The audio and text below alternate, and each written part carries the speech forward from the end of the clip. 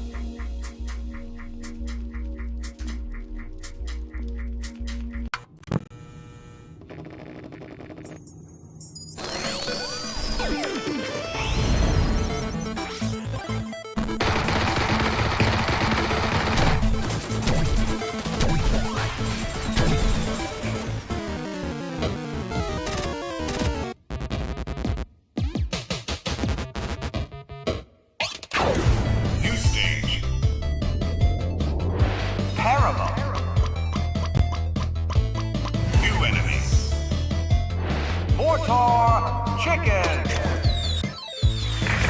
New boss. Captain Crispy.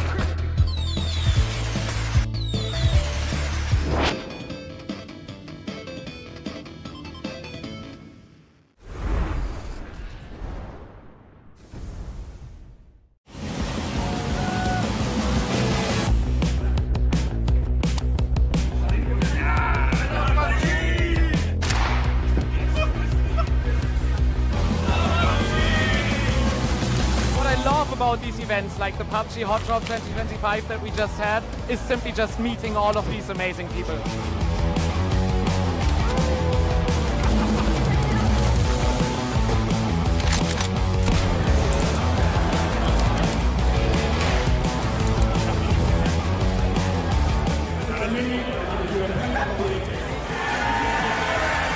PUBG for putting on this amazing event. It's been so much fun. It's been so great getting to chat to the devs, getting to see everyone playing games and having so much fun. Thanks to all the team that's put it together.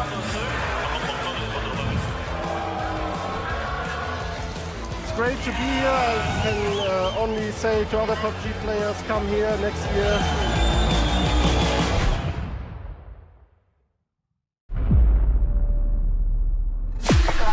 I just need a spot, light in the dark. I got a 2-chain but hard too. Don't always listen when you talk. We was wishing upon a star. I've just landed. Real enough that this battleground will remember. I'm bringing the static. She sees the world, expect I follow with my soul connect. Hey,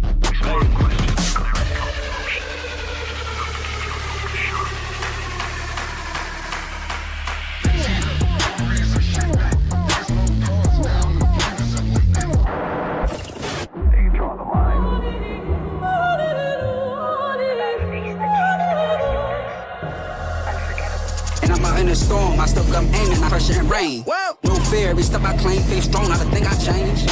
Staying in my lane.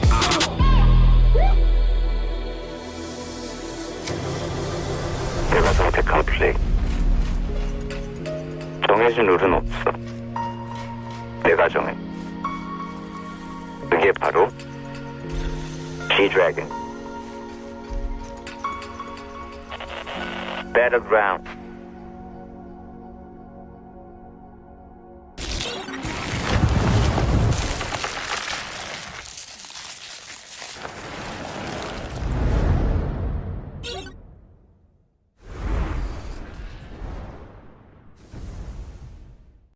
A new collaboration, movable death boxes, and some changes to Miramar.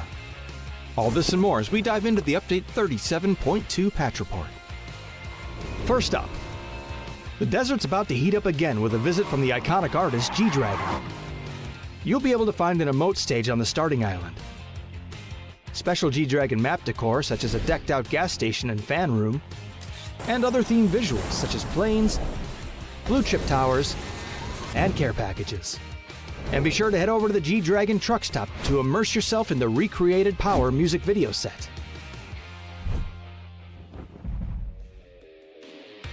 Next up, we're improving the way you interact with some of the objects around the map. You'll now be able to reposition death boxes to get them to a safer location before looting, or use them to lure unsuspecting loot goblins to their demise. Doors can now be opened inward as well as outward, and all those gas tanks you've been wanting to shoot for years will now explode when you do so, leaving behind a large cloud of smoke to cover your movements.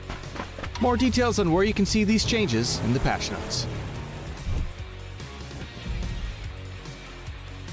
And speaking of Miramar, the Minas Generalis area has gotten an overhaul this update as well. We've streamlined building layouts for more efficient looting, added more item spawn locations, simplified the terrain and structures, and balanced out the engagements between high and low ground in the area. There's also a new Survivor Pass, the return of Survivors Left Behind and Hungers Left Behind, some updates to Team Deathmatch and Intense Battle Royale, and more. So check out the patch notes for full details. Update 37.2 is here, so drop into Miramar, stack those death boxes high, and kick back with some G-Dragon hits. We'll see you on the Battlegrounds.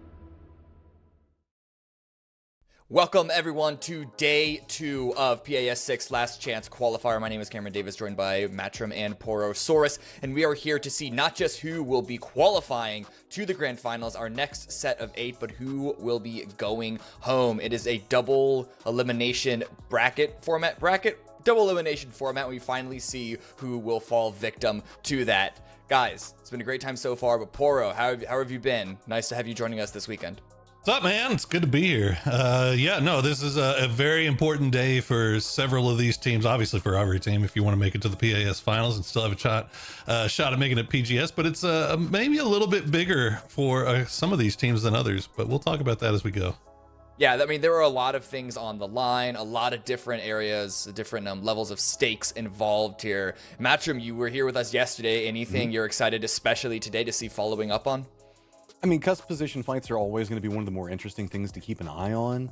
This is pretty much the last chance for 8 teams to play for the year, if you think about it, because PGS are straight into PGC. Right. So there's a lot of stakes on the line for those. See if there's any development, because we do have a couple of teams that are playing close to qualifying, just not quite consistent enough to get there yet. Right. Yeah. I mean, listen, this region, it's always been very, very up and down outside of the, if you call them the Three Kings, whatever it is, depending on the era, outside of those teams that are kind of the obvious picks for global qualification, it seems a bit of a mixed bag. So many teams, you never know which form is going to show up on the day, and I think we're seeing some of that this weekend. Not only did we see a couple of surprise teams appear this weekend in the last chance qualifier, not all of them are really showing up at the top. So when we have a moment, we're going to go through and get a chicken dinner recap of yesterday, see where we stand so far, who has been able to take home those nice wins. It's a pretty mixed bag, but the fact that we see teams like Duel and Collector Wujutu up there with the likes of Bestia, Alcatia, and Mission Ready Porosaurus is a bit surprising. Yeah, it's like you said, the mixed bag. So I think what it goes to show is that none of the teams that are down here in the LCQ really didn't belong here. I don't know, like, what's the worst way to, like, it sounds terrible to say it, but nobody's really taking a hold of this thing and running away with it and stacking up points and making the cut line smaller. So it's I guess it's probably a little bit surprising that some of these teams that we had high hopes for aren't really putting their boots on the necks of the people below them the way we were expecting. Right. We should. Right. But hey, one win is just one win. We'll look at the overall leaderboard in just a second to see how consistent those teams that we just saw on the chicken dinner graphic were. But Matrim, right now, as we go through the highlights from yesterday, was there any particular moment that stuck out to you as particularly shocking? Shocking? Not necessarily. There was a couple of like smaller surprise moments where we started to see, like, a prime example is the dual hot drop that happened inside of game number 5. Where we saw them actually be a bit more proactive. We know that that's a squad that can really unleash themselves and really can stack up a kill count, but not necessarily popping off. Alcatia also had a very, very quiet first 3 games and kind of stalled them out. And I was a bit worried about them, but they managed to start kind of getting their back together. Right. So, I mean, as we're seeing so far, we've already seen 2 of those ending graphics. If you guys remember yesterday, so many of the early games, it was such low kill count victories. And that meant that there was a bunch of kills that happened in the middle. Matrim, you said yourself, it was a lot of gladiatorial fighting in the mid game. These teams, they really desperately wanted. But we have to bring up one of the teams that really seemed to decide the pacing of so much of yesterday was the Gooners. They were running around being incredibly active in the mid game, getting a whole bunch of kills. Not a lot of placement points, but it seemed to be not necessarily an incentive, but the trigger for so many other teams to also have to play quite scrappy. So, Porosaurus, is that something that you expect to see going into today? A team like Gooners, surely that's a team that is going to continue to do the same thing. They're not going to change their play style depending on how other people are reacting to it. No, I don't think so. I think Gooners are going to goon regardless of what's in front of them. And I mean, the fact that you saw them yesterday, they're sitting in 4th place right now with 8 placement points, right? Like they're not seeing late game. They're not going for late game. They're going for kills. They're going for fun. And We'll see if it gets them to the grand final. Still 6 games left to play, but so far it's looking like they're gonna have a pretty big impact on how the lobby plays out. Yeah. Well, as we see Miramar, the last 2 matches of the day, Gooners did slow down coming into these sets, allowing for not just other teams to get a bunch of kills, but the kill counts for the victors at the end were very, very high, finally into the double digits, which is something that we tend to see more often. But here is the full leaderboard as it stands right now, halfway through the last chance qualifier. Alcatsia with that final victory up in first place by a pretty big margin. But Matrim, as Poro said, Gooners, they're in 4th right now. They were in 1st or 2nd for a large part of yesterday. The kill to placement point ratio for them is quite striking. Well, yeah, this is, there's no nice way to say it. There's a reason why Gooners are in the last chance qualifier, and it's because they do this play style. But when they end up in the last chance qualifier, this play style really shines. Right. You have the capabilities to outgun everybody. Just go, be as aggressive as you want, and really just kind of play around with it. The issue is, again, sometimes it just doesn't work out all the way for them, and they have a lot of issues that they have to kind of deal with as they try to deal with the progression, as they're most likely going to qualify for the grand final, but they're not going to change their playstyle today. They're not going to change their playstyle for the grand final. What is interesting to me, though, is whenever we're looking at Bestia and Collector. Collector got most of their points in one game yesterday, and that was going to be game number 3, where they got their victory. They've got some kills inside of it. Bestia, though, in that cusp position at 8, it was the start of the day. I mean, they got a first place with 6 kills off the start, then a 12th, a 9th, a 5th, and an 11th. Yeah, Poro, that's not good, and it's very odd to see Bestia be one of the teams that's on the cusp, facing off against Collector. These 2 teams aren't teams that you would immediately assume would be right next to each other in especially last chance qualifier type situation. We look at the head-to-head of 2 key players on both of these teams. Flood, very, very veteran, very experienced when it comes not just to the regional events, but also to the global events. And Dreams, same can't be said of them, but the performance is looking quite similar, Poro. Yeah, I mean, it's again, we're still talking about the fact, and we were talking about this during group stages when Bestia kind of underperformed, was that the addition of Flood, while a great pickup, it's still going to take a couple of rounds and some time for them to really kind of mesh and figure things out. And so I was kind of advocating, saying like, look, Bestia going to the LCQ, not the worst thing ever. It gets them more repetitions, more opportunity to play with each other. But like you said, they're on the cusp line.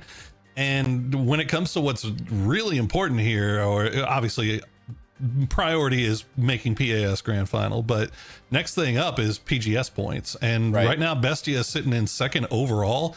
If they don't make PAS 6 final, they basically have to sit there and watch and see if their 120 PGS points will be enough to carry them and keep them in the top 5 and have a shot at making PGC. And nobody wants to be in that position. Yeah, well, let's look through some of the teams that are in their way. These are a couple of the teams that we also want to keep our eyes on that are above Bestia. The first one's going to be 55 Esports, sitting in 5th place. They don't have the same stakes when it comes to those PGC points. As far as I understand, they have 0 right now. And you can look at their previous performances on the last chance qualifier. They're okay. I think they made it to the finals in PAS 3, but other than that, they've been quite middling, and it seems that their performance goes down over time, but they're looking good right now. The next team, though, Duel, specifically K-Mind, a bit of a different situation, bit of a different story. They were 16th place, Matcham, in PAS last chance qualifier, in the last chance qualifier for PAS 5, looking a lot better today, but certainly off of 2 very key matches. So the question is going to be, can this be consistent going into today? That's the thing, right? It's 2 big games, and then a middling game, and then 3 not very good games. And there is a lot of synergy that still needs to be developed around the capabilities in the squad. Yes, the squad does have a lot of experience, can be able to perform a lot, but the surprise for me is Rock. What we're looking at right here with BL, we know Santastico can absolutely pop off. 7th place for them right now doesn't put them in a comfortable position. They're only 7 points ahead of Bestia. And between Bestia and Rock, these are 2 squads that did go to internationals for us this year and are in the last chance qualifiers in a precarious position. And it's very intriguing to see what's going on with them.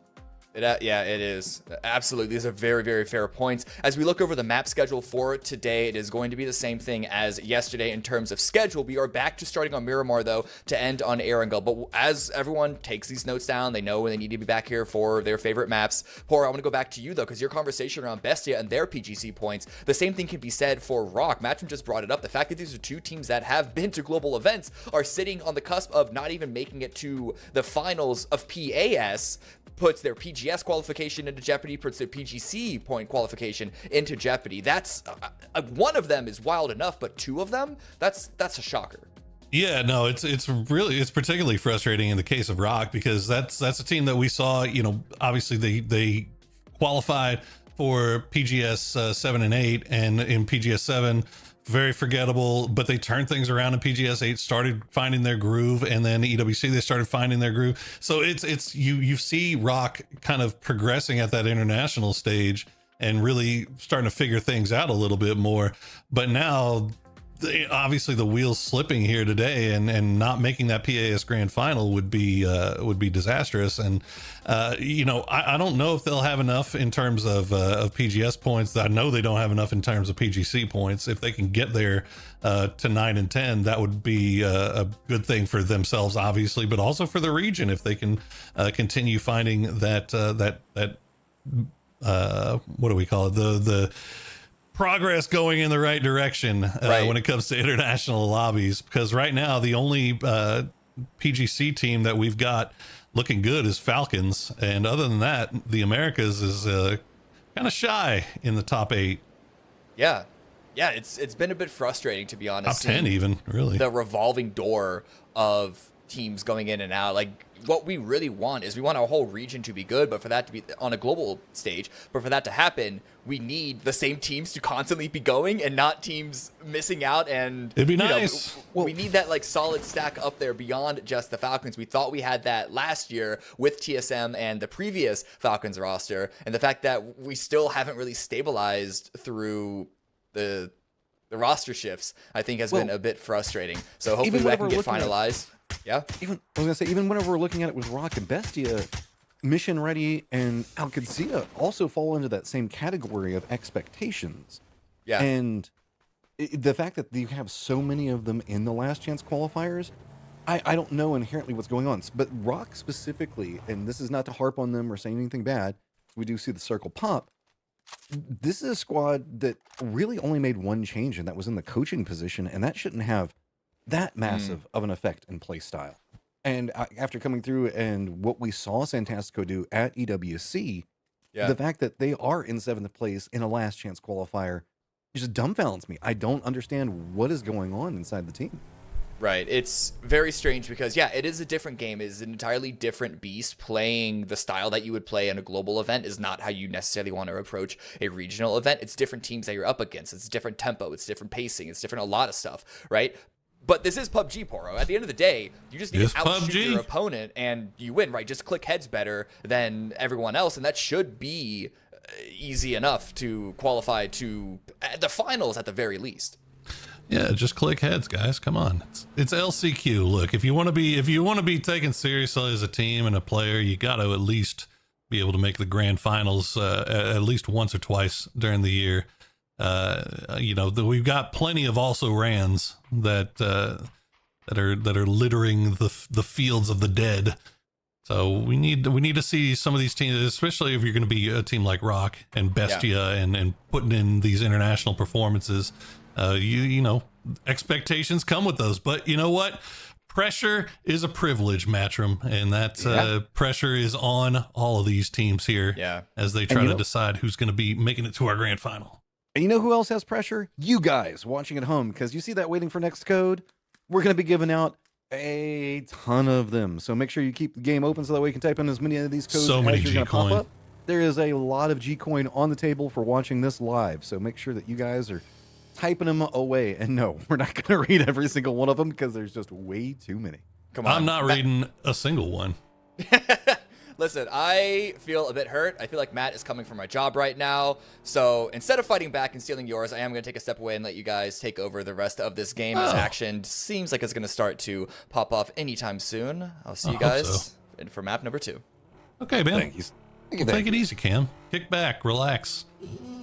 Have a nice soda pop, maybe some popcorn while we watch these 16 teams vie for the top 8 position. Matchroom, who will be going to that grand final, to where we are going to decide who will be going to PGS 9 and 10. We've got some interesting situations going on in the circle. Gooner's actually pretty centered. This is an edge-based team that's been kind of running amok, but Miramar hasn't been beneficial for them. They're kind of be playing just a bit north of Los Leones. Collector's also going to be trying to regroup pretty close to Yoho. No Way, pretty close to Al Qadzia, just to the north, pretty much west of Impala as well.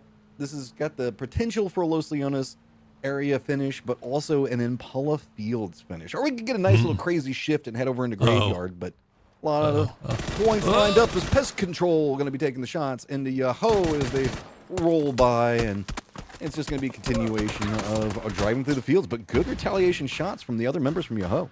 That's nice driving and just working the half pipe, and as you said, nice cover from teammates at range. Although Punage now getting some shots sent over in that direction, but what was looking like it might be a free meal for Pest Control turns out to be just some casual scouting from Yoho. But it unfortunately for Gooners, and fortunately for the rest of the lobby, perhaps, they are only with 3 this round, so not sure who they are missing. Looks like we got Mr. Goon Shot, GG, Icyflex, and Simply Matt are there, so we are missing 1. Unfort. Glancing around, trying to see if we can spot out exactly what's going on with that one, but yeah, the rest of the circle is pretty much calm right now, given the fact that we've got a lot of fields, a lot of open area inside the circle, and the center is that's who we're missing. We're buntless. Sorry, just a bit. I couldn't remember of Cantera there. So a couple of teams that are going to be rotating in is Bonagayo as well as Rock, who've been pretty chill. Mission Ready is also going to be pretty far into the west, but this is pretty much just territory control shots. Nothing crazy happening right now, as it's pretty settled. Miramar feels like it's gotten a lot more quiet for us, Poro. Yeah, no, I mean, well, especially, game 1 of the day, everybody kind of shaking the cobwebs off, just getting comfortable in their chairs, and just sorting things through here as we see Max win. They have most southernmost team here inside the circle. Looks like Shap may have spotted out some of those members of Pest Control, but Max win plenty of room to play around. I will say, you got one member of, who is that? I can't even say, No Way. It's Sam Crow, very split from the rest of the team, just kind of all by himself. And you can see she's just taking shots everywhere, peacocking a little bit, but he's got to be careful here. Yeah, that was a symptom of the circle and how it all kind of came together when Collectors and Yoho were bumping into each other, and he kind of got stomped out. He's just kind of stuck over there for the time being, but I mean, it's a pretty strong position to hold down for the... Not too worried for him. We don't see a lot of specific sins to that location, so Sam Crow should be fine for now. Max also got to be a bit careful in their scouting, but they should be pretty okay, as not too much else going to be going on in this area. It's just going to be Sam Crow taking the shots up around him, and not even Collector taking shots. So the area entirely around Max is comfy, cozy, and not too much to be concerned with. Is Yoho in a similar spot? All of them got together. They've got fields all around them, which is good for now, but if they have to leave that and the circle doesn't go fields, that is going to be brutal and very, very hard to get out of. It's going to be rough, and this is one of the good parts about having starting on Miramar first, and then this circle also kind of blessing everybody with the fact that it's so playable. It's pretty easy to kind of path your way and avoid getting involved in any early game foolishness, which early game foolishness seemed to be the order of the day for the most part, but for right now, seems like teams, a lot of teams are opting for those, for putting everybody inside one compound. Like you said, Yoho, No Way, Gooners, all kind of, even Collector to an extent. They're in a 2-2, but it's a very, very tight 2-2 split. But you still have a couple of teams that are willing to do wide splits, information gathering stuff from Al Qadzia, from 55 over on the west side. We'll see if it pays off for them here as Wuzhu 2 is starting to make their way in from the northwest and Power Grid. Wuzhu 2, another one of those teams that's right on the cusp in terms of PGS points. They desperately need to make it into this grand final. Duel and Minas Generalis right now, just kind of eyeing the locations. We do have a lot of fields that are still going to be in play. Los Leones also eating up a lot of the circles. So I guess that's one of the reasons we're seeing a lot of the compound diversity as we see everything kind of shift more into fields. Everybody's stacked up together. But Alcadzia, you mentioned, running that 4-man split, it's been a bit problematic for them, though. With these wide splits, they tend to lose one of their members early just due to a crash or something else like that. And their locations that they're holding down right now, and well, hey, look, it's just like I willed it into happening, but Rello's going to go ahead and hop in a vehicle. He's going to try to get away, and he should be able to get down that hillside just fine. Not punished this time, and that is good. Well, for to their credit, I will say it looks like I could see these splits that they are doing. They are kind of right within range of each other as Balefrost is going to go down, but should get rezzed pretty quickly and easily. But yeah, the Alcadzia splits are fine. You just have to make sure that you're never too far away from your vehicle just in case that push does come in. And if something does happen, everybody else is kind of close within range to provide some support. But Rello opting to just give up that compound, probably the best play there. They still have a pretty good split going on the northern side of this circle, as the circle will pop. And now they have to make their way off to the northwest. Graveyard is the spot. Yeah, this is going to get a lot crazier. Nobody's really in the northern sections of this one. We still also have the power grid hillside that recesses down. Got a lot of cliff facing, so teams not really wanting to deal with that one too much. Wuju 2 already just jumping down. As you can see, Lucid rolling down the hillside over there. 55 is going to be pretty centered in position. A lot of teams that were playing inside the fields over in Impala, all inside of vehicles already making wraps. And it's going to be 4 dogs up in the north that's going to get some vision in control after they get out of that sandstorm. So they should be having some first dib priority positions to play from. Really, this is still pretty playable with Alcantara playing in the middle of it. That is going to kind of create a barrier for a lot of these teams to play around. That's how lucky can you get? How good are your rotation paths? How good is your timing? As Yahoo, they're going to stick it out here for a little bit longer. Wait and see if they can figure out exactly what Collector is doing, looking off in the distance to make sure that their backs are clear before trying to make their way in. Now, no way.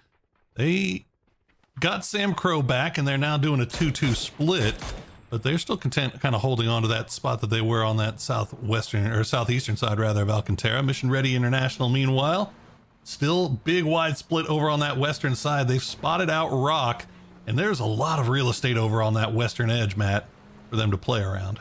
Yeah, but it's not really areas that you want to hold for too long. Mission Ready knows this. They are looking like they're trying to gatekeep out.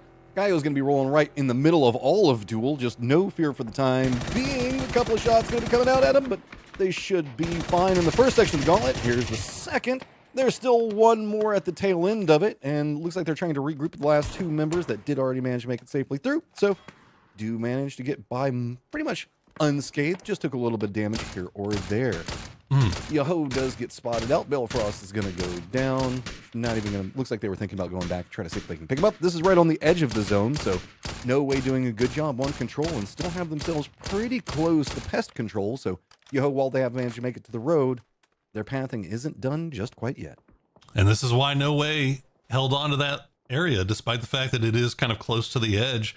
They knew that they had Yahoo pinned down outside of zone. They knew they had Collector pinned down as well, so stick around, find yourself a point. Bunch to Gaio now having to deal with the pressure from Duel as they maybe try to take a little bit too much, or maybe got a little bit careless in how far away from their compound that they wanted to stray. It looks like Theros should be rezzed though, but now you can see a Duel just free and clear to just spam this as long as they'd like.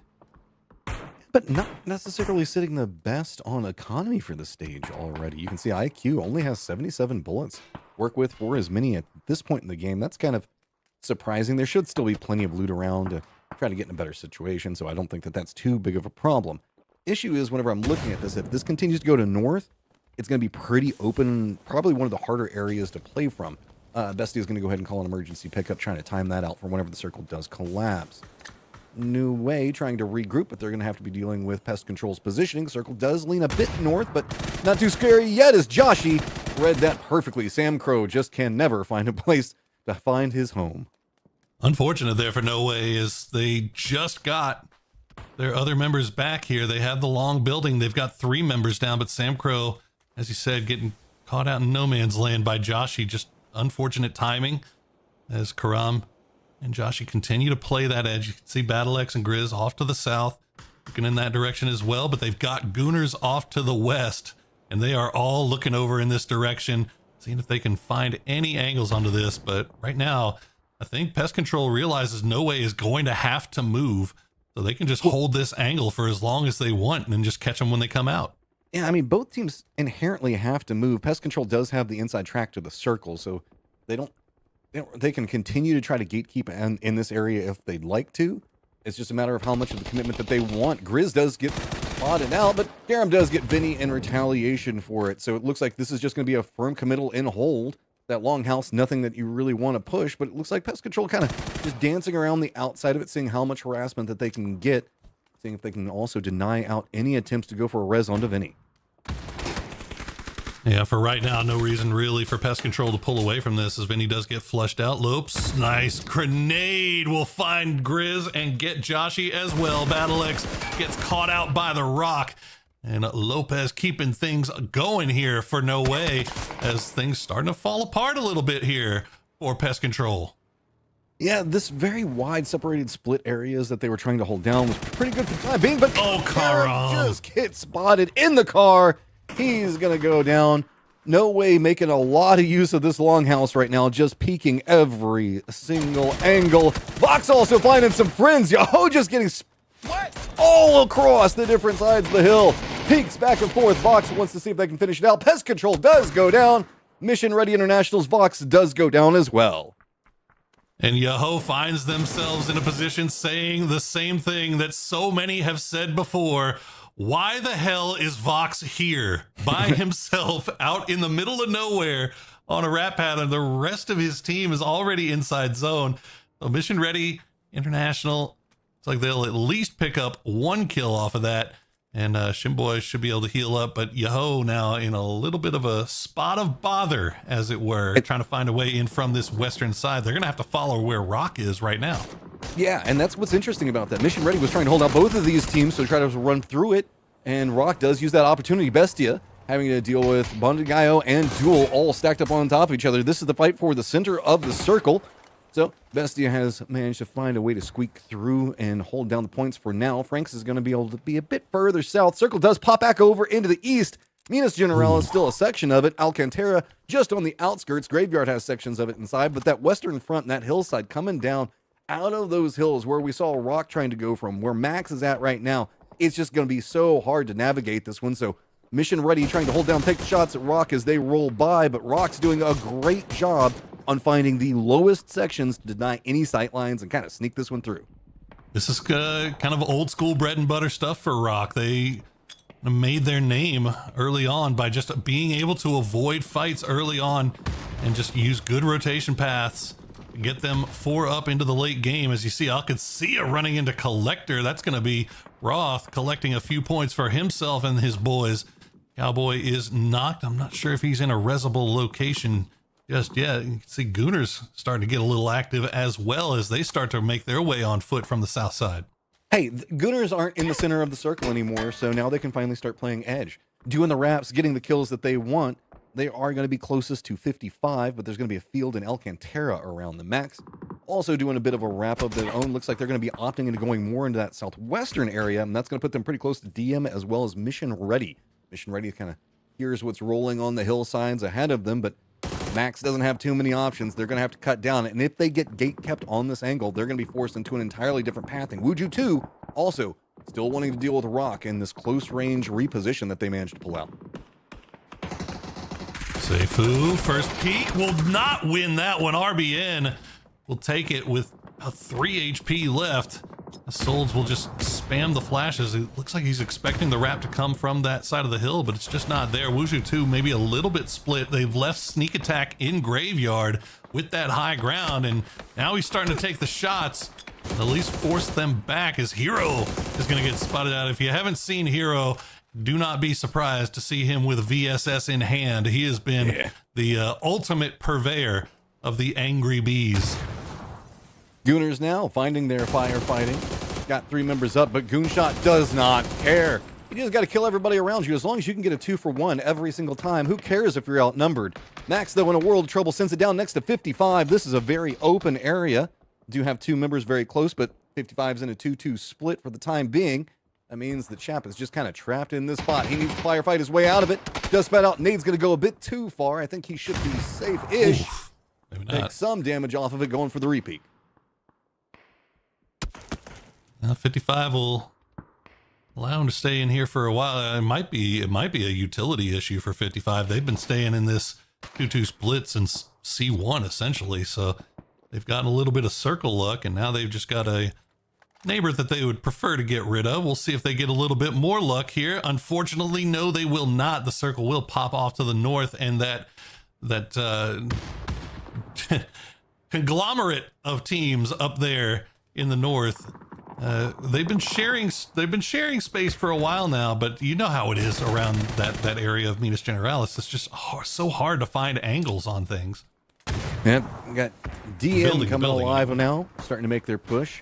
There's just not a lot of options, so you're just going to have to firefight your way through. Mission ready. Going to be caught, spotted out on top, and spins back around. Snakers tries to make it happen, but he's going to go down. Danny as well. With the pacing on this one, a lot of attention now being focused in. Duel has spotted out DM and is trying to see if they can stop off anything. Lots of assistance be coming in. Rock also, remember, they've been caught up in this firefight with Wuju 2 for a very long time. Seifu has managed to get inside track onto the circle itself, trying to see if they can contain him, but he is in the pressure position. He has to be the guy that stays alive to stop out anything and any movement from Rock. Does both teams right now trying to go for their reses and reset. So Seifu just trying to make sure everybody stays honest. Basically your one job there is to not go down, and unfortunately for him, Duel has now found the angle. So Wuju2 will retreat back to their compound, as Rock will be right on their tails. Blist, though, will find the angle onto Seifu, and that is going to probably be it for him, as he is well separated from the rest of the squad. Wuju 2, Rock, and really DM all have a very hard run ahead of them. Given the way that these hillsides are lined up, there's 4 different teams that have vision on these positions. Realizing the trouble that they're in, Rock is just trying to restabilize for the time being.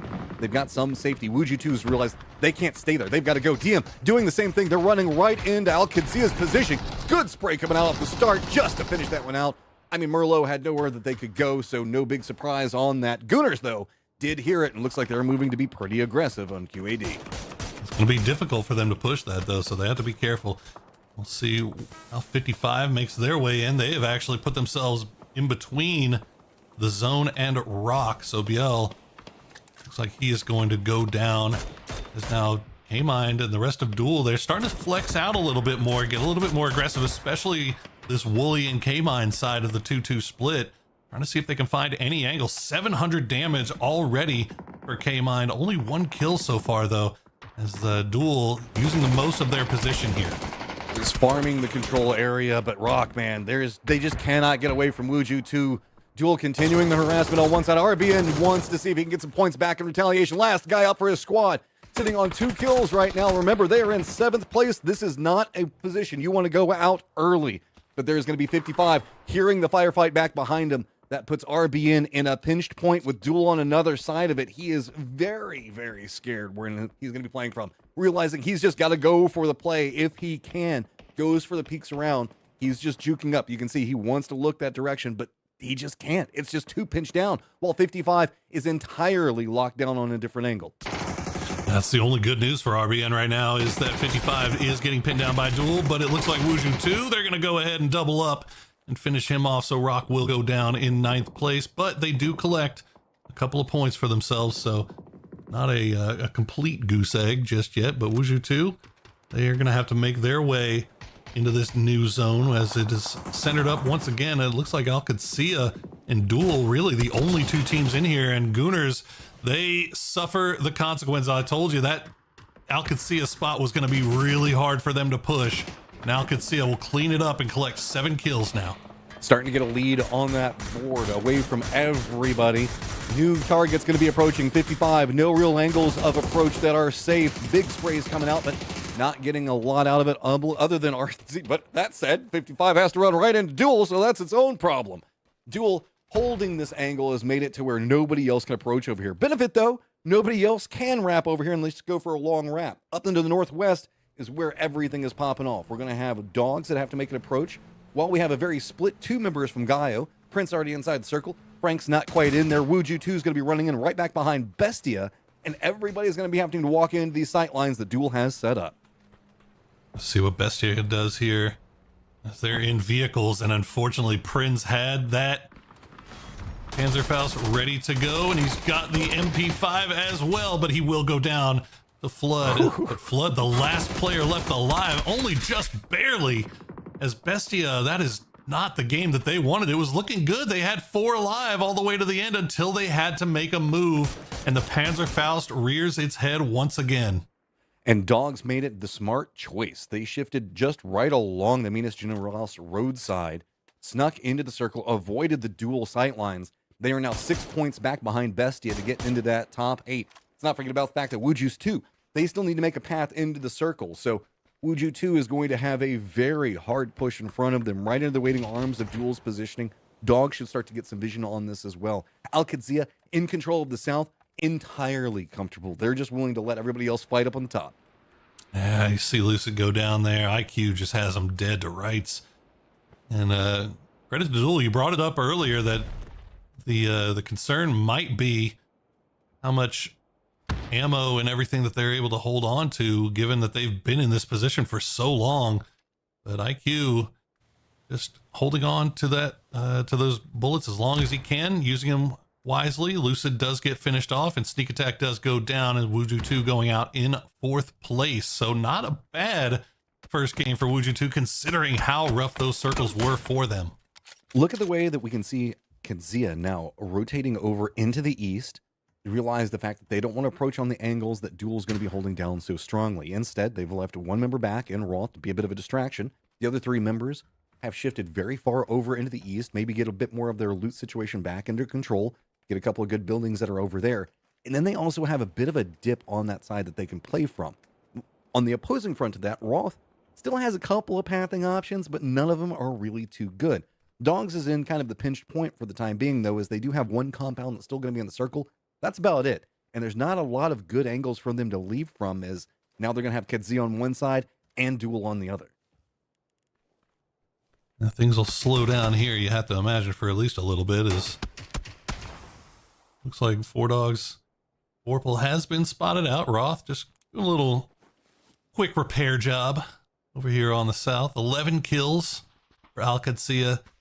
Again, just reaffirming that spot in first place.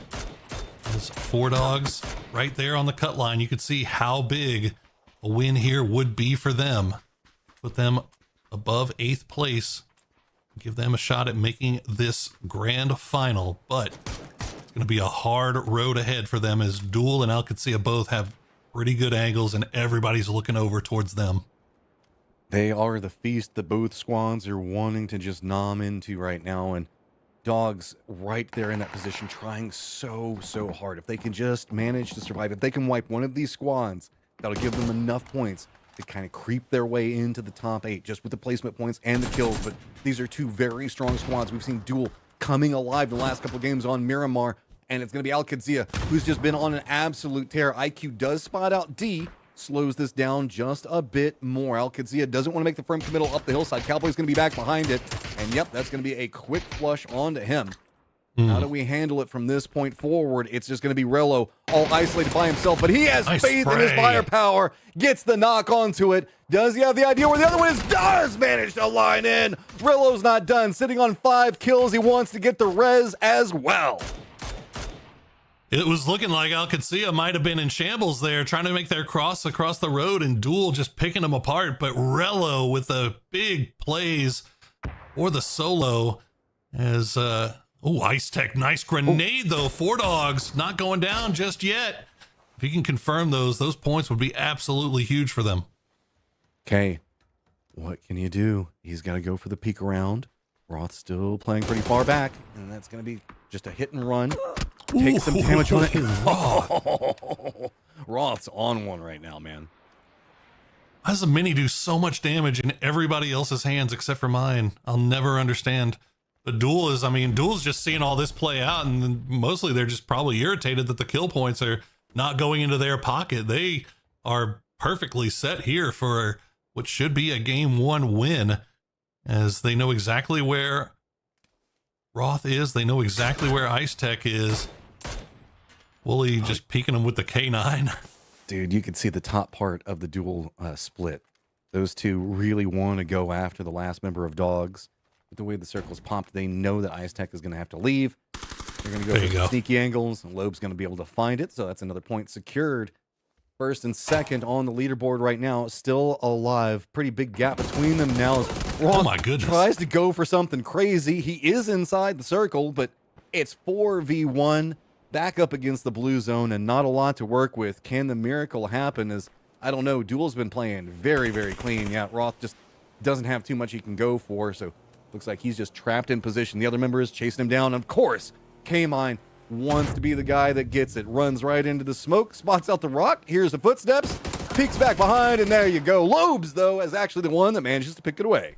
I love that from Duel, though, going out there and making sure that they secure the point. Don't let him give that away. You need to get all the points that you can, but that's going to be enough to put them into second place overall as Alcacia continues to climb. But winners, the rich just keep getting richer, Matcham.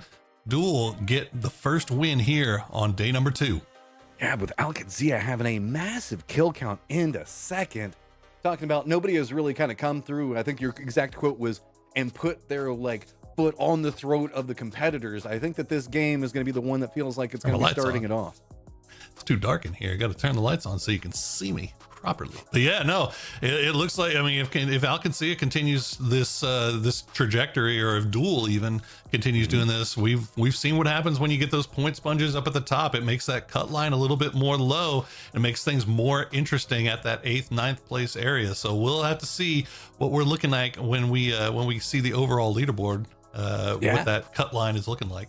But let's take a quick look at the highlights, get Cam back in here, and start doing a full dive into the numbers from that last game. Let's do it.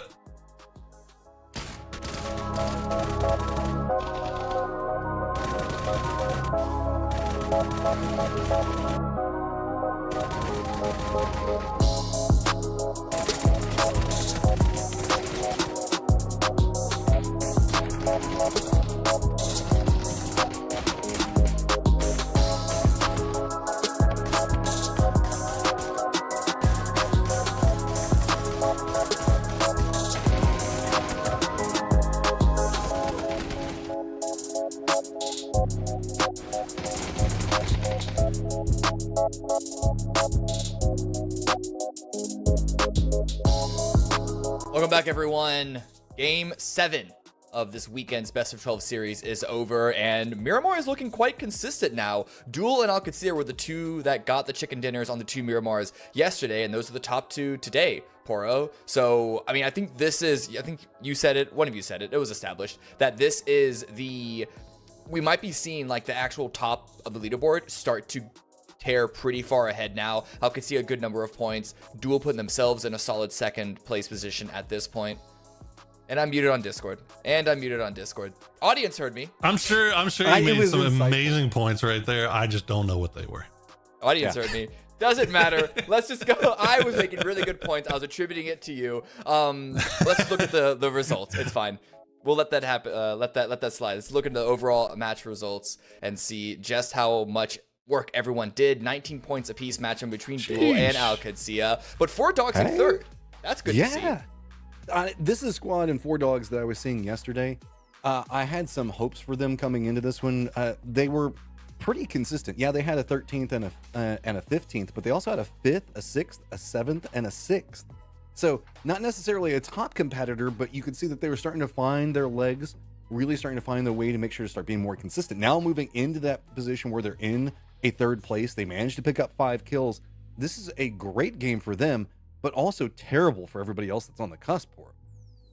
Yeah, it's not great. I feel like Bestia was probably hoping for a lot more out of that one, considering they made it to super late game with 4 up. But man, I feel like at a certain point, if you're late in the game and you're trying to make rotations with two vehicles, and I don't know, that it felt like they were asking to get Panzerfaust is what I'm saying. I know everybody's got their own opinions about the Panzer, but you know, some situations feel more likely to get panzered than others, and that one definitely felt like they were going to get panzered, but they still continue to hold on to that 8th place spot. So with 4 dogs knocking on the door, hopefully Bestia can maybe get a little bit more luck this next round. Yeah, we still have 5 games to go. That's still enough time for teams like Rock and Bestia to get in a much more comfortable position, but it's also enough time, more than enough time really, for teams like Collector, 4 Dogs, Deeper T for Mello, or do we even want to extend our hope down to Yoho and Pest Control to then climb themselves up to 8th place? There's a lot of points left to get picked up, but looking at Alcatsia at the very top, 82 points overall. That's what, an 18-point gap between them and 2nd place. I think it's safe to say that they are qualified. They could drop goose eggs the rest of today, and Matchroom, I think they are going to the grand finals at this point. Yeah, it really just depends on point sponging from this point, right? It's now Alcatsia Duel starting to really thrive in this environment, and if we can see them consistently making it in the later stages, finding those kills. We know that Gooners at some point is also going to start popping off. Mission Ready is another squad that has a lot of kill count capabilities, so these cusp position squads, they just can't keep resting on it, as we're going to start seeing a couple of these squads, like you're talking about, on the right side of the leaderboard. They are going to be finding points and circle luck here or there and eating up sections of their own.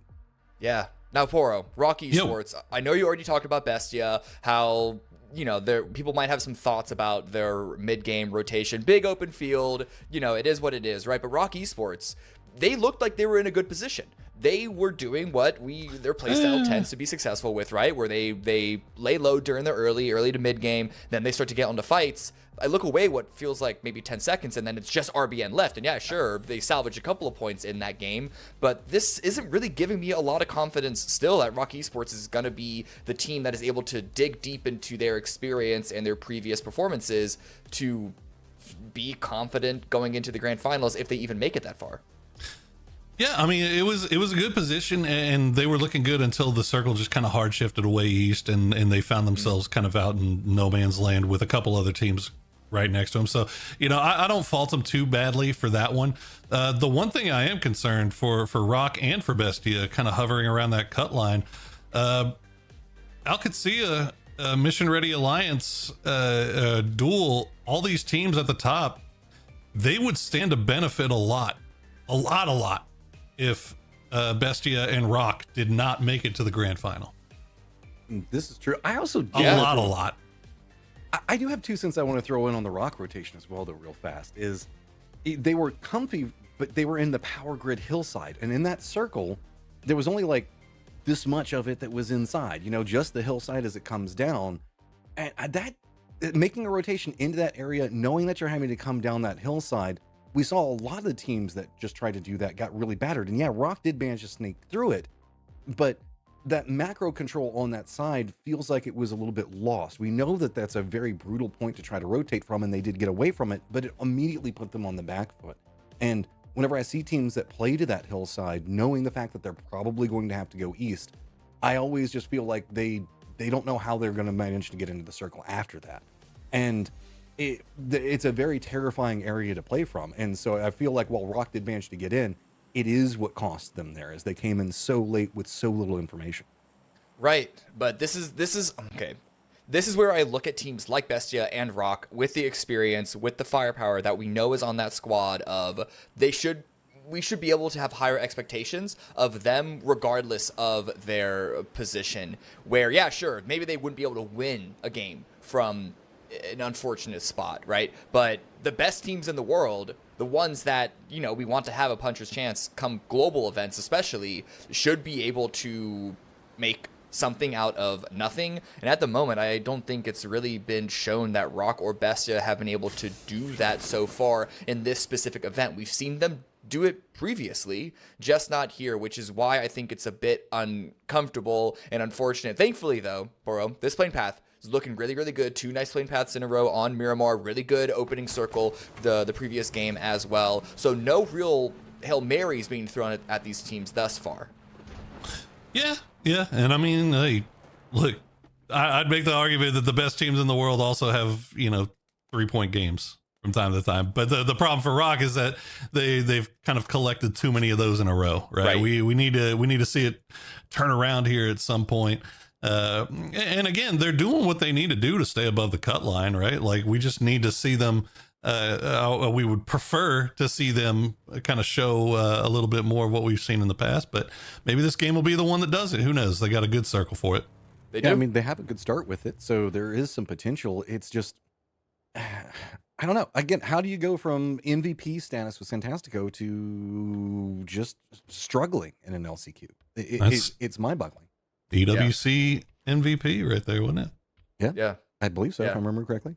Yeah, that's an MVP when they weren't even in like a top position at EWC. So that just shows the quality of individual player. And we know that the rest of Rock, they have some really good hands sitting behind those mice and keyboards as well. So that's, I guess, like really the frustrating thing. Now, that's not just put any other team down. We know that Gooners are very, very talented as a squad. 55, as unreliable as they tend to be, really good players that can show up at any time. Mission Ready, Wuju 2, Duel, QAD, they all have really, really good individual players, much less overall team. It's just the fact that Rock and Bestia, they just had global. So that's, I guess, the really, really frustrating part. Well, it's more, it is frustrating, but it's more just confusing is the big factor with it is, well, yes, you mentioned it, you should be able to kind of fight your way back from a bad plan every once in a while, especially in a last chance lobby if you're an international team.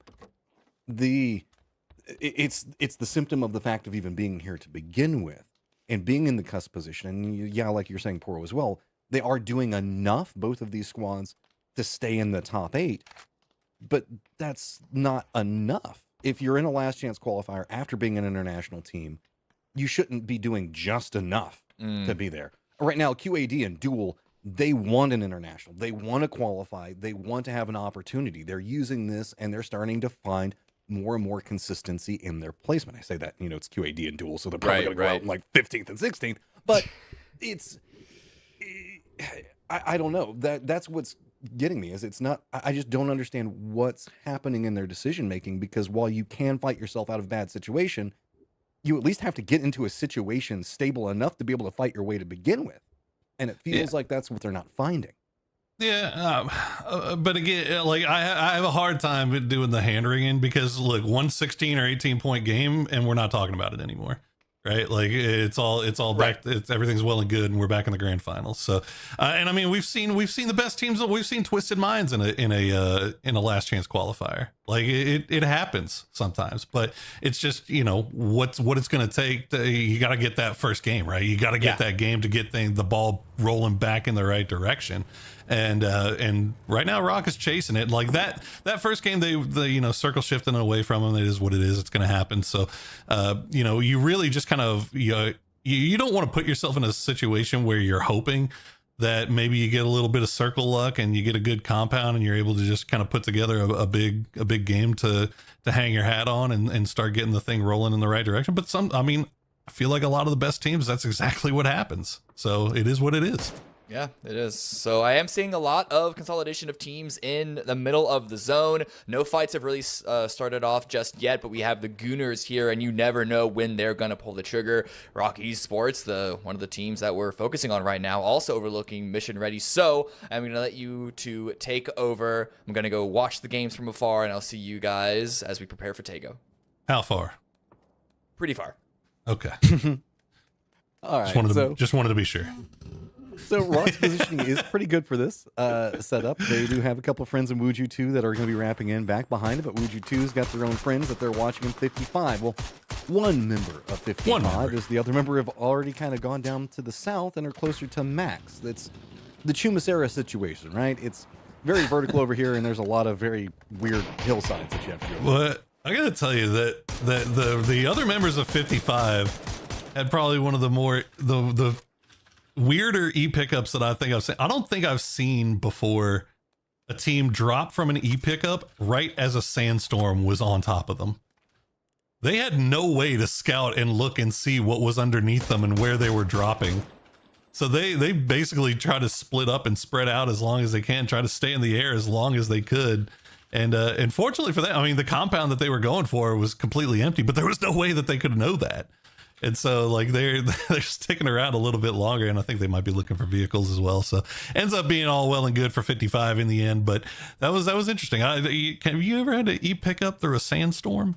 Parachuting through a sandstorm, that just seems dangerous. I mean, in real life, yes, but in game, I actually kind of like it because while you don't know what's going on, who you're landing on might not know who's going on. And Gaio got to be a bit careful, but Balefrost is not going to connect the way he really wanted on that. But so it's going to be enough to be a bit scary for now. That was about all she wrote. Most of the other teams going to be kind of comfortable. The rest of Gaio is going to be pretty far to the east, actually closer to Bestia. A lot of separated rotations coming into this 4-0. That's a little wild. Yeah, I mean, you know, here mentioned we got probably the easiest plane you'll see in a while. Is Patum had to pull away. They knew they got the tire off of this Murado, so they had enough people close by to come by and clean it up, and indeed they will. Poonage will collect another point here for Yahoo as they continue to try to make their climb up the leaderboard, try to get to that cut line. Mr. Montegaio has to be pretty careful as they're on the other side of, or the northern section of Monte Nuevo. Bestia is going to be in front of them.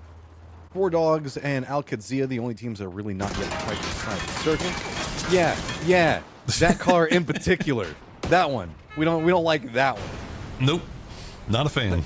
That's a Yahoo thing if I've ever seen it. I mean, I was gonna say it felt like Patum actually got away pretty cleanly, considering that he was so close there to Shimboy initially on the pass, but Shimboy able to take out one tire, and smart on him to notice that he actually was able to get it. So they read that he was going to most likely have to pull up, and good work from Yahoo. Go ahead and collect that point. Now they continue to make their way into Monte Nuevo, where the rest of the bunch of the guys is waiting. And here's 55, the aforementioned Sandstorm E-pick-uppers, as Pippa's going to hear those vehicles for No Way just off to his north and probably play a little bit safer here, pull away. They got their one vehicle in a dream right now as Max is actually going to get vision. Wait, Hero's not using a VSS? What is this? This is sacrilege. Somebody get that man a VSS immediately. Probably couldn't find one on the ground. VSS loot drops, just not fair. Unacceptable. Oh, there we go. Okay, make up for it. Pippa actually finding the angles onto Vinny now too, so that's gonna let Max Win know that there are others here other than just No Win. And it's going to contain him for the mortar if a mortar does decide to go this direction. Yeah. It's going. So they can't really get too much away from this. Remember that they got knocked on an angle just a moment ago. Is going to get some more damage onto Vinny, but it's just one. Well, look at Shap. Shap with the push here is going to find Sam Crow, and now Lopez, the last one left, as Lopez will try to find the angle onto Shap. Immediately, we'll trade it back. The mortar's still coming through. Okay, secure the point. Shap is now Lopez. The grenade will get him down to half HP, but I think Shap trying to escape before that push from 55 comes through. He's getting some long range support here from Hero, but you can hear the bullets just bouncing around him as he runs down the hill. Yeah, Rock managed to steal some of that away, in addition to being the ones that kind of forced him down the hillside. Circle shifts, goes back up to the northeast around Power Grid. Chumacera is kind of in it, but that means that this firefight that we're watching right now is pretty much done. Everybody's going to have to hop in. Pretty much fieldish center just to the west of Picado that Duel's going to be presently holding down. Alcadzia looks like they've got their eyes already headed into Picado itself. Collector's running up. Got to be a bit careful. Max Win's going to be spotting them back behind on the tail end of this rotate. They did leave Dreams back behind, though. New set of the gauntlet is going to be DM in front of them. Early rotators are going to be able to get into the north, but these late rotators are going to have some troubles. Specifically, I'm looking at teams like Wuju 2 that had a 2-2 split.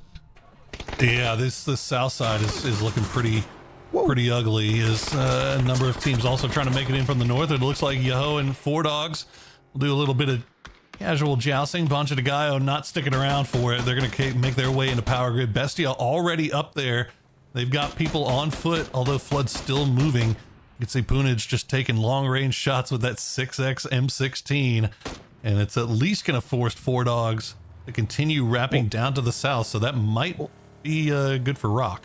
And I was going to say, Balefrost is kind of isolated over here. They took all of these shots, and it forced everybody from Four Dogs right on top of Balefrost, so he has to wrap very far around this. Doesn't look like Four Dogs is going to go for any retaliation on it. Instead, just play for safety, but enough to be a bit concerning for just 1 second.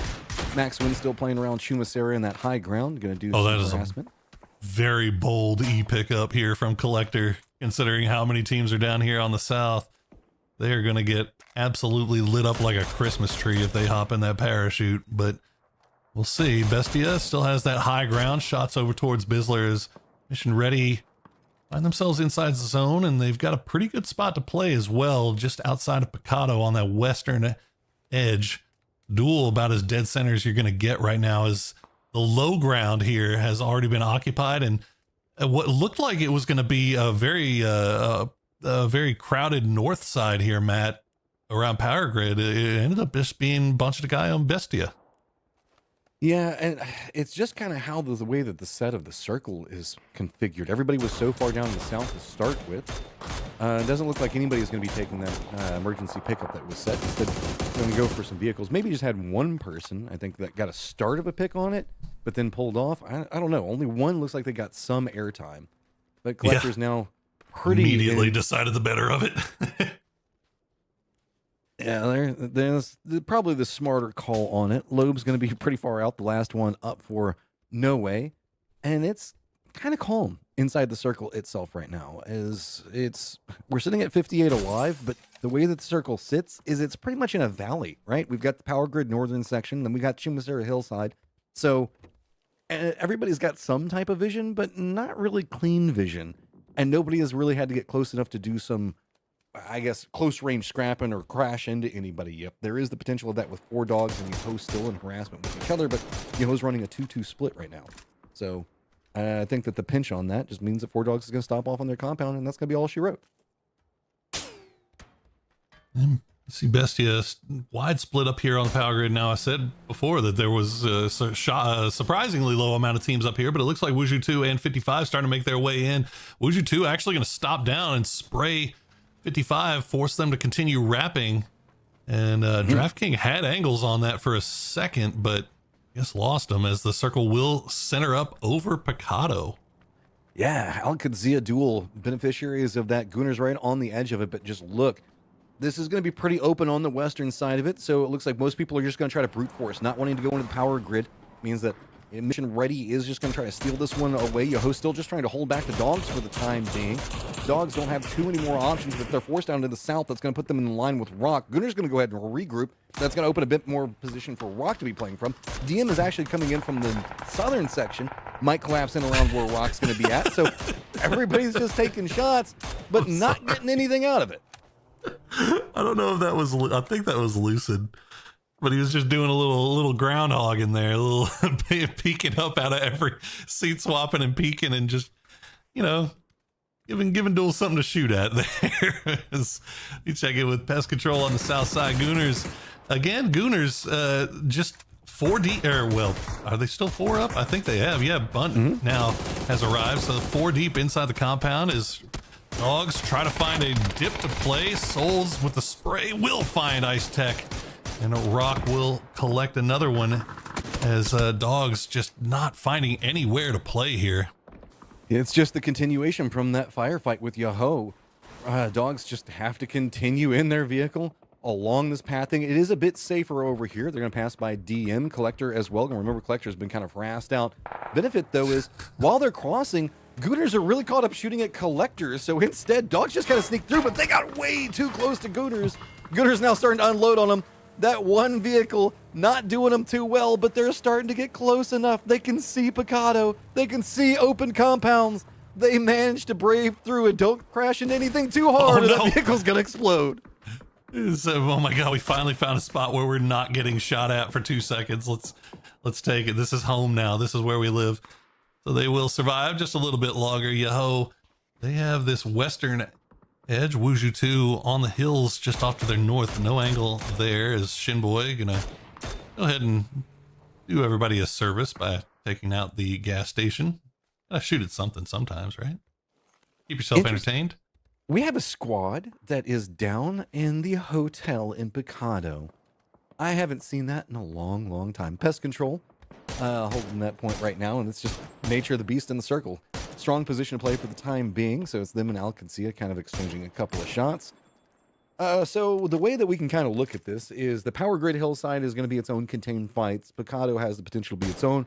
The Western Front and the fields over there around where Duel's going to be playing from could have its own firefights as Picado stays the key component inside the circle. Centered right on up. Okay.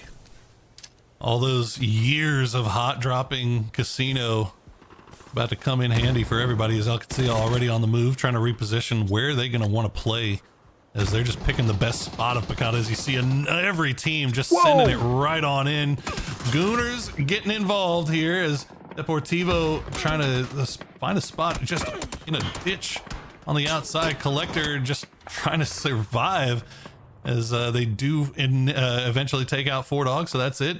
No Way tries to make the E pickup drop onto the arena, but it looks like Vinny will be the only one that makes it, as Yaho has already taken claim to the stadium itself. Roth, oh, he's gonna get lit on fire, but not before he takes down Vinny.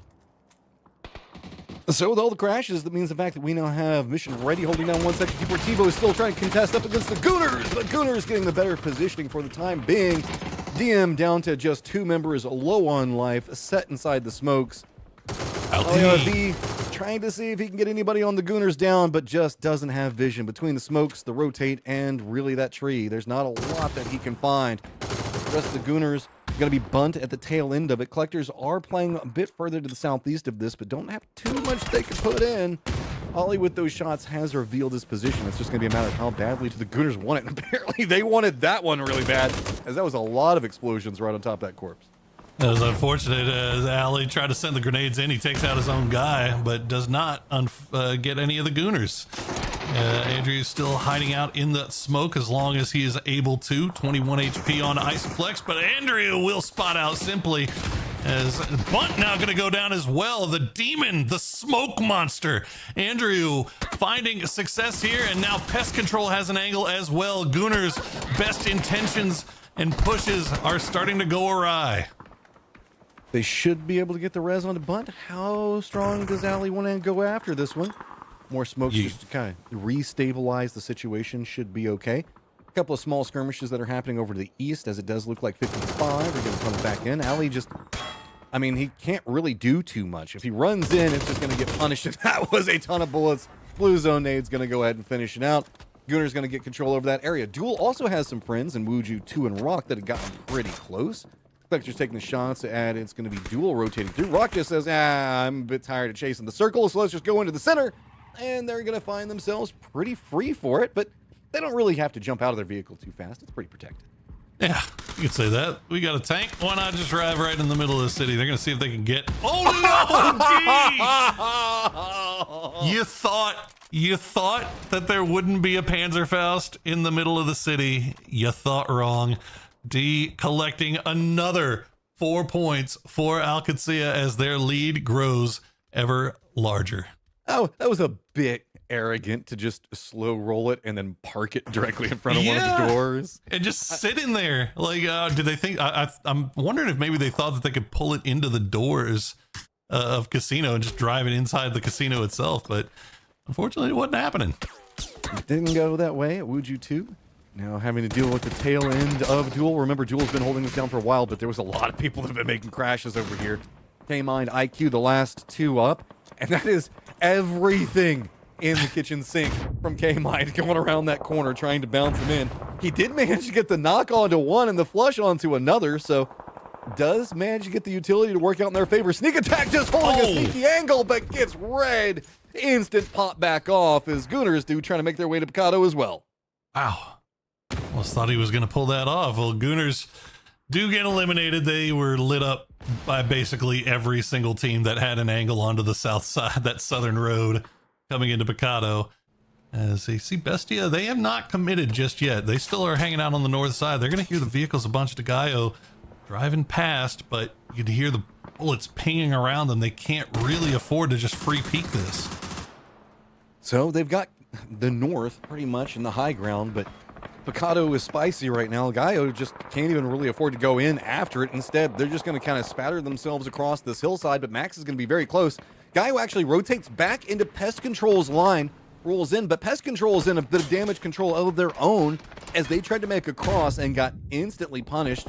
So they had to retreat back into this very small area. The grenade actually hit. Nice. Well done there by Karam, as he should actually be able to collect those as well, as BattleX will get flushed out, and that's going to do it for 55, as they are no longer going to find their way in from the northeast. Max win still 4 up on the east side hills. Karam collecting a couple, and a bunch to Gaio. Yeah, it's just down to Franks, and well, he might be able to survive for a little bit longer here, get placements. I mean, we only have 9 teams up right now, 27. Phase number 5. A lot of people seem to know where he's at, though, so it's not the most comfortable position. Bestia, with that high ground, has one angle, and it's pretty much going to be right into Gaio. Everybody else in Picado itself, just Max on the outside with Bestia and then Franks. They're all chilling. Everybody else in Picado proper, with Alcadzia holding down the center of it, Yoho having pretty much the stadium. And then up into the northern sections, it's going to be a mission-ready control down into the southwest, or collector, sorry, down in the southwest, and then the remnants and Karam for Pest down right there, as the circle just loves Picado today. It does. I was kind of hoping it would pull away to the northeast and see what Bestia could do with that high ground, but it will go down into the city itself. So urban ending firefight. I'm fine with that gives its own amount of fun here. So we'll see if Bestia can try to figure out a way to get down in his. It's not gonna be great, as I'm pretty sure every team pretty much knows that they're there. Max win also in the same boat, where they've got to figure out how to get in here. Interestingly enough, Bestia and Max are kind of stopping each other from being able to move, right? Bestia doesn't want Max to be able to go down for free. They want to potentially get kills. Franks looks like he's got some goals, but that goal is going to be to run right into the I'm amazed he firing made it that far. Yeah, so vehicle's now going to start exploding. If Bestia can take out Max, they might have an easier path down into Picado. Or if they just want to go ahead and send it. Yeah, I mean, honestly, I think getting the knock and blowing up a vehicle may have been the opportunity to open up the door a little bit here, but Shap, you can see, still looking over in that direction. Frogman also just laying shots down in the flood. The problem is for Flood and Vinny, I don't see any other vehicles up there. I think DraftKings maybe had the only car that they had, but Maxwin, I think, might have even less here, as DraftKings will get the knock on the hero. Okay, Bestia, you've managed to get down most of the hillside, but you're lined directly up against Max. They do keep getting the knocks by some space. Yeah, to find some space to keep creeping their way down, but this is just the firefight. Yoho is starting to get some vision, and Alcadzia has been hearing this firefight for a long time.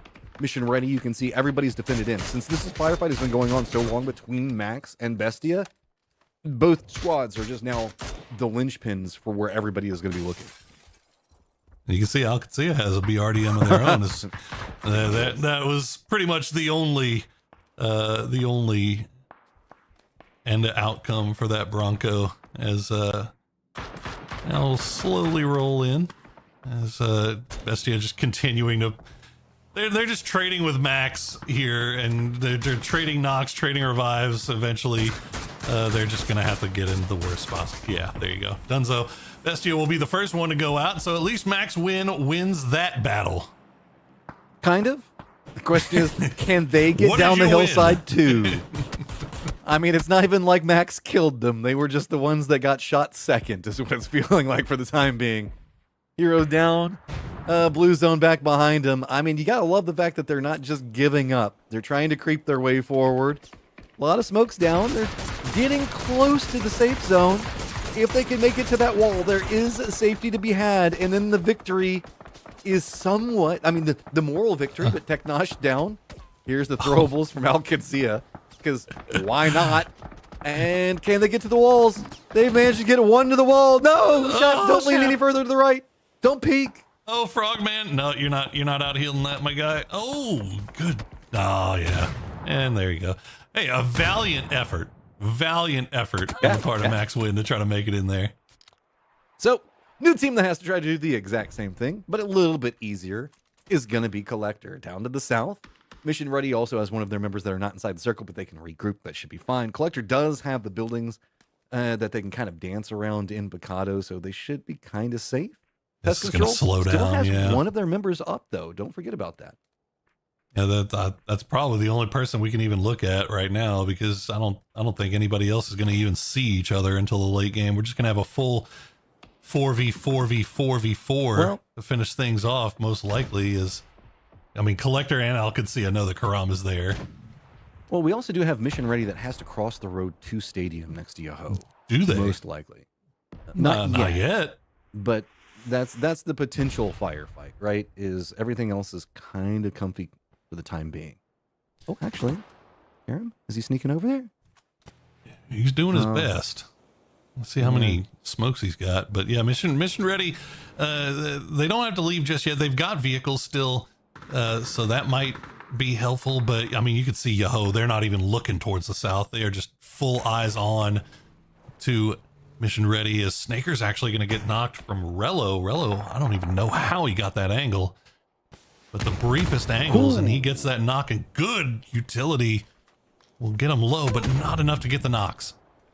Yeah, but it's burning a lot. Look, Yoho, they're actually setting up. They're making the push Oh, I across love themselves. this. They don't want to wait for the later stages. They just pick around the corner. Michael instantly goes down. 2 members. The retaliation comes back. Bizzler does manage to get the knock on a Shinboy, but Yoho leaves their comfortable position and lines in, coming after Mission Ready. This is a hunt for points. This is Yoho saying, hey, we want to try to qualify for the top 8. Smokes down. Balefrost got an angle, but no vision to work with.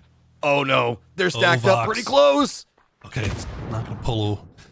I really liked that play from Yoho. Now you can retreat. You can still retreat. Shinboy will be left behind. Snaker's gonna get rezzed up by Vox. So for all of that, Yoho will collect 1 point, and they still have Mission Ready on the north side. New circle pops, and Mission Ready will have to figure out what they're going to do next with 3 up. As Yoho's still looking over in that direction. And remember, Rello had an angle on this as well, but now Alcancia is going to have to be more concerned about Collector, as every smoke in the south side of Picado is now being sent in the middle of this street. This is pretty big, though, because Alcancia having to focus in on Collector, trying to cross the road, opens up some potential angles for Mission Ready, where they were in a desperate position. Collector, with all of those smokes down, do manage to cross. Alcancia just didn't have the line of defense on this one. They were trying to prep up. Looks like they were getting ready for Mission Ready. So Collector do get in. That didn't take long, though. So Mission Ready, while they look like they were trying to eye a bit more into the east, Alcancia didn't take the bait. They were like, no, we're going to still leave Rello back over here. We're going to leave most of our members up. And instead, just kind of surrender that position and let Collector have that tiny smidgen of the circle. Yeah, Collector. Hope they're not going to regret using that many smokes. They probably could have saved a few for later on, because you know they're going to be important. As that P90 will come out, but Vox will find the knock on a Cherry Vibes.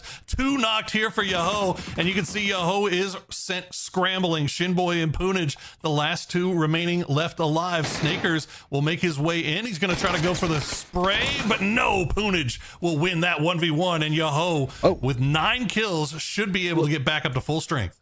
Look, we got D that's coming after this, realizing how low. Collector gets a very sneaky angle through that one. It looks like Alcancia is going to see if they can try to do exactly what Yoho did a moment ago. Couple of peaks down here to the south. Hazel holding the angle onto it, but D doesn't seem like he managed to find what he really wanted on this. He kind of rolled his way over, and instead the timing just wasn't quite there. But this does give almost all circle control to Alcancia. Take that BRDM back. It's, I mean, we see where the center dot's going to be now, and Collector in the most trouble, as they are going to have to make a push out of the apartments. But Alcancia is still very split. It's split focus from Alcancia. They've got some guys looking up at Yoho, some guys looking at Collector, but you know, so many teams, or so many players still left alive here for both. You hope that they don't have their focus too split up. Well, we've got the top of the leaderboard in 9th and 10th respectively. 5 points is what Yoho needs to get to catch up to Bestia. It's going to be 6 for Collector. Collector managed to sneak their way in, and They're holding down a point, but they've got two different teams eyeing them. This is going to be a very hard-fought push coming out. Center dot control predominantly going to Alcazia. Cherry vibes. Does manage a spot, gets the knock onto one, gets some more damage onto a second, and Collector just has nowhere to go. You want to know how many smokes that they've got? Well, apparently, Collector has been collecting them all on the map as they're going to continue to just chunk them out. Still have a few, and actually, you know, I take it back. Alcazia has actually been playing this very, very smartly. They know the angles, right? Like, they look at this. I mean, they are not putting themselves in any danger, although Roth will get a little bit too close there, and Psycho will be able to get that knock, but the rest of the team still up as Collector trying to make their way through the smokes. Yo, they're still there, and they still got the BRDM as Rello will collect a few kills. Alcazia now up to 13, and Collector is down. I love that. Just throwing a ton of Molotovs in the middle of it. D just dancing around, jumps out of the BRDM, then throws down some more Molotovs. They're finishing off with utility, and Alcazia finds another victory with a ton of kills, sitting at 108, while second place is in 68 points. That is a massive lead. 16 kills when all is said and done there. In the Picado finish, God, I cannot remember the last time I saw a Picado finish, but that one actually played out a lot quicker than I was expecting. But I think it was just great positioning on the part of Alcazia and great work on the part of Yahoo, just cleaning up mission ready on that northern side. You know, at the end, it was just kind of a question of who's going to get the angles first, and the fact they had the BRDM, and of course the last kill had to be the Panzerfaust, didn't it? It's just to make sure that everybody knows that the Panzerfaust is still in the game. How long were they holding on to it, really? As they had a lot of they played for late game. Alcazia did, so big respect. We've got a ton of highlights that we're going to look at, trying to get everything ready as we've got a new map switch up. So we'll be back just right after these highlights.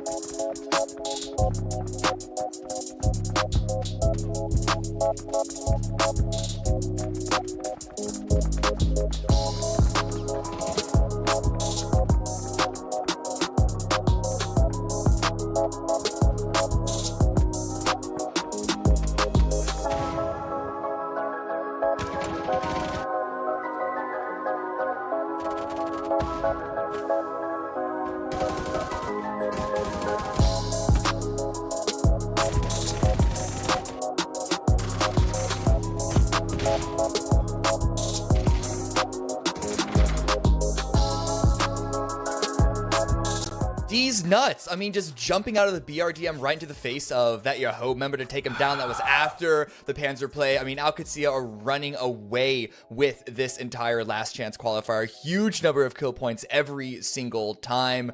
I mean, Matchroom, this has been absolutely insane. Yesterday's was the Gooners show, at least at the start, and now it's all QAD. Well, QAD popped off on Miramar on the end, and we're starting on Miramar today, so it looks like maybe that just might be the carryover for them.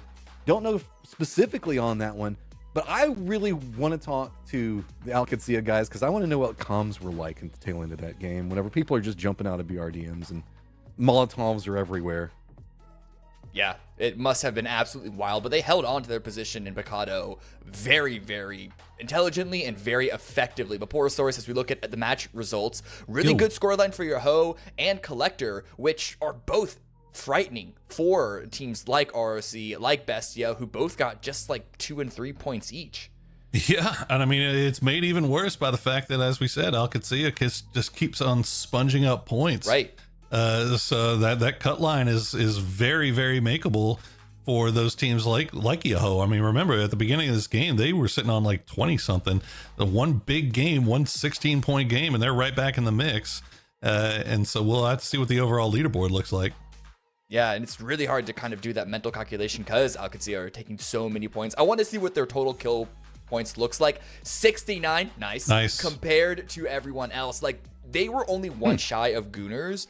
Coming into today, it was 40 kills for QAD, 41 for Gooners, but they have run away with it so much in the previous 2 games. They're making everyone else play in their shadows. They have more kill points than second place's total points, Matchroom. That's absolutely insane, and that's going to make it, as Poro just said, even more difficult for the teams at the bubble, at that cut line, to like really feel comfortable that they have the points to be solid in their 7th or 8th position if that's where they want to hang out in, or maybe even climb over it in the case of your Ho, Collector, and 4Dogs. I mean, Alcazia is a squad that is in the category of they shouldn't have been in the last chance qualifier. So this is what we want to see from a squad whenever they end up in a last chance qualifier, to be like, all right, fine, we're just going to show everybody that it was a weird day for us. We're going to fix it. I'm drawing down now to Bestia, though, at 45 points. Yaho at 42. Collector at 40. The creep up is getting pretty big, and Rock is only 1 point ahead. We've got a drop off from 55. That's a couple of points. But Rock and Bestia, Miramar has just not been friendly to them. Yeah, it really hasn't. I assumed, just doing the most basic of calculation, that today's cutoff would be between like 70 to 80.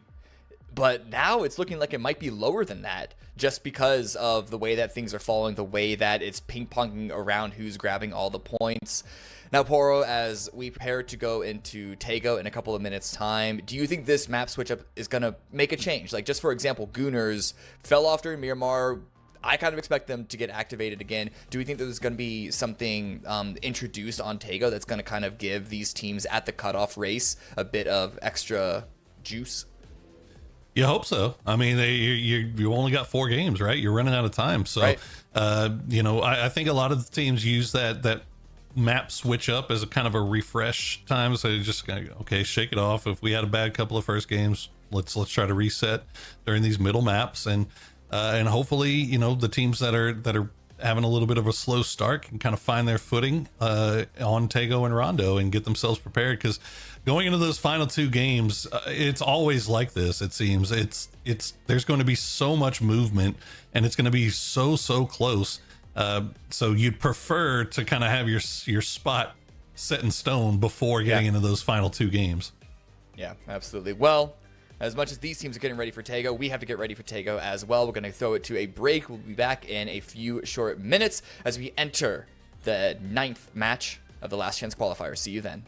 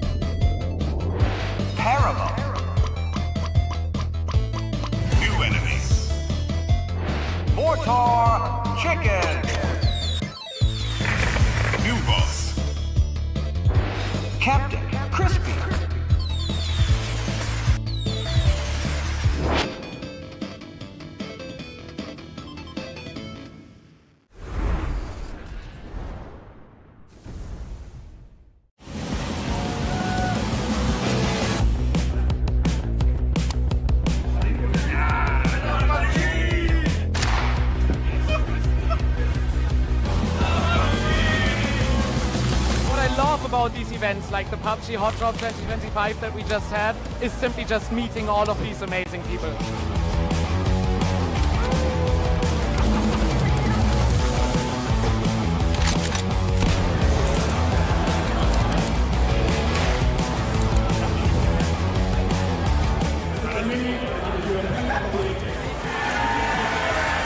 PUBG for putting on this amazing event. It's been so much fun. It's been so great getting to chat to the devs, getting to see everyone playing games and having so much fun. Thanks to all the team that's put it together.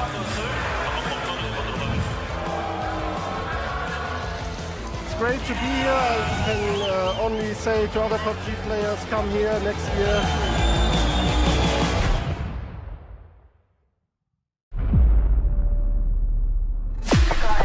I just need a spotlight in the dark. I got a 2 chain, but hard too. Don't always listen when you talk. We was wishing upon a star. I've just landed. Real enough that this battleground will remember. I'm bringing the static. She see the world expect I follow with my soul connect. Hey,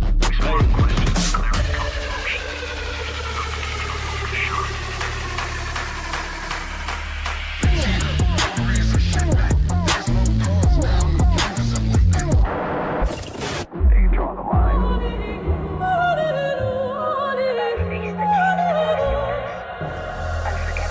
and I'm out in a storm. I still come aiming, I pressure and rain. Whoa. No fear, every step I claim, face strong. I don't think I change. Staying in my lane.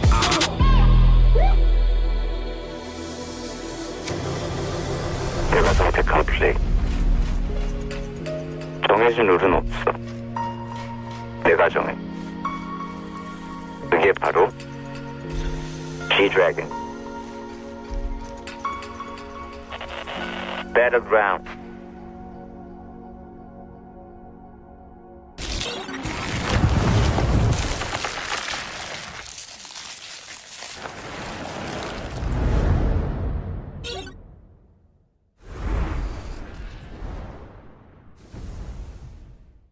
A new collaboration, movable death boxes, and some changes to Miramar. All this and more as we dive into the update 37.2 patch report. First up, the desert's about to heat up again with a visit from the iconic artist G-Dragon. You'll be able to find an emote stage on the starting island.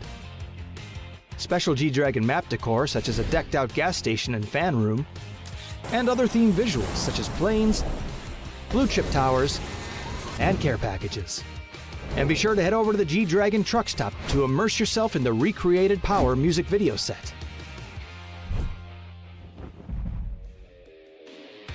Next up, we're improving the way you interact with some of the objects around the map.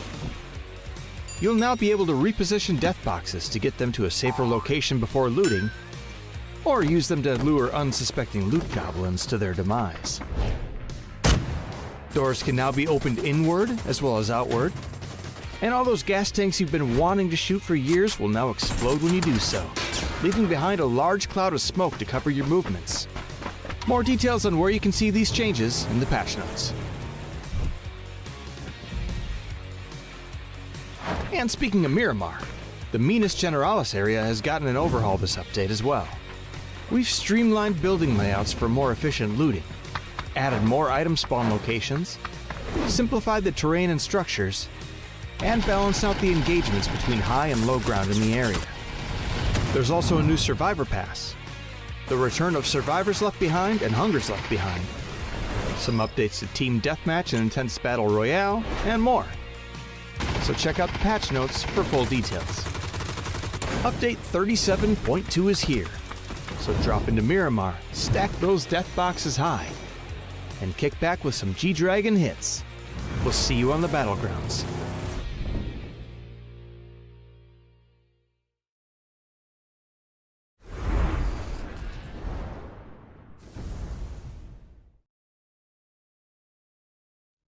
Every time I close my eyes,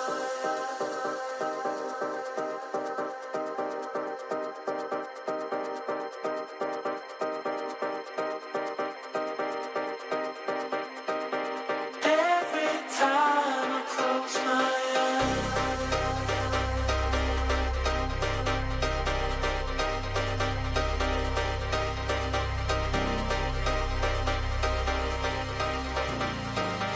every time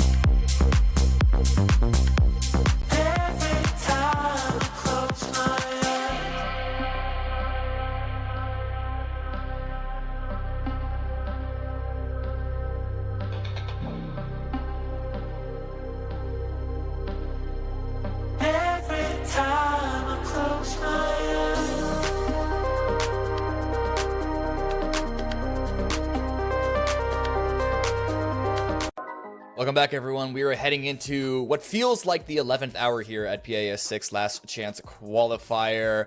Cora, you brought it up before. I don't know if Tego is usually the place that we can expect to see hot dropping in, but targeting, that is going to be the big question. Generally, we wouldn't see that start to happen until the final couple of matches of the night, but with the big threats as far as PGC points are concerned of Rock Esports and Bestia in a very, very vulnerable position, and with teams like QAD in a very confident position on the overall leaderboard, do we start to expect some targeted camps, targeted rotations, maybe not even necessarily hot drops, because that's not usually the best way to go about things, but what's your take on this? I mean, I don't think we will see it, but I think we should. I think that that the teams like Alcacia, like Duel, you know, the teams that are in the running that are kind of having a hot time right now. I mean, that there's nothing that's bad about getting rid of Rock and Bestia. Like that's only going to help your situation if they don't make it to the grand finals. So you know, whether or not we see it, I doubt we will. It feels like we never we never see it, even in the times when it's most obvious that it should be done. But I'll follow up on that one with Alcacia. If they want the chance for PGS and PGCs and stuff like that, it's the smart thing to do. Yeah. But the thing about it is, that's not the squad style. And that's what it comes down to a lot, is there are certain people that are willing to be the villains and willing to play for that, and that's just not how we usually see QAD play. I think if we see it, we're probably going to see it on Erangel if they're still very close, because Erangel's going to be wheels off anyway, just because it's going to be the last couple of games and people are just going to be throwing everything at the wall, seeing what sticks. So if Rock and Bestia are still hanging around right there on that cut line, with 2 games remaining, that could be bad news. We'll see. Well, I actually think, Matt, that QAD can be villains. They are one of the most common perpetrators of bridge camps that we see in the region. And looking at where both QAD and Rock Esports are dropping on Tego, depending on where this first map is going to be, we could see some of that action. But the action is starting. I'm going to take a step away. This circle is good for QAD to camp Rock Esports. Wait to see if that happens. Oh, well, and that's going to be the end of the action. Poor Cam. We lost Cam as we lost Prince for a 1-for-1. But yeah, I do agree with Cam on that one. As QAD, I don't think that they'll do like a hot drop or anything. But if they like shoot Rock and then see in the kill feed that it's Rock, they probably will play that aggressive. I think you send it. Yeah, for sure. You know, and again, I mean, I think Gooners is kind of one of those teams that does it to pretty much anybody, right? Like they don't care who they see in the kill feed. If they get a knock, they're aggressive. They're perfectly content being the villains. They're fine with being villains, but they're villains to everybody, so that really makes them villains to nobody, right? If really you just screw over everyone, you're just the heroes of early game and give us something to watch. You know, I finally had a chance to watch something last night, and I was telling myself, dude, I'm not going to do this, but now I have to do it. Are the Gooners the Saja boys of the PUBG Americas lobby? The demon boy band that everybody loves, but you are down a rabbit hole that I do not understand right now. So you haven't seen K-pop Demon Hunter? Come on, bro. Everybody's been telling me I needed to watch K-pop Demon Hunter all really summer long. And I know it's really good, and it's just the fact I just keep having stuff come up. It's been a good time for games. Look, long story short is there's a boy band, but the boy band are demons. And they everybody loves them, but they're really just kind of ruining everything for everybody. And that's kind of Gooner's bit, right? Like all I'm hearing is the Rowdy Rough Boys, man. Come on, chat will help me out with this one. Chat will have your back. I mean, they might not have my back, but they'll help me out. Like I don't know. Your analogy is apt, is what I will say. Thanks. I am just not versed in it. I'm out here doing anime references. You should be happy. You've been trying to get me to do this for 8 years. I know. I'm a bit behind. Like I haven't got a chance to go see Demon Slayer movie or anything else like that. I know. Monday. I'm slacking, bro. Hey, we'll go see it together. Work. I'll call you. Work. Hey, you know what? Let's go see Demon Hunter together. It'll be fine. Or Slayer. I always get it wrong. Well, so far there's a show that's Demon Hunter right now too. So. Yeah, and then that one was also very good. by the way, if anybody's looking for recommendations. Well, the circle did go down to the south. Yes, I've got a lot to catch up on. But the e pickup is already in. Deportivo Merlo already on the way. We'll see where they decide to drop. No way. Oh, Go that way. no way. That way. That's the incorrect way. But he actually gets away with it. Okay, that is a very bold decision to drive directly into school when you're all by yourself. I'm just gonna say that for no way there. Yeah. Okay. So this circle we do see kind of regularly. We've got the swamps that are down the south around Hosan Prison. We got Songam that's in play, but of course there's going to be the hillsides that are going to be more over in the center eastern positions. A lot of teams already setting up around those. No way, Sam Crow just going to be taking some harassment shots and what's going to be going around him. DM with their emergency pickup is just looking like they're going to pass over the center section. I wouldn't be surprised if you do a coastal drop, right? Yeah, I think that's the back. play, right? I think that's the play. You go for that last road, try to see if you can pick up vehicles, or see if you can get something on the south side of Songam, and just hope that at 5 minutes nobody's still hanging out in the city, but they should be fine. Yeah, Duel making their way in on Max Win also coming in from that south side. You see Alcacia is kind of still hanging around, but fortunately for Rock, they took the other bridge. So they are free and clear for the time being, it looks like. We'll see if Alcacia still sticks around that bridge around Fishing Camp, though. Franks, I think you're fine, but not really fine. You should be okay. Go in that direction. Yep. So we got Mission Ready, Dogs, and Rock. But Rock's pretty much inside the circle that are not yet inside the circle. Hey, wait, we've got a red zone that's hitting unplayable. I don't think I've ever seen that. I don't think I have either. What is it doing down there? Who is down there? You take that unplayable. You take that red zone. Well, just drone strikes are landing in the wrong spot. Well, Wuju too. Speaking of landing in the wrong spot, Yahoo finding themselves in one half of a 2-2 Wuju 2 split. That's the southern half, it looks like, with Lucid and Seifu. Seifu already down to about half HP.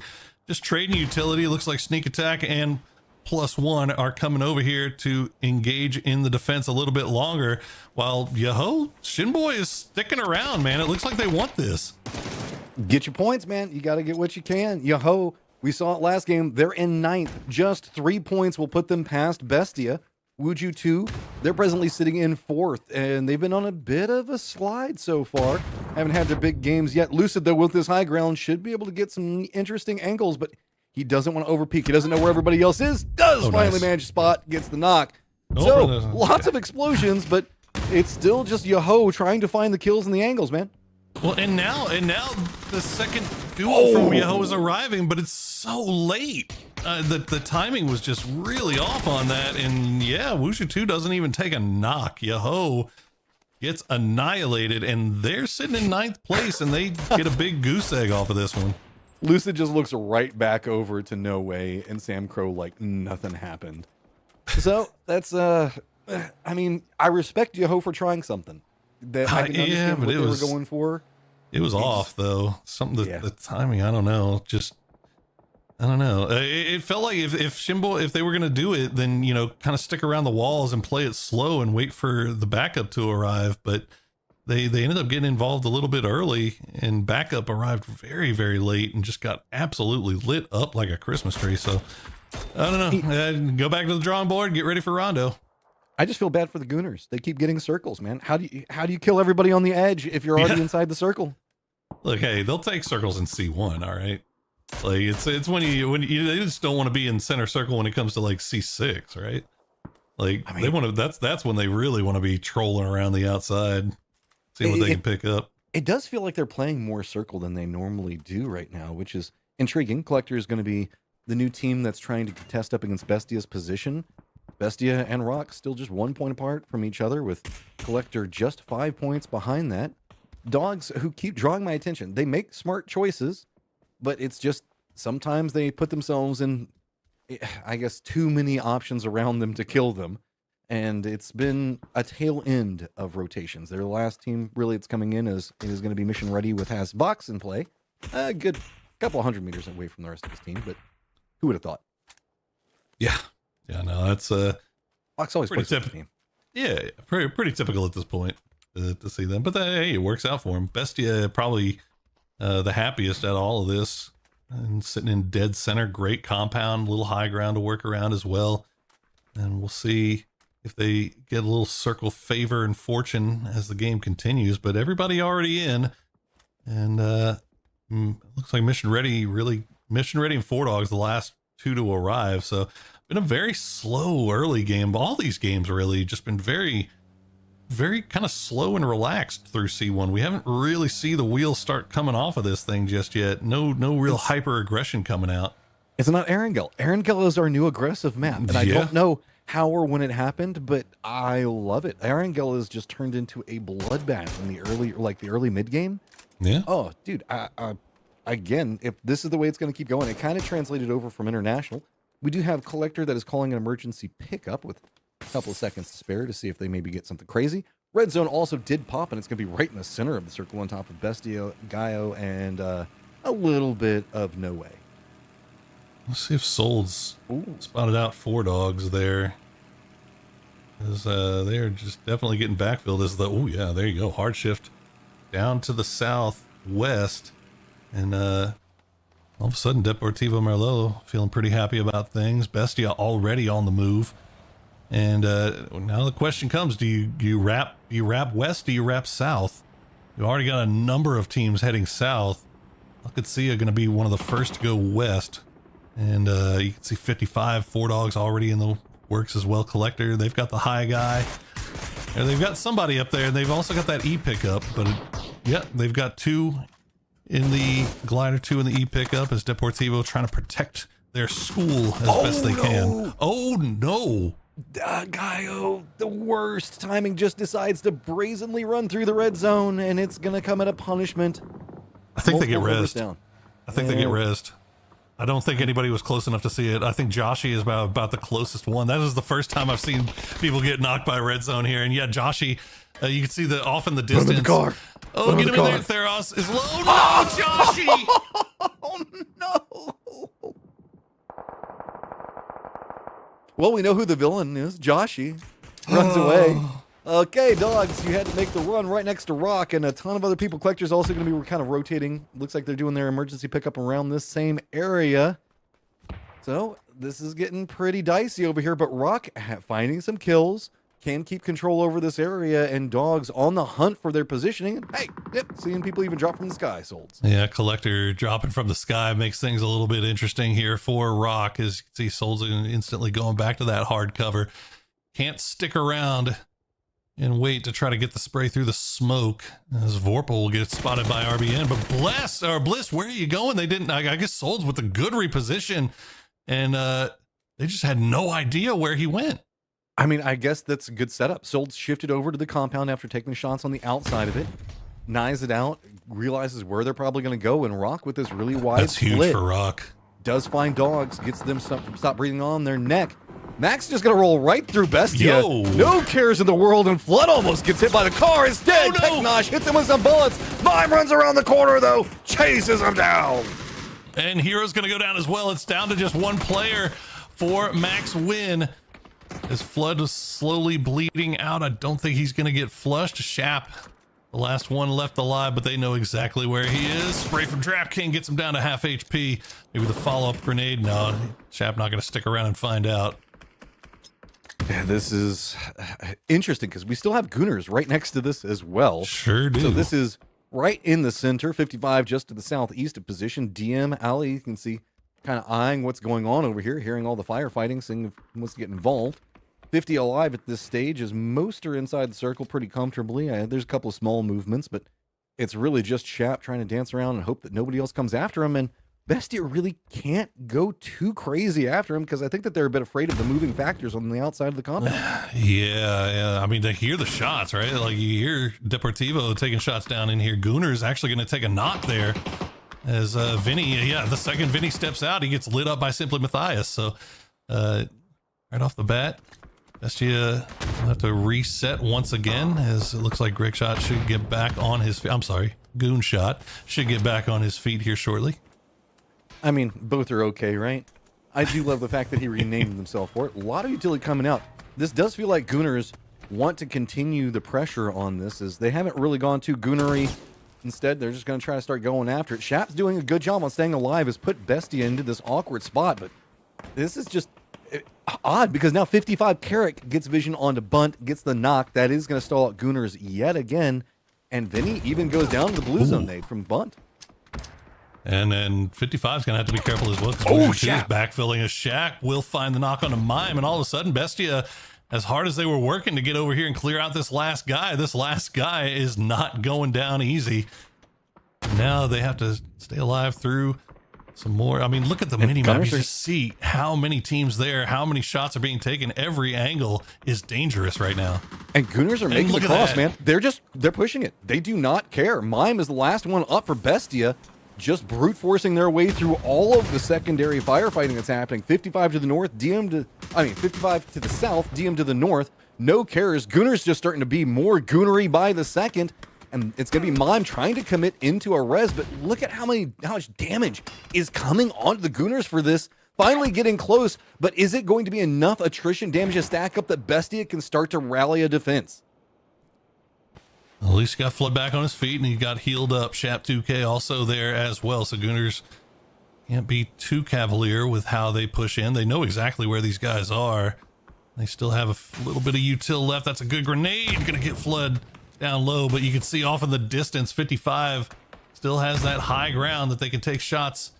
It's mostly just being utility sent through here, as Bunt would love to be able to just charge through there with the Panzerfaust. Just slowing down the pace. Shap's angle is actually very big in this, as well as DM's. DM, you can see that everybody from Gooners is having to duck away from those windows. Bestia just trying to get out of that position, realizing it was too hot. They knew Gooners knew exactly where they were, but it does feel like this has been read by Icy Flex. Gets some damage on it, doesn't get the knock, but it actually is going to get the tail end of the knock as the bullets do finally connect onto it. Mime runs in, does get the follow, does get a knock of his own, but he does go down. Shap now even getting spotted out. Gooners finding the kills, but man, it is just spicy all over this place. Gooners throwing a wrench into the works there for Bestia at the end. And they are down to 2 for their trouble. Shap, as you said, still alive and still on the move, doing as much as he can for max win. As Deportivo, Merlot, they've just been taking shots over there. They've got probably so much damage, but haven't been able to get a kill off of it because how could you? Like, it's just so hard to get that knock and the flush. Circle's popped and it moves directly into Rock's positioning. Yeah. It is just entirely open. Pest control is also kind of spattered across the hillside in their own way. Al-Qadsiya should have an easy path into the circle, but they're dealing with no way kind of a bit further to the north with Vinny around them, but they should have some pretty good options to work with as DM is entirely caught up looking what's going on with the Gooners. Outside of this, to the east, Wuju 2 has been wrapping more into the north, and 55 is finally going to have to leave their compound. To the south, Duel is lined up against Mission Ready, while Collectors still have the gatekeeping position on both of them. That's a big fight on the south there between Duel and Mission Ready. Let's see, K-Mine separated from the rest of the squad, but Mission Ready haven't been on the move just yet. I'm not sure what exactly they're waiting on. Maybe they know that somebody's over here. They're just doing a little scouting. Regardless, Karam is going to get spotted out by BL. So Rock will collect another one, and now BattleX will be the last player left alive for Pest Control. He's still on the eastern side of school. Rock just securing their spot inside the center of the zone a little bit further. This is sneaky. Does finally take some shots, but doesn't connect the way that they want it. Mission Ready sneaks by. K-Mine was trying to hold this for the longest time, and that means that Mission Ready will be able to try to run through this position first. Collector's not really getting the shots onto Mission Ready yet. That means that Duel now has to run through the entrenched position, but Rock, with their very wide split, is going to get a lot of attention on this. Start trying to defend in their territory. It's only 2 of them, though. It's just Yell and Solds. The rest of the boys still off on the northwest. As Mission Ready, Fox will get flushed out, so that's another kill picked up. And this is what we were talking about. 115, 16-point game for Rock, and all of a sudden, we don't care. All problems are forgotten. All sins are forgiven from earlier today. If they can secure their spot before these final few games, that would be absolutely huge for them. Al-Qadsiya coming in, Panzerfaust. Oh boy. Both sides of it. No Way has one ready. Jumps out, sprays coming out on both sides. Big explosions. QAD just pops up trying to get the flushes as fast as possible. Multiple members down.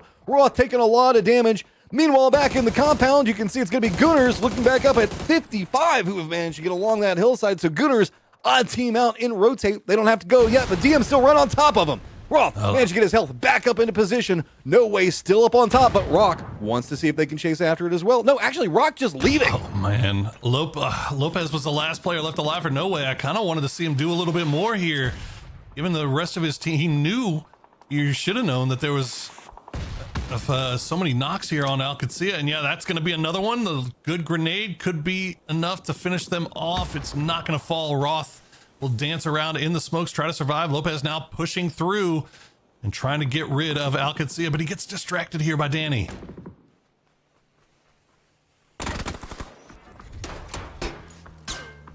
I cannot believe Alcacea is going to be able to get all four back up here. That's absolutely insane. Managing to rally up Wuju, or maybe not. Rock right on top of him. It's going to be its own issue. Santastico does spot that out pretty easy. Rock, talk about running up the kills. They've got center position. DM, are you going to be going after Kadzia? They've been in some trouble for a while. They just cannot rally. They just keep getting a res into a knock into a res yet again. And Deportivo, this is an opportunity for points. Oh, there you go, Danny. Danny did it all by himself as Andrew was trying to give him some support from range, but well played there by Danny. They do end up losing one back in the school as BattleX, the last player from Pest Control, managed to snake himself a point away. Rock now cleaning up the north side. We'll see if they can get rid of Deportivo Merlot. DM is just running right now. Mission Ready International, though, still in the thick of it all over here. Gooners on one side. People just jumping out of vehicles. 55 wants it. Mission Ready separated out. Just Snakers up, and it's going to be long-range shots. Remember, the Gooners have been trying to run up this hillside for a long time, but now they're getting harassed back. It's going to be BattleX just finally coming back alive. Tail end of this, the last one up for his squad. Oh, man, BattleX is collecting so many points here, playing as a snake. He managed to get one off of Deportivo Merlot. He gets another one now off of Gooners. But Simply Matt looking in that direction, DM looking in that direction as well. 55, trying to see if they can maybe get rid of Mission Ready International, but it's just down to Aranzera and Psycho, as that is a very dead body, Aranzera. I'm not sure what you're hoping to collect off of that. Farm and damage bodies. I don't know, something like that. Gooner, Simply Matt inside the circle, but BattleX not inside the circle. Mission Ready trying to restabilize. They still got 55 next to him. Duel still to the south. They're trying to find their own pathing way into this as Collector's Dream does get spotted by Rock, and Rock now playing what gave them their success on International. Finally, they get control over an area and then just start to roam everywhere as those nades rain down onto Psycho, that tree, keeping him alive. This is good news for Collector again, though. They're down to just 3, but they're starting to be a little bit more proactive on the south side as BattleX will finally go down. And Gooner's down as well, but Aranzera going to get the knock onto Danny, so Deportivo still in some trouble on that northeastern side as Collector playing from the south. It looked like they were maybe showing some interest in going to push onto Duel. Duel playing the edge on the southeast with just the blue right up against their backs. Remember, they've been running into a lot of these firefights, so it feels like they're going a bit slower and steadier. The hillside, where we see Mission Ready and Rock playing from, going to be the key component for our in-game sections. DM, 55, Duel, and really 4Earth trying to regroup, but Rock looks like they're starting to line up into Collector's line, deny any form of roam over there. That's going to open up some more movement from Duel, but 55 is going to be the team that's going to try to hold them out. This has got to be your game here if you're Rock. You've got 4 alive, you've got control of the zone, you've got pretty much everything. You know everything that's going on to the west and the north. Everybody else is pinned up right up against. We'll see how they play it out here. Santastico will spot out Mission Ready. Mission Ready not looking too terribly interested in spreading too far away from the spot that they're currently at. Gil will send the grenade. It's not going to find Psycho, though. Psycho has one in hand, ready to return, so Biel has to be quick on his feet, and he will be. Realizing that maybe it's a bit too hot on that angle. Wants to stretch back up, keep circle control. Santastico also spotting out DM, but DM can't even really find a path into the circle. These sight lines for Rock are very strong into the west. Mission Ready still just lined up against the crates up on top of the circle, in the thick of it all, but not quite really interacting with much that's going on over here. It's all just Rock being the key component, and Mission Ready not wanting to reveal themselves just quite yet. Duel's creeping up to the circle slowly, steadily, but 55 just a bit closer into the north. Just a couple of steps will put Psycho into the circle, but Duel knows position. They know where 55 is, but that cover points that 55 is playing from just kind of stalling out any big movements coming from Duel. Yeah, just trying to see if they can land the util, but it's not falling where it needs to. Nice shots from Wooly. The kid still got it. He gets the spray on RN Zera. Psycho down to half HP, laying around the tree. IQ gonna have to drop down long enough. Get that heal off as Snakers and Bizzler. Yeah, Bizzler actually striking, finding Sentastico. So that's gonna be him going down. He got a little bit too close. And now Psycho will get taken down. 55 is eliminated, but as this is happening, Collector now starting to show a little bit of interest in pushing Duel. Well, we saw Duel whenever they start getting pressed. DM. For whatever reason, that started working really well for them, but Duel does get eliminated. It's just too fast. They don't have time to react to it. So Collector finding more points, up to 46, eyeing Bestia's 49, just surviving a bit longer. Mission Ready also already got the care package crates dropped on top, and now they got another one dropping down right in the exact same spot. Snakers is sitting there with a Lynx and an MG3. So I mean, they've got everything. So that is a terrifying duo to have to push at any moment, as Collector will try to survive here through the flashbangs. Deportivo just gonna send a few before retreating back off to the north. Deportivo has been just dancing around the circle trying to find vulnerabilities and not finding anything really out of it. Vector at the bottom has been regularly punched back against from Rock. Rock getting some retaliation. Solds does spot out Snakers. Well, he has a lot of guns. If you manage to find the angle first, it can be quite strong. Now, how bad do Rock want this? They've got a ton of crates that they can use as cover on one side of it. DM looks like they're trying to flank back into the north, see if they can third party this, but yeah, you saw it. Mission Ready just committed in. They want the res.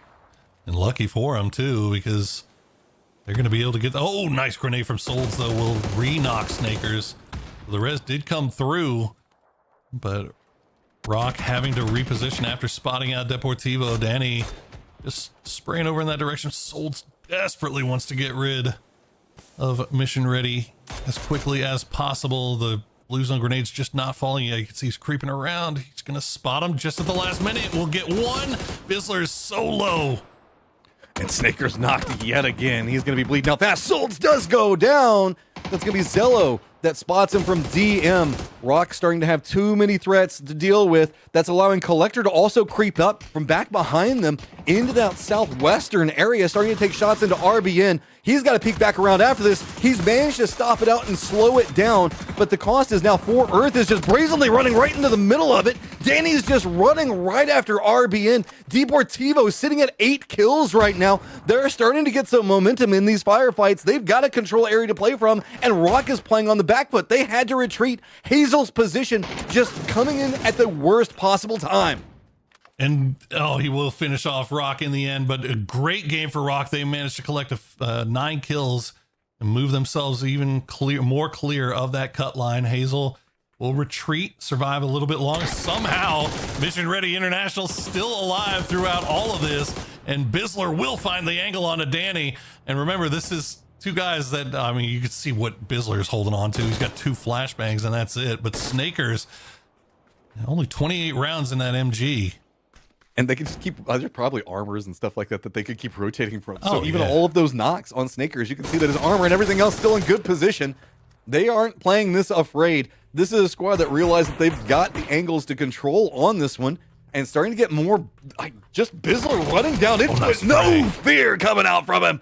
Gets the knock on Zello. And then there was one. Hazel still creeping down to the south, but Mission Ready stealing Deportivo Merlot's game away from them right now. Can Andrew pop it back? And yes, he can. Bizzler goes down. 1v1 on the line. Snakers down low. Andrew, nothing. Finally, Snakers takes him down. Oh, Hazel has a chance to do the funniest thing ever right here, but he's being real careful about it. And he's just going to go ahead and play with the high side. Has a tree to hide behind. And Bizzler will get back on his feet as Mission Ready International will get back up to 2 strong. And we'll see if they can find a little bit more loot for themselves, heal up. and see Well- if they can deal with Hazel. Notice that Collector, just by surviving, has now passed Bestia and is in our top 8. Bestia now having to play for their livelihood to see if they can manage to get themselves back into that top 8 and get themselves into the grand final. Mission Ready playing backs up against the blue zone, not inside the safe zone yet. They've been hearing a lot of the firefighting that's going to be going on, but everything hinges around Hazel and how well he reads this. Mission Ready knows it's a 2v1. They're just trying to make sure that they are getting as stacked and ready for the firefight to come as possible. Absolutely. Don't give them 2 1v1s. Don't give them an opening. Collector, regardless of how this ends up, they've been having a great day for themselves so far here today. After was a lackluster day one, they, as you said, now put themselves right above that cut line. They can be even more if they can get one here. A good flashbang from Hazel could be enough to do it. That's going to land right on top of one. Snakers has to hide behind the tree. Hazel will take the spray, but no, in the end, Mission Ready International will get the chicken dinner. That was a crazy game from Mission Ready. Reading different positions, having to survive for so long. It felt like Rock had the momentum in this game. They were bouncing around from firefight to firefight, but Mission Ready just hunkered down in position, survived until the later stages, picked up the points, and really just stole away the end. Knock after knock on the Snakers, just not feeling like it even mattered. Yeah, I mean, look, they were dead to rights to Rock there, it felt like, but just a butterfly flaps its wings. Perfect timing for Deportivo Merlot to come over and get in the middle of Rock's way and trying to clear them out. And then Rock tries to retreat. They run right into Collector, and Collector did a great job of taking them out. Rock almost turned it. He almost flipped it. But at the end, Hazel wins the 1v1 and will manage to get them second place. So Collector now above that cut line. So that cut line is getting even more and more interesting with every game. Bestia felt like they got the circles, but then it just bounced away from them. No center love for him this time, but we're going to look at some highlights, get everything ready for game number 4 as it's going to continue to get crazy.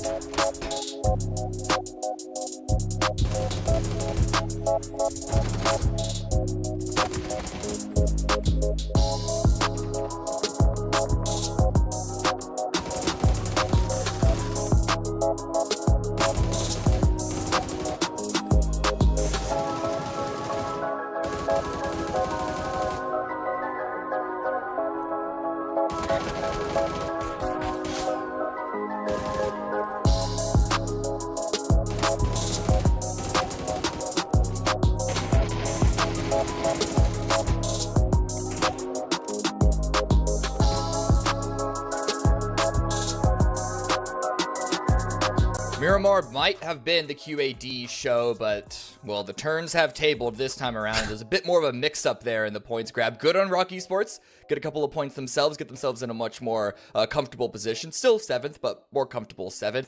But Collector, overtaking Bestia, are now sitting in 8th place, Matchroom.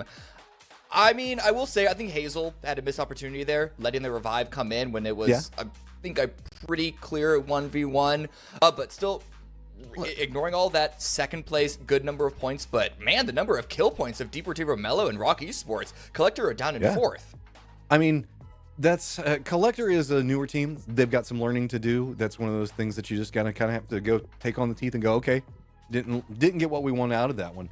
Bestia, though, I feel a bit bad for because they were in the middle of the meat grinder of teams. You remember how it was like they were trying to play for position. They felt pretty good about it, but they had teams crashing into them with Max win. They had to deal with the Gooners that were close range to them.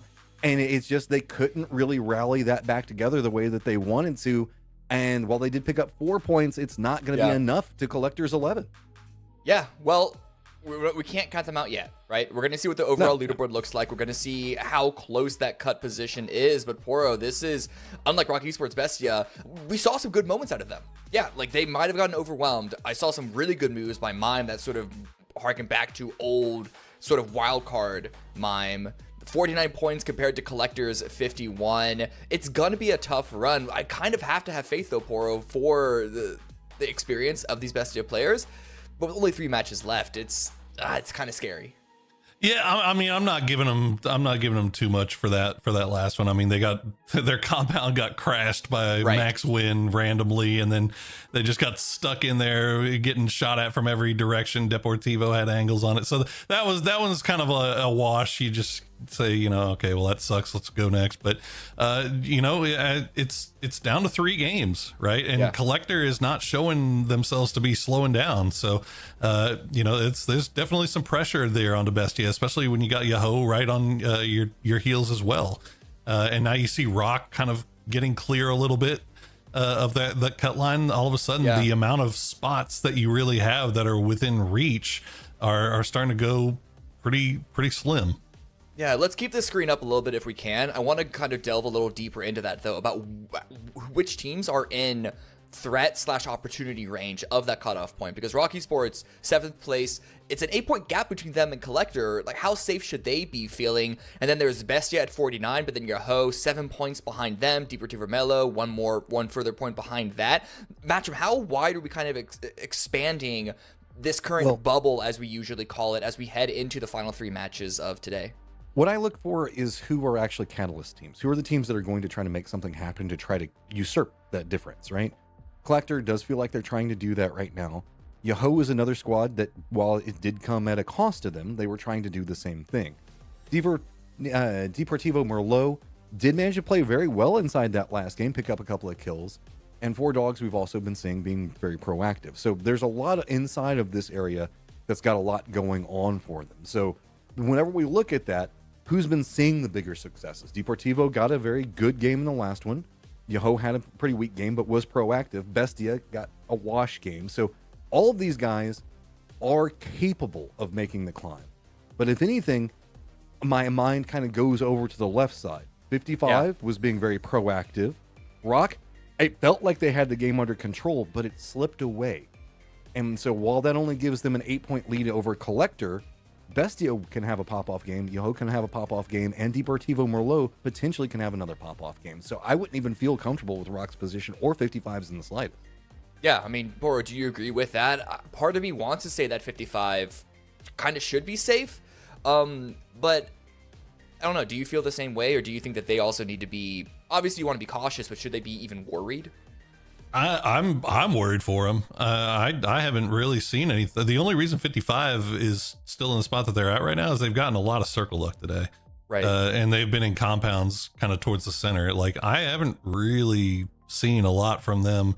It feels like they're in that, play not to lose, not to make mistakes kind of mindset right now. And, if Bestia or Yahoo kind of find a groove going through here, they could be in some trouble, especially now that it seems like Rock, if they can translate that last game into some more success for the final 3, then Rock, I would assume, will climb a little bit more. But 55, it just feels like they've just been kind of treading water. Right. Well, there's a lot of space, right, between 55 and Yahoo. There's only 3 kill difference. And I think that says a lot. Like, Yahoo is trying to be very proactive, but they're not finding the placement points that go alongside of it, while 55 is. And you did say it, Boro, they've been finding decent circles. They've been getting a little bit of love on it. And if they find themselves not in that situation, how well is it going to go from there? Yeah, I mean, I think as we enter into the final quarter of the last chance qualifier, this is when we've teased at it before, right? This is when we can start to see teams start to play a little differently. Rondo is always a little bit of a wild card map, not because it's new. It's not new anymore. It's been established for a while. It's more so the fact that it does play very different. Ignoring the test track pattern that we see a lot, there's also just so much open space that Rondo that you often have to deal with in a map like Rondo, which forces teams to play a little bit differently. And then when you throw on top of the fact that we got to see teams go for some real Hail Mary plays, Jaho, we could start to see them try and lean even more into their Proto Gooners playstyle of just be super, super aggressive, go for kill after kill after kill. They tried it in the last game. It just didn't work. They got, I mean, that's true.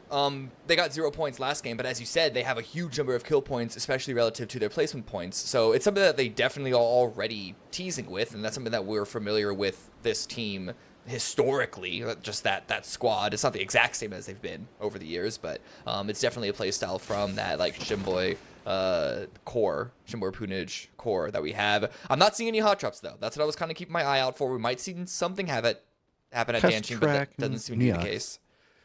Looks like they got some friends.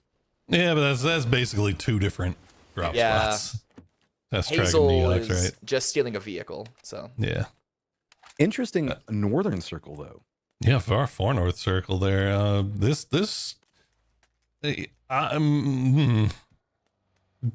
your thoughts? I've seen a lot around it. This feels like one of those circles that finishes just to the east of Stadium. Hey, I actually really like those games. I do too. East of Stadium with those 2 hillsides, specifically the one that's just south of Stadium, and then the one that's south of the road south of Stadium. If that's I the think case, that makes for some really interesting fights. Calling it right now, the compound that Grizz is in is a W compound. Yep. Take that now. Take it early. Yeah. You heard it here first. Compound's also just to the southeast of him, very strong. Mm-hmm. yeah, I'm looking Now, at the in map. before Ryan, let's go. Yeah. Trying to see if there are any potential threats of bridge camps. Jaho were on the move very, very fast. This is the beginning of the plane path, so they should have had a good enough time to loot. But I was considering this. Deportivo Melo, they're not a threat for Jaho to try and climb over, but they are a threat for Jaho to try and keep out of their way just below them. I wonder if this rotation by Jaho is targeted at Deportivo Melo, or if they're just trying to have a very quick rotation to the northern section of this circle. It does seem to be the latter. On the other hand, Bestia right now, no one's around them, so they should be able to have a good pacing for their loot and not worried. I don't see any other opportunities looking around on the map, Poro, about teams going for targeted bridge camps. Not in this game either. No, I don't think so. I think it's just this is just a long route. They saw DM kind of take their drop spot Bailey. Then they know their Rayon and Nanchuan is completely empty on the north side, so they got all the time in the world to really play this down. Yeah, I don't think anybody will camp anybody, but the question is if they're going to run into each other on rotation. And right now, 55 kind of running through no way. They've got Gooners right there as well. That's a little spicy over there by Test Track. We'll see if they can avoid each other. But now 4 dogs pulling into the south side of a 2-2 collector split. Psycho and Hazel are on their way down here, but they are not here yet. I mean, this is how you do it if you're dogs, right? You've got to start being more proactive. You got to start trying to see if you can chase it down. They heard the vehicles take off. War Earth is still pretty close to them, but it doesn't look like they didn't think that he actually stayed, and so he's going to get rewarded for being sneaky. Yeah, War Earth is sticking around. I wonder if that's bait. We do see a couple of rotations. Some teams getting dangerously close to each other. Mission Ready International Alliance being one of them. So before things get too hectic, I am going to pass the baton officially over to you guys once again. I'll see you all in Aragel. So going back to the Yoho conversation real quick, Poro, I do love the fact that they're doing a big northern wrap because it is open.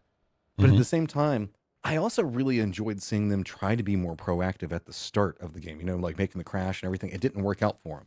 This firefight, though, well, go ahead. You got it. No, I was just going to say, it's like they found themselves, they were right on the cut line and they tried to be proactive and they got their butts beat. So now maybe pull back the reins a little bit, play it a little bit more cautiously and see if you can put yourself in a better position to be more wild ass on Erangel. I think might be the call.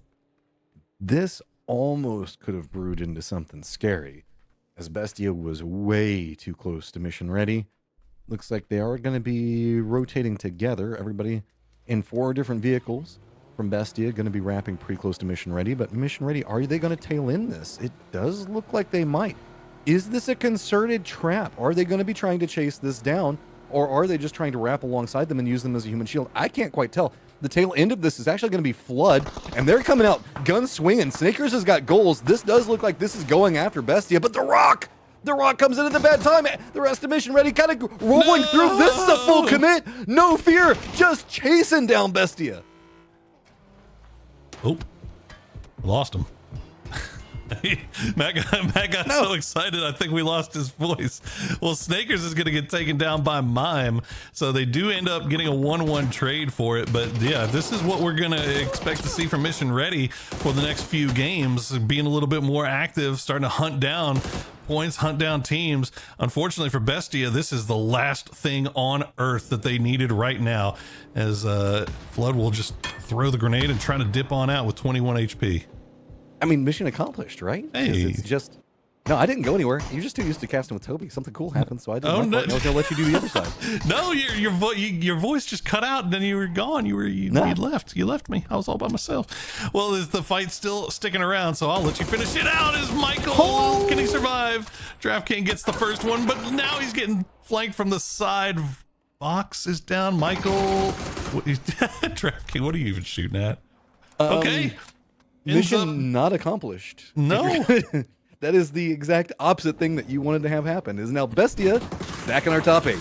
I mean, you take 4 points for Vinny, though. You hate to lose him, but you definitely take the 4 points. As now Bunch de Gallo, they are in the middle of a scroll. At least Prince is. I don't think the rest of the boys are there. Theros is already knocked, so yeah, Prince will go down, and you can see Franks and Batum on your mini map just to the northwest of Bamboo. They're just dipping on out. So Gooners goon once again. I mean, it's what they do with the circle. The way it's kind of setting up over here Dead is center, we still have yeah. this dead center meta staying in strong. Outlier teams, Bestia of course being stopped off. Wuju 2, 4 Dogs, Rock and Duel. So a couple of teams playing a bit safe, hoping the fact that maybe they can touch the top 8. Other ones just trying to play a bit safe, seeing if they can go after the top 1.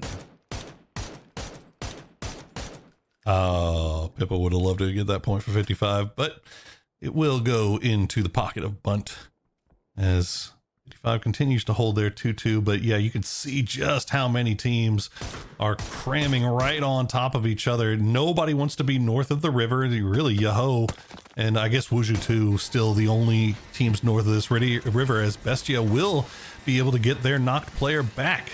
So in the end, Mission Ready, by losing that fight, doing some favors for Bestia. Yeah, that's turning into a massive backfire at this point.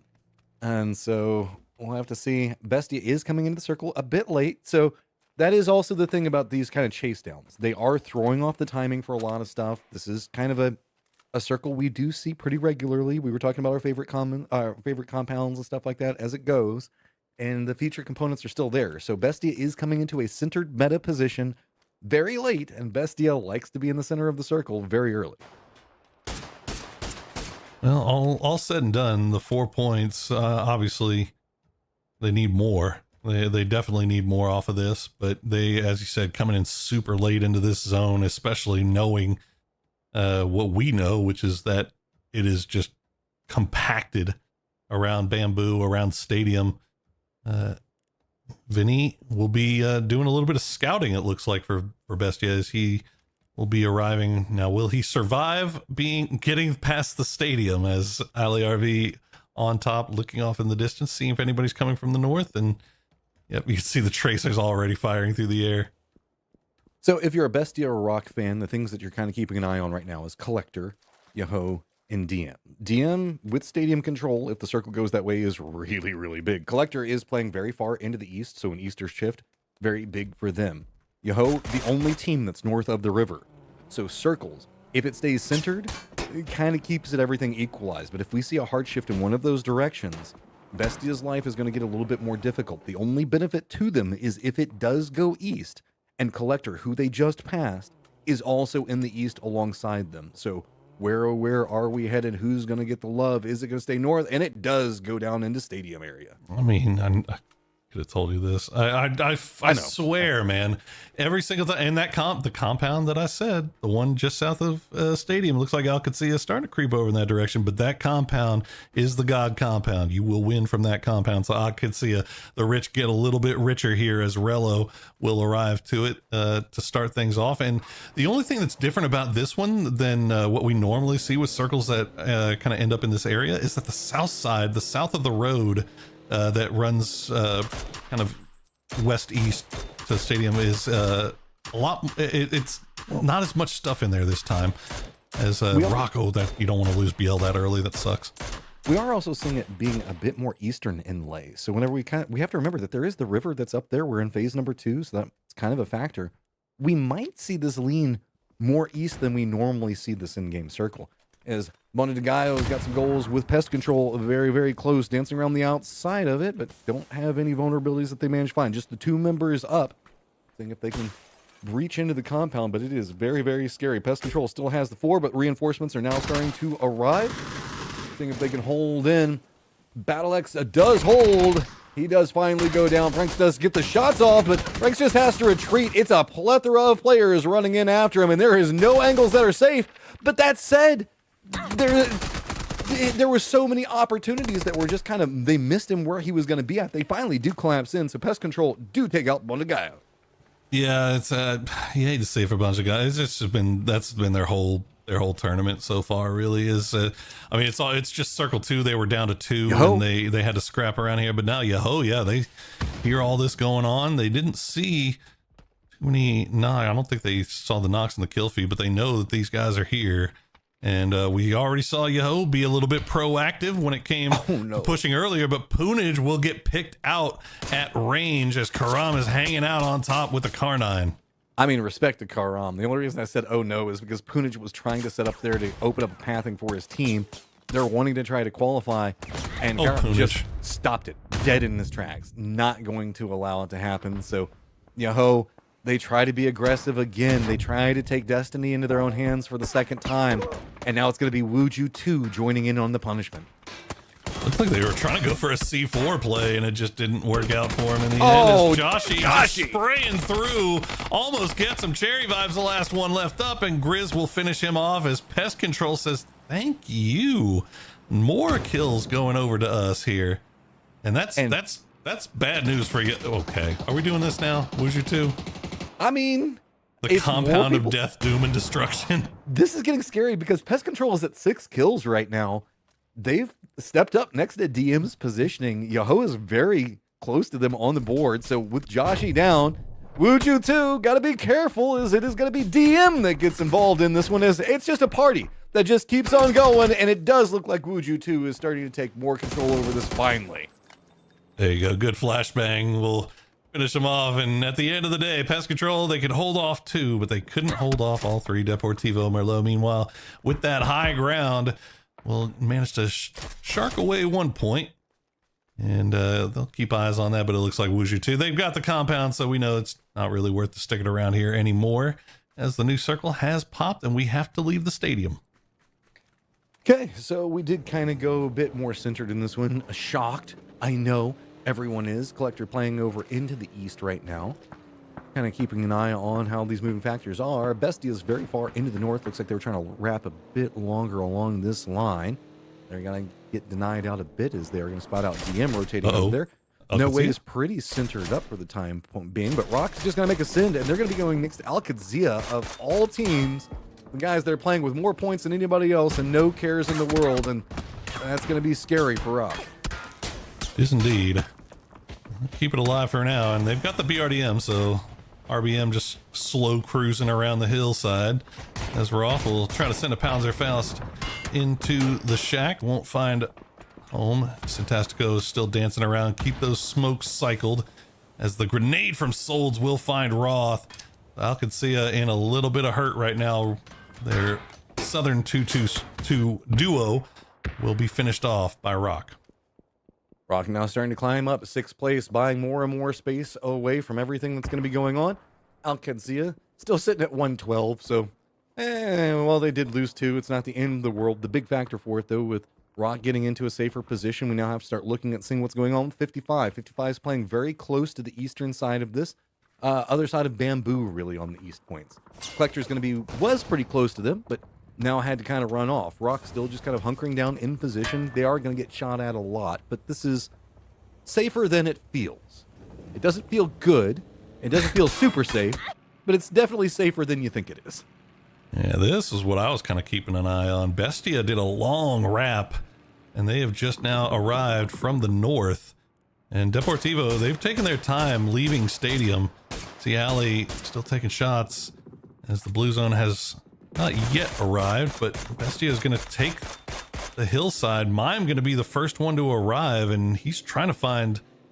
He's got that high ground. Oh, he's got the high ground. Okay, I was looking at the map, and he was the first one to arrive. But I don't know if they know how close the DM is. I mean, this is a very strong point to play for the time being. We're only in phase number 3. The downside to it is there's a lot of people that have vision on this. Yeah, and that's the problem.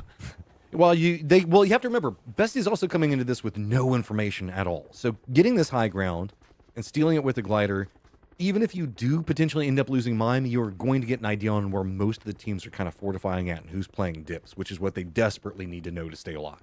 Well, the problem for it was that if he would have been able to get up there and take that spot without anybody seeing him, it'd be fun. It'd be one thing. But the problem was he had to drop that smoke immediately, so he didn't get a chance to do any scouting or anything. And not that it matters, because now the circle will pull away and it's going to go to Bamboo. So I get proven wrong once again. I try to make a hard stance. How dare you? You're off by about away. 500 meters. What are you going to do? Oh, duel!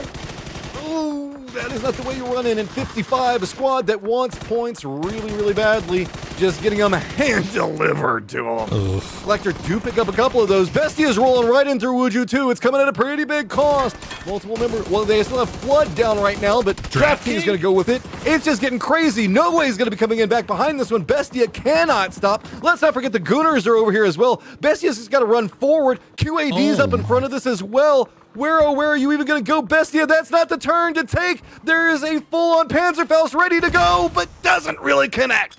Oh, they got out just in time, fortunately, but now Vinny is in a little bit of trouble, and they will go down in the end.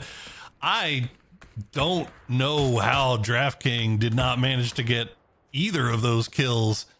I guess he thought he maybe got the spray onto one and did a transfer, but the guy wasn't dead yet, and that sucks. That's a rough one there for Bestia, and now they're out again. Collector still has 4 up. Now Deportivo Merlot also 4 up, and not in the worst spot ever, coming in from the north side.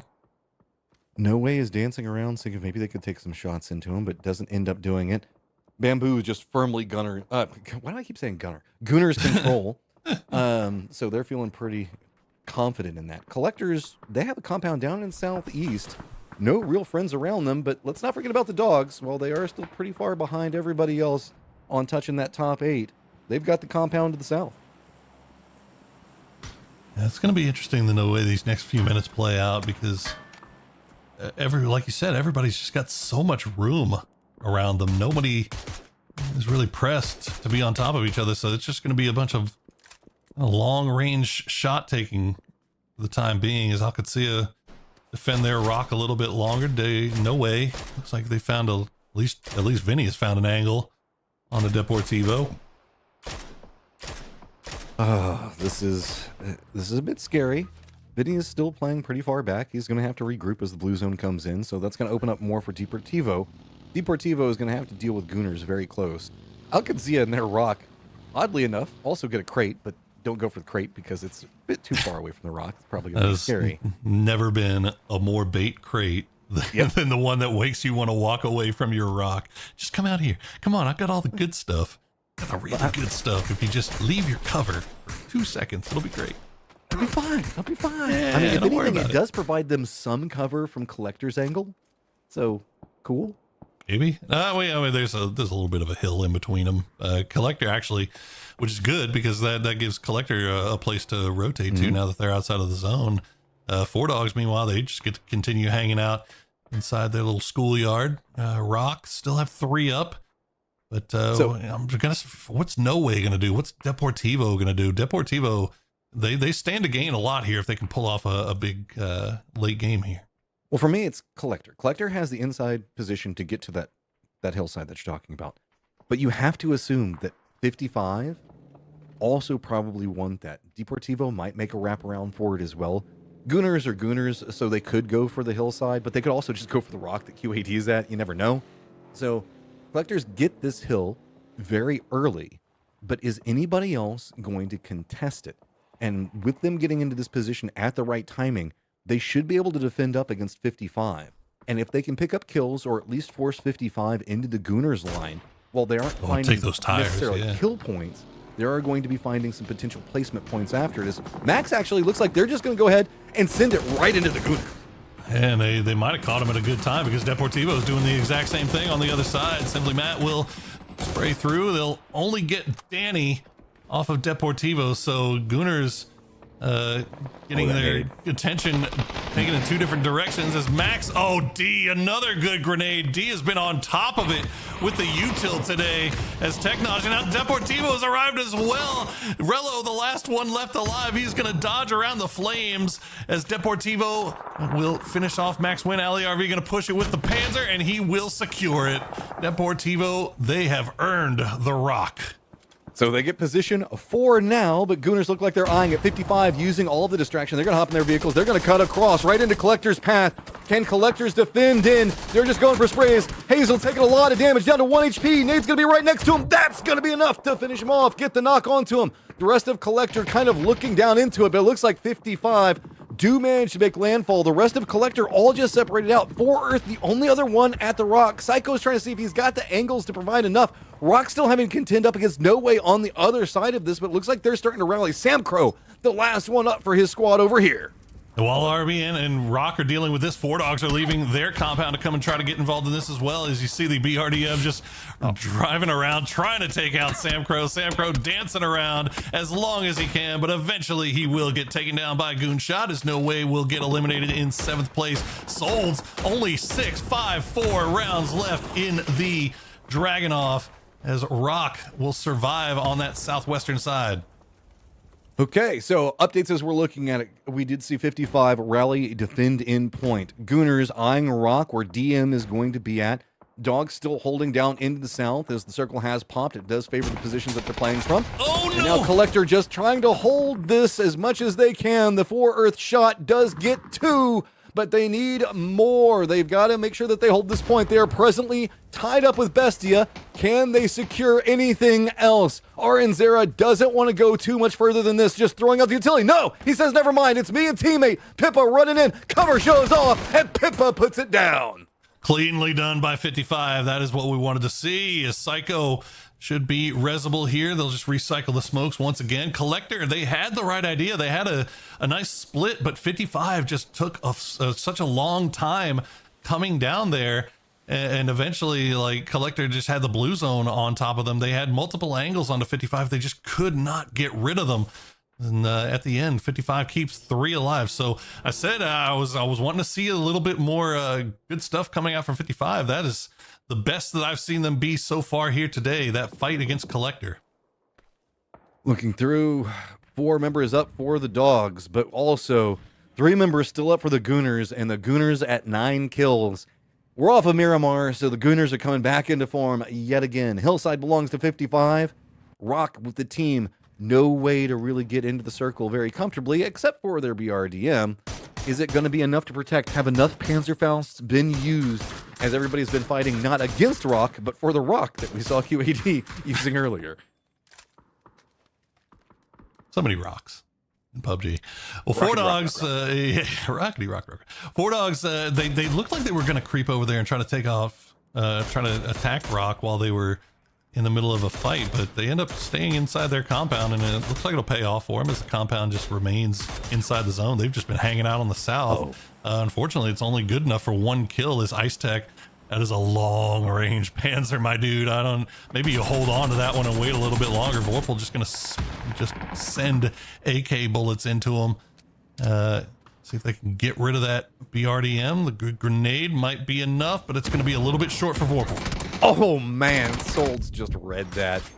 Instantly stopped it off. And so Dogs, while you have had the controlled position for a while, Rock is just snatching it away. Rock has to be careful though, because using this approach and going after the Dogs has opened up 55, more movement for them. They're chasing after Dogs, just can't deal with that BRDM the way that they want to. Gooners also starting to come alive. They're starting to chase after 55 instead. That's made this contained. Finally starting to take out the demon vehicle. Dogs rallying together, going to use the Wolfpack mentality, and Sold's the last one up for Rock.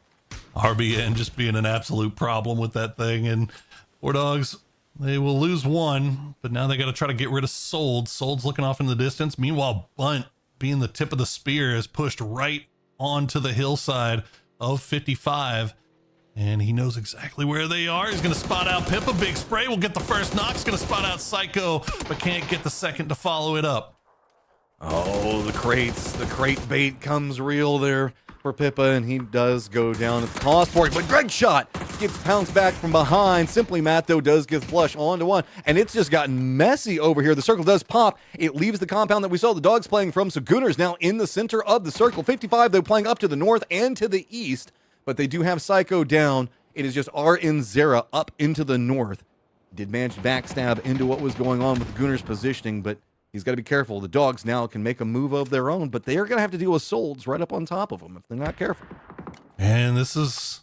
Dogs need to clean this up and try to get this win. Yeah, I mean, look at them there. They could be right back into the mix and have a shot at that cut line with 2 games remaining. RN Zera trying to be a thorn in the side of Gooners. They've pretty much lost all contain on this man. He's going to pick up 3 frag grenades there as well as the rest of the 4 dogs just try to finish off Souls. They finally spot him out and they got him low, but they haven't been able to get the knock as RN Zera's grenades just go awry. But yeah, they know exactly where he is now. Yeah, that revealed his position though. Oh, but Blist gets the knock onto Simply Matt.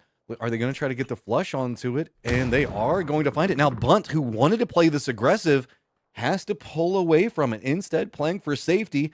That is 1 point going over the dogs, though. And if they can start to find if they can find Solds, it's just solos. It's essentially 3 of them versus the other solos for everyone else. Just 3 ways across. Is Bunt going to try to equalize it out?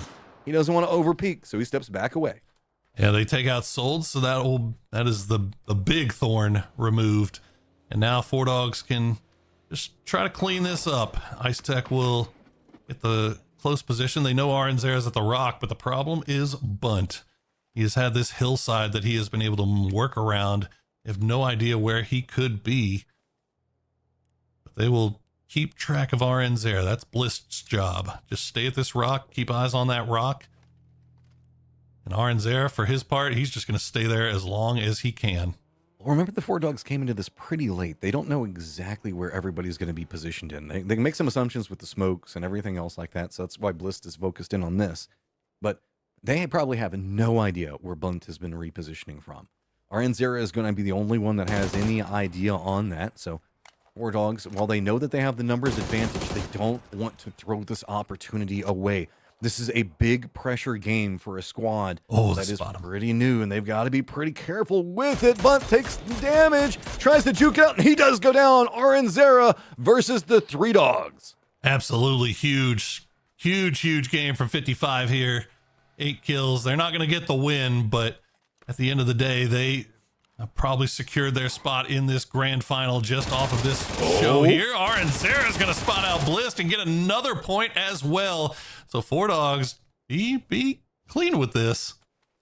I mean, you've been playing it so safe for so long, but I mean, nerves can be a factor. RN Zera does get spotted out, and that is a big game for the dogs to pick up 53 points, touching distance of top 8. Really, really nicely done by that. Now, of course, they had the compound. They were able to just kind of stick in it, play around. That's why they end up 4 dogs, 5 kills. But a win's a win, and that puts them a little bit closer to that cut line. And now that we've only got 2 games left on Erangel, it feels like all bets are off when it comes to who's going to make the top 8. Yeah, this is, I mean, 55, breathing room, finally. A little bit of space, a little bit of safety. But it's still going to be messy around that. We've got 2 games left. We've got some highlights that we're going to take a quick dive into and start setting you up for Erangel.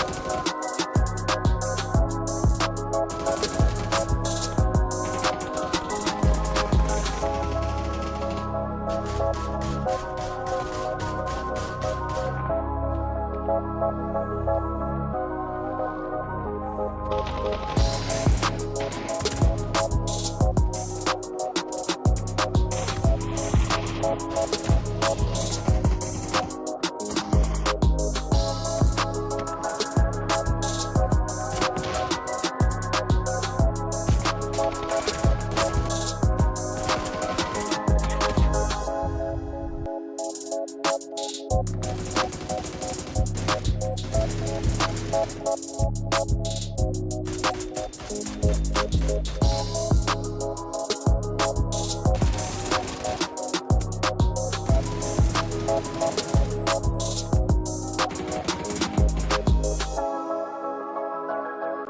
the top of the leaderboard might be pretty established, looking pretty solid, the middle just got even more complicated, which is what we love to see as we head into the final few rounds here at PAS 6 Last Chance Qualifier.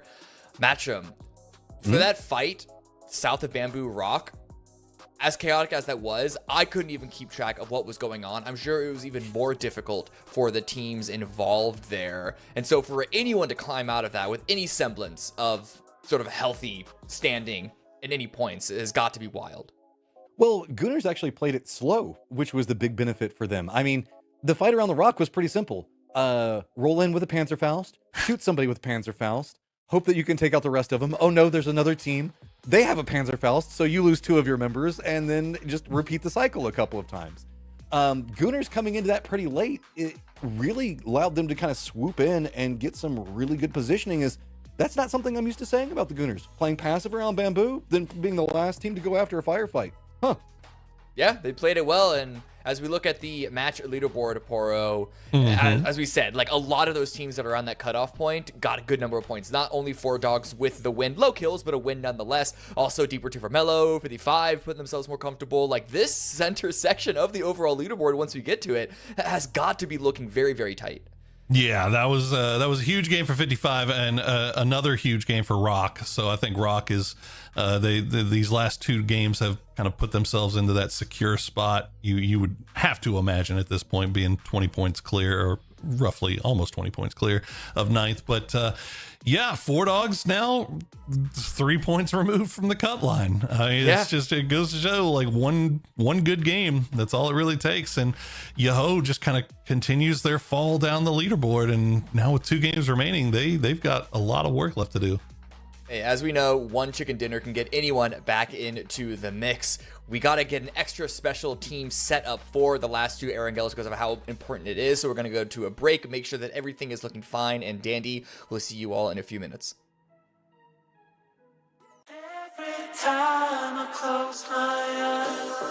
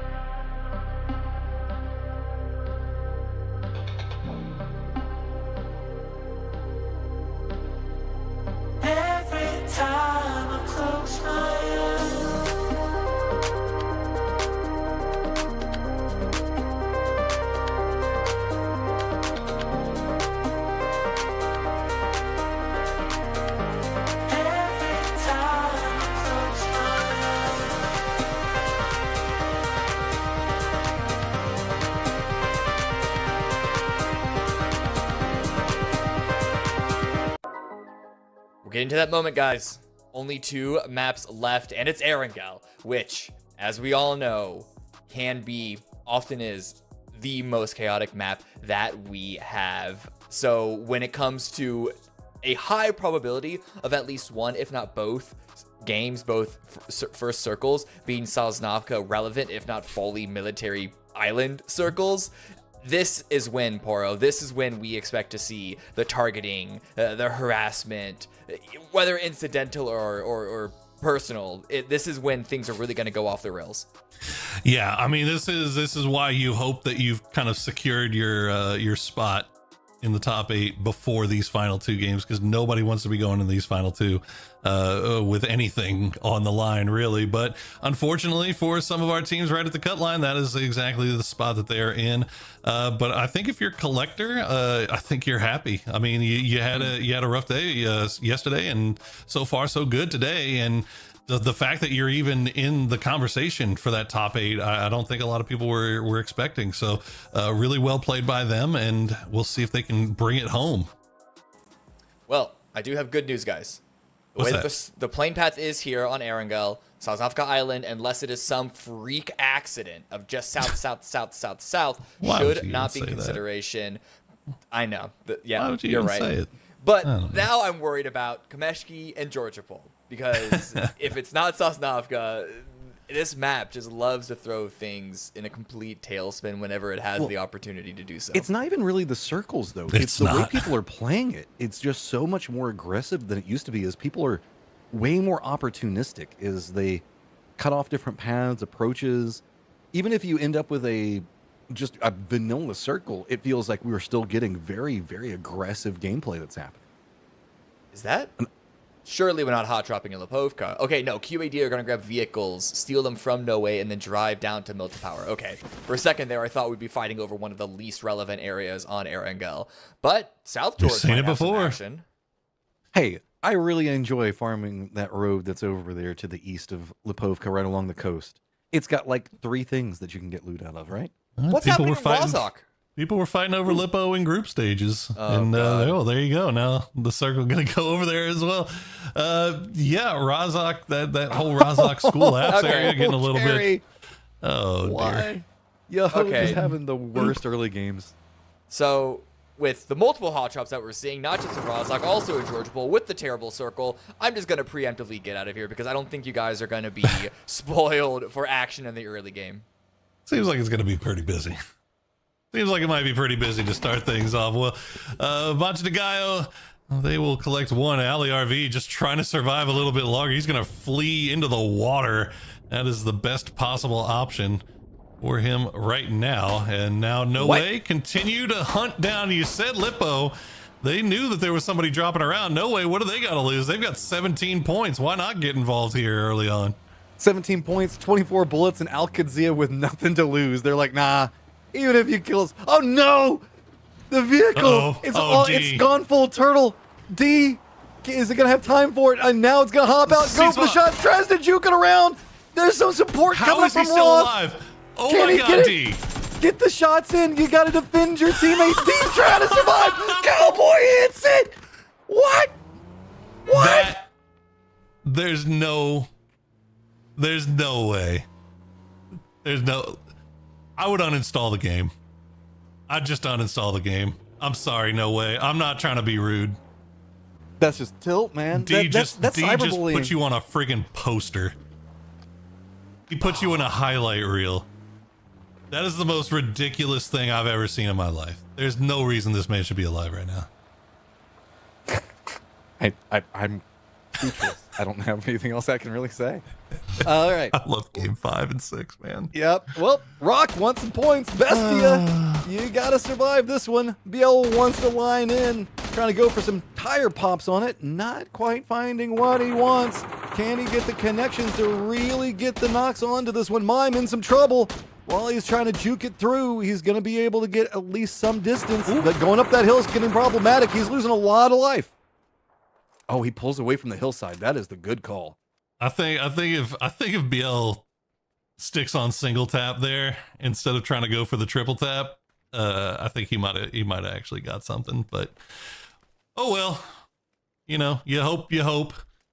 Unfortunately for Rock, unfortunately for Bestia though, because Yeah, Damn, that would have been I mean, bad. they're right on the cut line. They did not need to lose somebody early on off of something like that. So they're going to go, Bestia it is, going to go for the peninsula itself. Yoho is called an emergency pickup. I mean, that's not the worst call given the fact that they're kind of surrounded. Well, Gaio, though, has no fear as they've got something that they want to try to prove, and they're going to try to prove it by trying to take out Yoho. And is that mortars? Mortars falling down. This Payton will find the knockout to Shinboy. The other two will just take off and leave him behind. This has been the greatest early game I've ever seen in my life. I'm still laughing at D. What? I don't know what's going on, man. Okay. I know. That's all you can do, Shinboy. This is Yes. this is the nature of Yoho right now. And I feel Don't bad. emote on him. You're gonna emote on him. You're in 15th place. Why are you emoting? Stop. Just stop. Just stop. Guys, come on. Well, I think that Yoho's gonna have a goal at the for leaderboard. next game. Okay. All right. You know what? Whatever. Do your emoting. Yeah, I think Yoho might have just found what they're gonna do for the next one. Sometimes there's things more important than qualifying. What is even happening? Carrick has car drives over him and butt spins it back around to take him out. Poro. What? Yeah. Oh, hey, we got the whole crew here. Hey, I mean, they're just entertaining Shinboy. They're sending him off in style.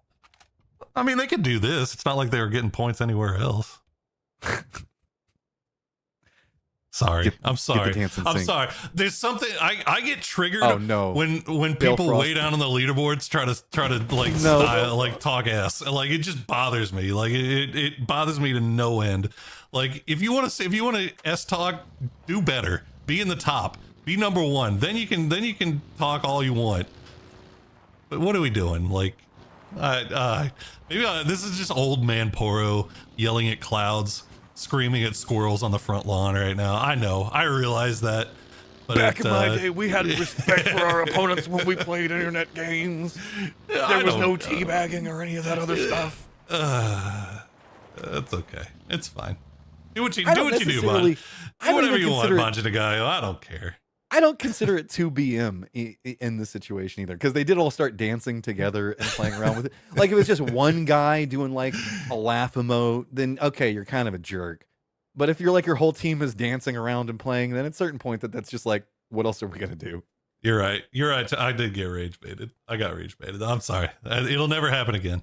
It'll definitely happen. I play again. video games. It'll probably happen. I don't believe that sentence. It'll probably happen again in Game 6. Honestly, Sam Crow, meanwhile, toying with the idea of seeing if he can maybe catch Roth or Rella slipping and sleeping, but QAD just not giving him what he likes. Although, oh no, well now he knows Roth's by himself.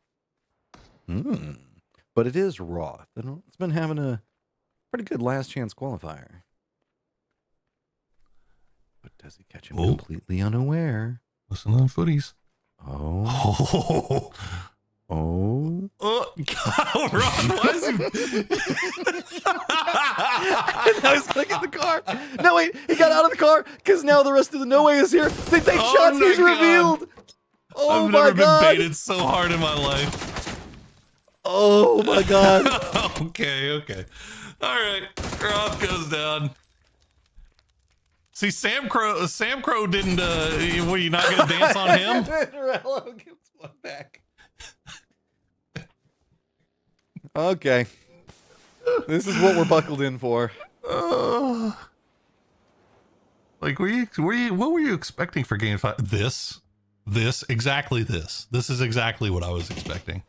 I didn't expect anything else but this. Well, Sam Crow all by himself, and all of Alcacia has arrived. Roth is just like, no. He doesn't get to free kill me and survive. Come take him out. Get that point. I love Secure the fact that 119th. They left their position that was fortified, and they're like, no. Oh yeah. You come back for this. Sam Crow, if you can sneak out of this, that's the moral victory, right? If you can get out. He is now revealed in position. They know where he is. Blue Zone Nade stopping out any form of compound that he can go into right now. Multiple members This is going to just start being a bit scary. Looking around, yeah, not spotting him out. Oh, sneaky, sneaky boy does get another knock. Got to be careful. Catches one in a bit of a vault, but instantly breaks away from it. I mean, credit to him. He's staying alive. He's being a problem. And now Banj de Gallo, we know that they like fun. Maybe they could come over here and get involved in the fun. Do you want to join in the toxicity and get involved? They are looking at it, but they're looking. Crow, I mean, Sam Crow is a very good player. Sam Crow. Do not count him out. Sam Crow, 348 damage. He knows swapping back and forth. Yeah, he's. Oh yeah, nice. It's good that they repositioned on that. Sam Crow's still dancing around. Do you go for the flush? Oh no. He wants to go for the squad wipe. He's playing it. He's playing it careful. Oh, that's a little scary angle. picture there for a second. Oh, that's not where you want to walk through. Got the shotty. Doesn't get it. Crossfire takes him down. Okay. In the end, it's taken care of. Icy Flex gets shot off and ends up going down. So that's one gooner down. And the rest of the gooners still remain. Yeah. So New Circle does lean into Lippo. See, look, Cam, this is why you fight over Lippo. It's in circle. Yeah, there you go. He's so tilted right now. Oh goodness. Well, we are, if nothing else, we're down to 54 alive in C2 as Max Win is just trying to see how much of the map they can take up here. Cherry Vibes is parachuting back in and is going to Lippo. Oh, there you go. Easy. Plenty of loot to be had. Okay, so let's look at the big factors that we do need to actually track. Bestia has Rock right next to them, and that's kind of a problem as they're right on the edge of the zone. Banj de Gallo actually has already started to head back into Lippo itself, which could be a problem for Cherry. They were kind of spotting him a second ago, but it should be okay. Collector is on the other side of this hillside from Bestia and Rock, and they've got a red zone on top of them, but they also do have DM, Max, and that's about it over there for the time being. Bestia's got to be careful, though, as it does look like Rock's got some positional advantage on him. Yeah, Bestia really... I mean, I like the way they play. Like, coming from the south here is tough, but... whoa. I do like the way they're playing. They're playing like they want to try to get kills. This Balefrost is left to make the run of shame across the street. We'll survive it, at least. Everything on the face of the earth is going wrong for Yoho right now. Yeah. I mean, that's been all day. Ever since that game on Tago, everything's just kind of fallen. I think that's how we're all feeling, Bale. I'm done. I'm done. Doesn't matter what I do, it doesn't work. I give up. My man's going through it. Well, this is something you don't get to see very often, guys. Gooners. That is a 15th place self out because I'm just done with it. And now a red zone drops right on top of Rock and Bestia as they trade shots between each other. 4Dog, look, again, keeping eyes on that cut line because that's what's important, right? You got, if we're being honest, you got 4Dogs, Bestia, and Collector all kind of vying for that 8th place spot. I think Wuju 2 is probably safe at this point. So Bestia, they've got 4 alive. They're right next to Rock, but they are downhill. But they don't look to be interested in repositioning anywhere. They look to be comfortable kind of playing on that hillside. And so we'll have to keep an eye on that. Collector, meanwhile, have taken spot in the cliffs kind of overlooking prison. So they're safe for right now. And then, well, you saw where 4Dogs was, as they are just off to the east of Max. So, looking in, with a circle pops, Bestia's got to make the move. They still have Duel that's going to be to the east of them that they're presently trying to keep contained. That's going to open up a bit more movement for Rock, potentially. DM, just to the west, has some hopes, but they're also going to be chasing into the circle. Collector in that prison position, still in play, but it's comfortable for now, but not comfortable for later, especially whenever you're right next to QAD. All right. Rock, now that they have to move, suddenly become a lot more interested and maybe taking this fight to Bestia. And unfortunately for them, Vinny is not even looking uphill. He's got no one there really to support him. He does have the rock protecting him from rock, but BL just creepily making his way around. Oh. But if he goes for that vehicle, he is just going to pop in. If Vinny starts shooting, he's in trouble. Yeah, BL's just waiting for the patience to kick in, but it's going to be dual rotating. That's what we can see Vinny looking for, and yeah, that's what he was waiting. Just to hop in the vehicle. Vehicle's going to roll down the hillside.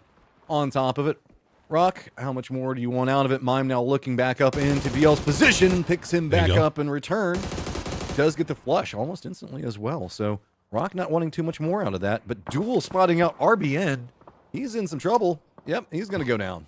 Oh, Bunch of the guy getting more kills here as they find Max Win. It looks like they went for the crash, so that's happening off to the north. Duel now being a little bit more proactive after getting that initial knock on RBN. Looks like Bestia, I think you got a prio getting that res on a Vinny right now, don't you? But Duel just says no. They instantly collapse in on RBN. They're gatekeeping this out. They're going to start, they're now got some vision into what's happening with Bestia. They get the res up, but they're in some trouble. Bestia is now gate kept on position over here. DM is also over into the northwest of them. That's going to be a lot of problems. I can't even see specifically where Rock is even positioned at. They might be even still in a spot that can be pretty decent for holding out Bestia. Yeah, Bestia definitely not in the best way here.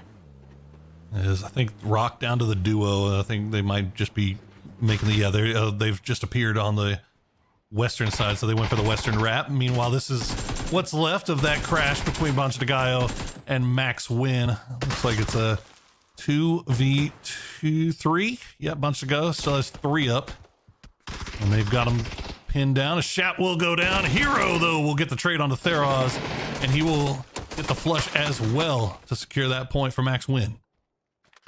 Living up to his name right now. Can he survive the other remnants that are still dancing around him? 2 members up. Does spot out Prince just out in the open. That's going to be an easy spray down as Hero now into a 1v1. I think he hears the footsteps coming. Frank's the last one up. He's getting shot in the back by Cowboy, too. Just revealing himself just a little bit too much. Is Dogs now wanting to get involved, and there you go. Bancho de Gallo will win. Franks will go for the heal up. I don't know if he's going to have time for the res, though, because 4 dogs, they love this. They would love to, I mean, 1 point at least would be great. If they could get more than that, they would be happy. But Franks will find Ice Tech to start things off. And we'll that's go down to the end. Quick follow-up. I mean, Ice Tech should be pretty resable, and that gets them a pretty decent compound. Very centered, and that's problematic, as they are now a 1 point back behind Bestia. Bestia still just kind of trapped out in the no man's land. Alcazia, though, spots out Duel in their rotate, and D, Rello double it up. Yeah, Duel kind of bold to just send a duo into this compound and expect it to be open. And they end up paying the price for it, but K-Mind and Lobes will still alive a little bit longer. But here's the other problem. Bestia pushing into Collector. This is a big, big fight on the leaderboard. Tied with 56 points apiece. Yeah, presently tied this one up for Earth. Here's the tracking movement for it. Dreams gets the shot onto Vinny, gets the knock onto him. Collector realizes who the threat is. They've got to rally in. Psycho goes down. Flood holding the angle back behind for Earth. Looks like he's trying to pre-nade that one. That's a pretty good toss. Is it going to bounce the way he wants it? Flood reads that, has to run away from it, but he's being a great distraction. No, the nade. He runs back into the follow-up nades for Earth. Just dropped a mini red zone, but QAD, here is it. They're going to become involved in this one as well. And Collector not having everybody up there, as Hazel's going to have to wrap around to get to the other side. DraftKings still alive, but he's all by himself. Mime all by himself on the western edge of this prison. As DraftKings gets spotted out and finished off by Rello. So Mime now the last player left alive for Bestia. He's got to survive. He's got to try to make it a little bit further into this game, but coming from that south side is going to be so incredibly difficult. But can Collector stay alive against this Alcazia push? Alcazia just jumping in and denying anything from both of them, but realizing the blue zone's right on top of them. They're going to hop in vehicles. Dream's going to be jumping down. Everybody's going to end up right next to Mime. He's just hunkered down in the rocks.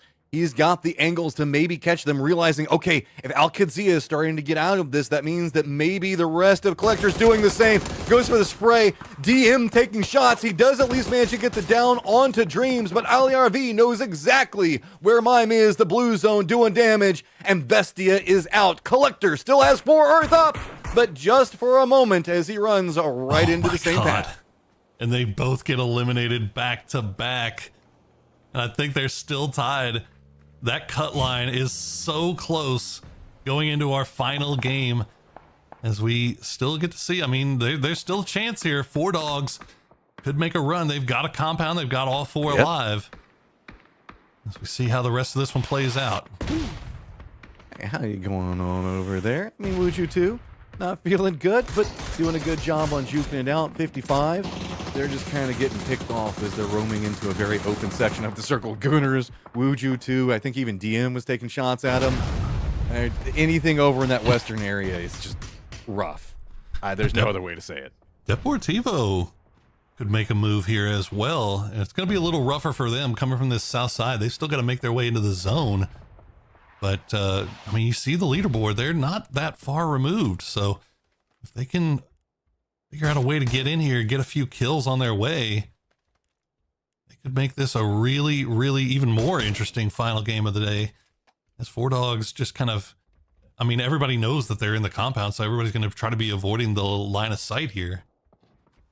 Yeah, but DM, they're going to be shifting back down to the south. QAD's got some vision, doing some corralling, so DM has to either hard push into Gooners or try to drive right next to QAD. Maybe try to outweight QAD, who has to go into the circle as well. Gooners doing a good job on just holding out against the mortars.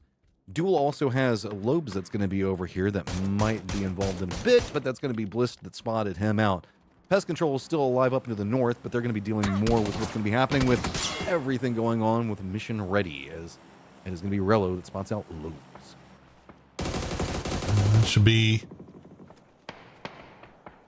place in for Al-Qadsia, but this is what I was worried about here. Deportivo, how are you going to get into this zone? They know the Gooners are inside the trenches here.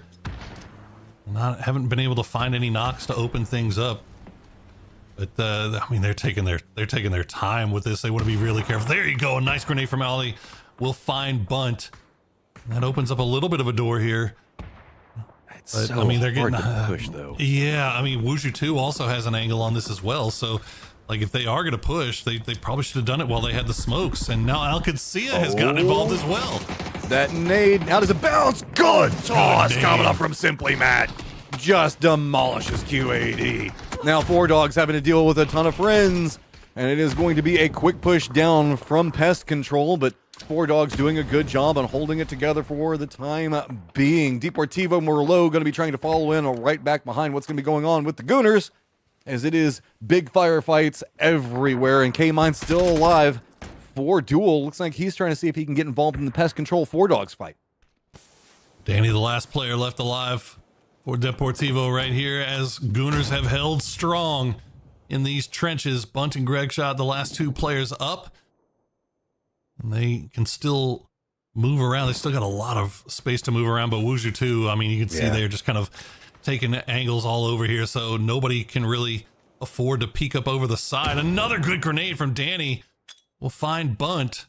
He'll try to go for the follow-up to see if he can maybe get the flush, and he gets... Damn it, that actually didn't take him out. I'm actually surprised. Okay. Get more. There was more in the crates behind. Wuju 2, I think, also tossed a nade this direction. How's the cook going to go?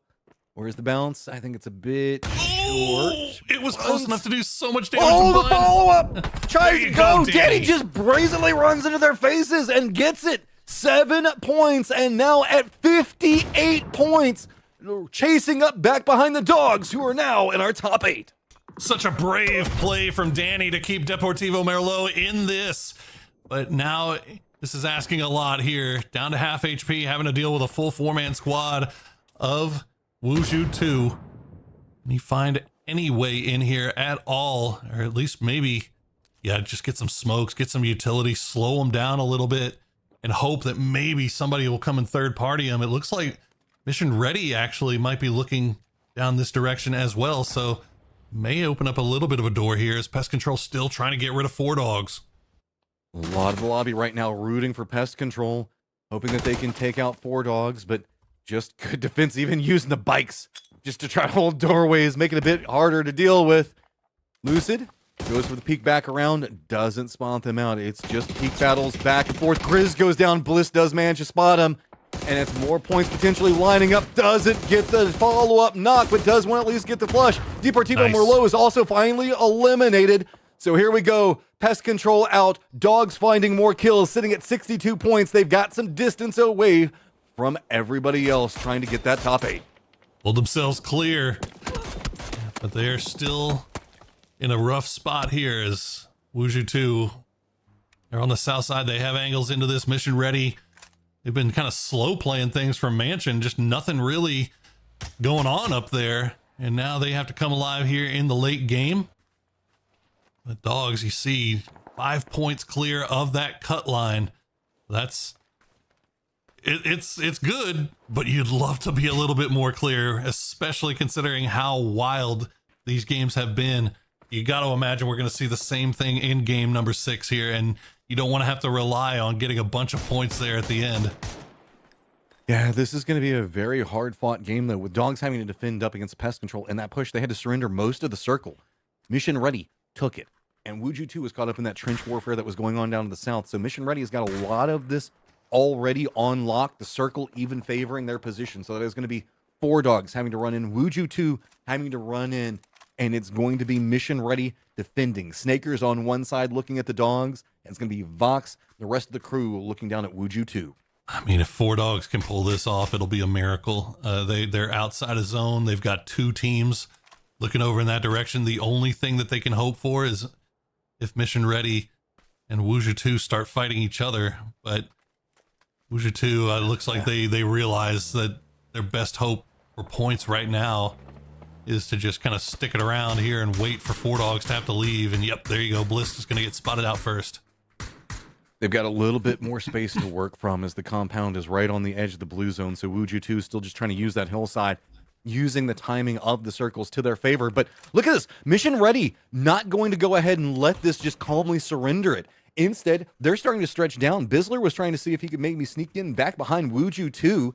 And that's put Wuju 2 in a bit more of a panicked position. That's allowed dogs to hop into a vehicle. They're trying to crest into the zone, and now Mission Ready's in vehicles. They're trying to chase down Wuju 2. Lucid gets the knock on the box, and now it is all come wheels off. This whole game has been crazy, and it looks like it's going to end that way too. And because of all this, dogs are able to leave their compound and they find a spot inside the zone. So Wuju 2 now all of a sudden just down to Seifu as Mission Ready is staying alive. They've got 2 alive, but all of it now 4 dogs are in the best position to win this game. They looked like they were about to be taken out. Vorpal will take Seifu, and now Michael, the last player left alive. 4 dogs might secure their spot in the grand final off of this.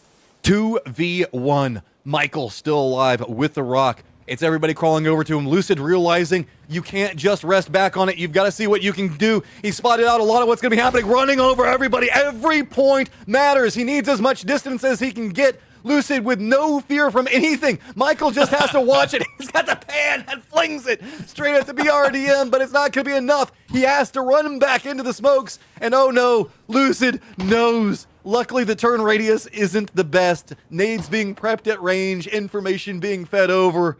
Michael, what do you even do here? What an absolutely unbelievable turn of events. 4 dogs was dead. They were absolutely dead to rights. And then Mission Ready International Association decides to push, and it keeps him in, and he runs right into the fire. He will flame out, and 4 dogs gets the win. That is so huge. That is just put a chokehold on that 8th place spot. That is massive. 10 kills and a victory whenever everybody else was having some falters as they were trying to step into the top 8.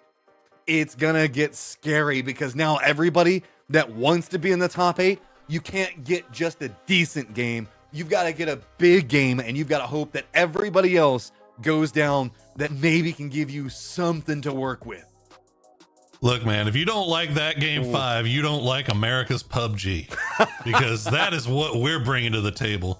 You want to sit around and you want to wait and watch, 58 players fight in Circle 7. Go watch EU. From here, we're fighting from the word go. We're fighting off a drop, baby. Okay, so like with some respect on what's going on with this, the BRDM is so influential in that I wouldn't be surprised if maybe Mission Ready saw that, and that's why they opted into going after Wuju 2. I don't know. Hopefully our highlights can give us an idea on what all has happened and anything else crazy we might have missed.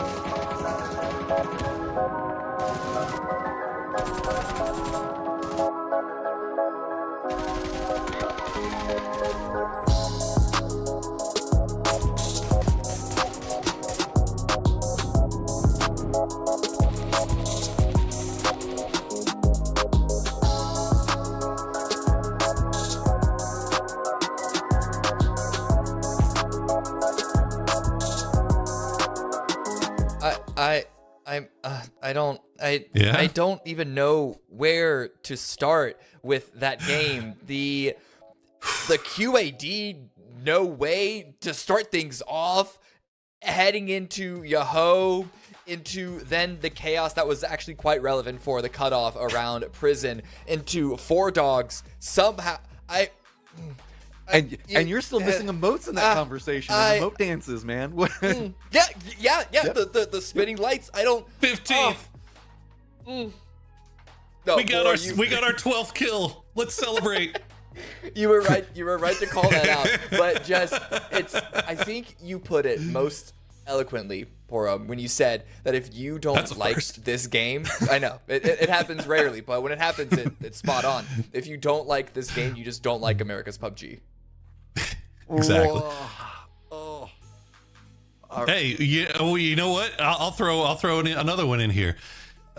Who remembers way back in PAS 5 when a certain player by the name of Draft King pulled off the impossible solo play to steal away the 8th place spot, to secure themselves a spot at PGS in the last game of the day and knock Liquid out? Who remembers that? Because I think we might see something like that here again today. Why not? We've seen crazier stuff happen today. Yeah, let's go to the overall leaderboard. Yeah, this leaderboard matters, but the next one is the one that really matters. Yeah, because I thought that once we saw the chaos around prison, that, okay, great, you know what? There's a team that's set in 8th place, but it's going to be really close, right? No, Four Dogs ended up going through, winning the game, overtook Rock Esports, so now Rock are on the cutting room floor, but even that is 12-point gap between 8th and 9th. I'm worried, Matchroom, that this is going to lead to a anticlimactic game 6, as anticlimactic as a game 6 can ever be, but you put it correctly, though. Collector, Deep River Mellow, and Bestia especially. These are all teams that have an opportunity to have one final show-stealing game. I mean, I'm a sucker for an underdog story, no pun intended. But Four Dogs, I was talking about it coming into today. They were playing smart. It's just they hadn't quite gotten the full firm gel to make the firefighting happen for them. And now it is starting to come together. You have to take what's given to you and exploit it. And right now, on the right side of the leaderboard, I'm not seeing it. I'm seeing Yoho try. We saw Pest Control try. Deportivo Merlot made it in the later stages. Collector got caught in a meat grinder, but you just have to start making it happen for yourself. And that feels like what Four Dogs, in some fashion, is happening for them right now. Yeah. And I'm looking at the teams that are in the running of overtaking Rock Esports and like trying to fight for that 8th place position. And again, this all comes with the potential for Rock and Four Dogs need to have a bad game as well to even open up that opportunity. As we look at this quick head-to-head between Four Dogs and Mission Ready International Alliance, the first and second from the previous game, respectively, this is their performances overall. Much higher damage on Mission Ready, higher kills, but Four Dogs, you know, still up in the top 8. I don't care about this. It's more so the fact that I want to talk about 9, 10, and 11. Where they stand, Bestia is the one that is in the most trouble, not just because they're in 11th place, but because teams will be more likely to shut them down. Because of what you established at the top of the show, they're threatening of PGC points to teams like Alcacia. And there might be some bad blood between a couple of the different players. We saw some hinting at that in the previous game. So I think Collector and Deportivo Melo are going to have just a slightly easier opportunity to go for a big game here. Yeah. I mean, look, Bestia with 17 placement points is all you need to see. They have the same amount of placement points as Gooners, who've been W-keying into every team that they see. And placement points are best. Collector Deportivo Melo have been really good at getting 4 up and keeping 4 up until the late game, and they've been doing it all day long. So I have high hopes for that. But I mean, Bestia, obviously the kills are there, like they're cracked, they're great players, but the luck just hasn't been there today, and they haven't been in a spot where they can make their own luck. So I don't know. It's gonna be rough. It's gonna be rough. It's not outside of the realm of possibility. They've done it before. But it's gonna take a lot here today. So you're saying it's gonna be rough to catch the dogs? Well, it's gonna be rough to catch the birds. Rock Esports. I don't know if I don't see Rock Esports staying on 70 points in this one either. Yeah, I think I want to see them do a thing. Just do something, right? No, I actually do think that Rock Esports has a higher chance of saving themselves and maybe Four Dogs being the one to be replaced if there is a switch up that happens. I don't know if you guys agree, but Rock Esports, I mean, they are the better team, right? And I think they have the experience when it comes down to the line. We all know that you cannot play to not lose. You have to play to win. And if you're in a position to try and hold on to your spot, you need to continue to chase, and you can't just try and be defensive. I think Rock Esports are likely the team to know that intuitively, subconsciously, more than Four Dogs. But who knows? Then really they should have known it 10 games ago. I'll say it. They should have known it 10 games ago. To be in 8th place in this position is not where Rock should be. And the only reason they're here is because something is going on in their decision-making process. And yeah, they should be the team that does. But Four Dogs is ahead of them right now. Let that sink in for a second. And they're there, and Four Dogs is fighting for it, and it doesn't feel like Rock is as hard.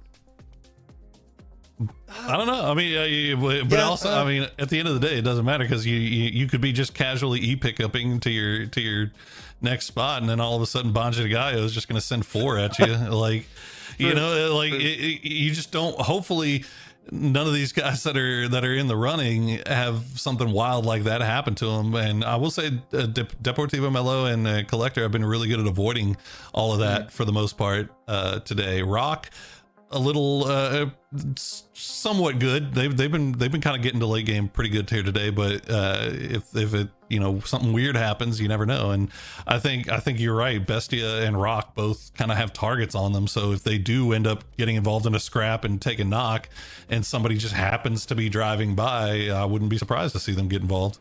Yeah, this plane path is rough. I don't think we're going to be seeing any hot drops off of it, but certainly opportunistic bridge camps, especially with this plane path. We have yet to see where phase 1 is, but this is making me think there's at least a higher probability of bridge nonsense happening, Matt.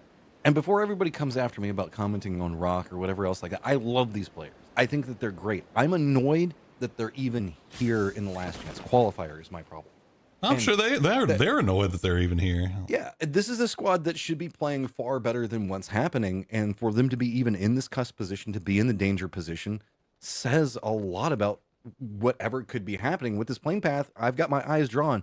Rock, Bestia, Banja Gaio on a kind of similar path, and that's always scary. Yeah, I mean, Rock dropped Milta Bestia drop farm, so that shouldn't be too much of a concern. I think Bonjay are around Snake Compound as well. So this is pretty par for the course. It's more the number of teams that are going to Sosnovka. They are as worried as we all are. 3 teams going millies. I guess not. I guess it shouldn't be shocking given the plane, but yeah, but look at this fight. I thought this was going to be Relo taking a vehicle and going away. Circle is going to be normal, but this is a fight. Okay, no, Relo's going to back off. I think was threat of going down early, but this is a relatively normal game in a relatively normal last chance qualifier for what we all assume is going to be a relatively normal final round here at PAS 6 last chance qualifier. I'll hand it off to you guys to close us all out. Okay, chat, this is your chance. Call it out. Who do you think's going to get there?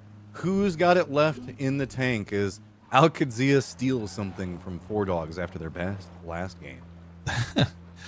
Who do you think? I think Rock stays in. I think Rock stays in. They should.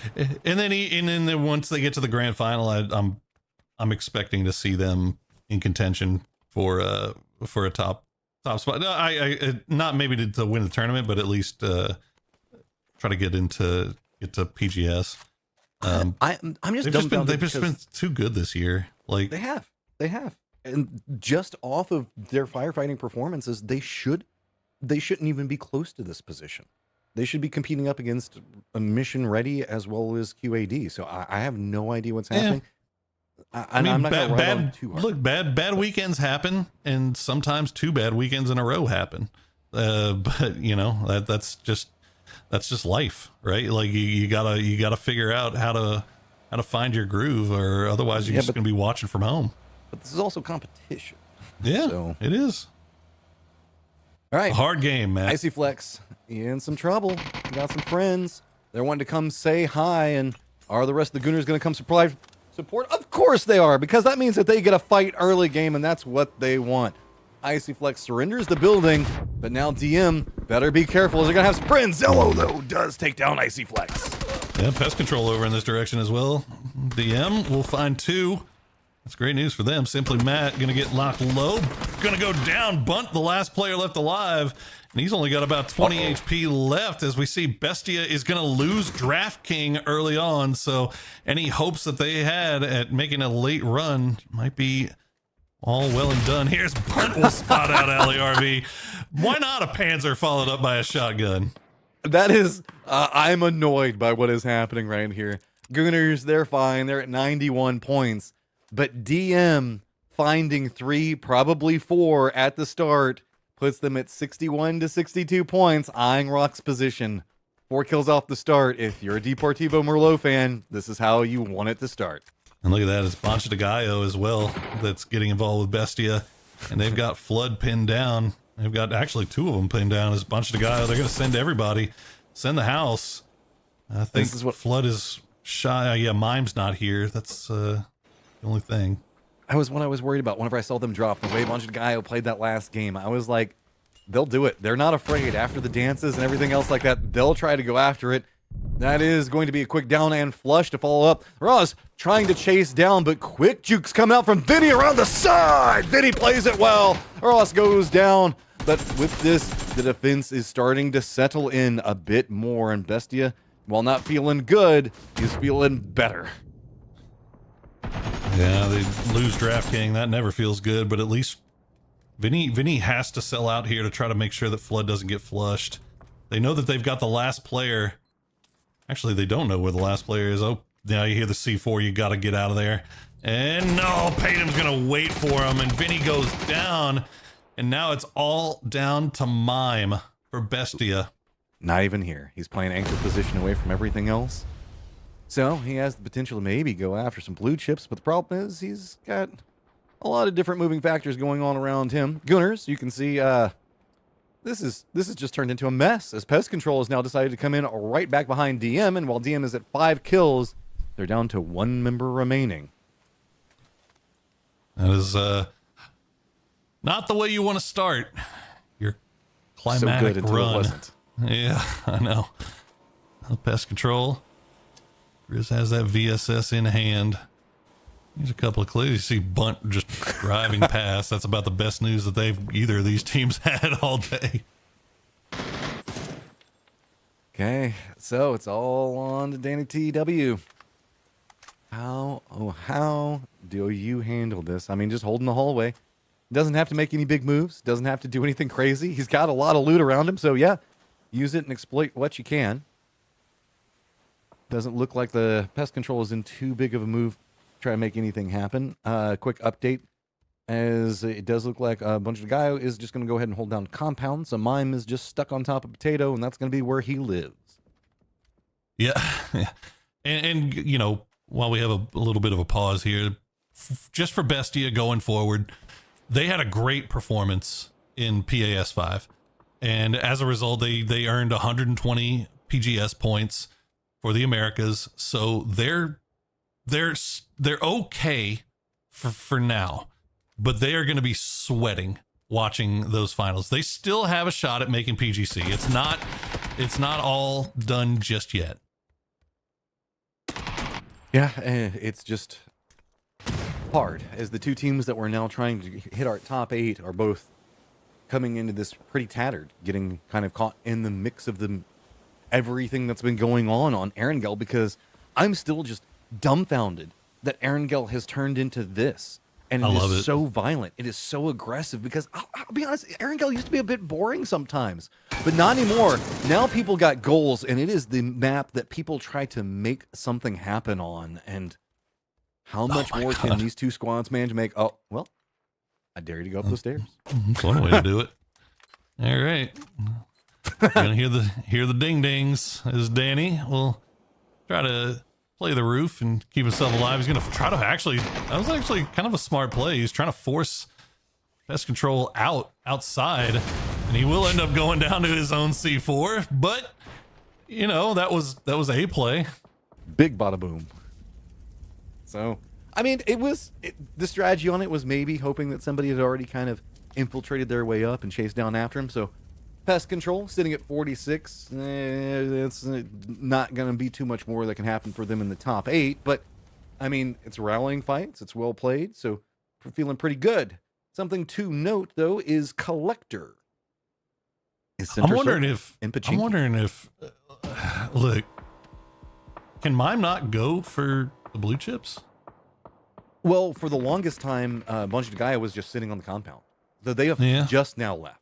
That's true. So if he knows that, he could have done something. And oh no, Yaho, Cherry Vibes was pretty close. Okay, so this is Yaho one side of it, with all of this that's going on with, Cherry Vibes was over there next to Mime, and I thought maybe he was going to bump into Mime for a second, but luckily did not.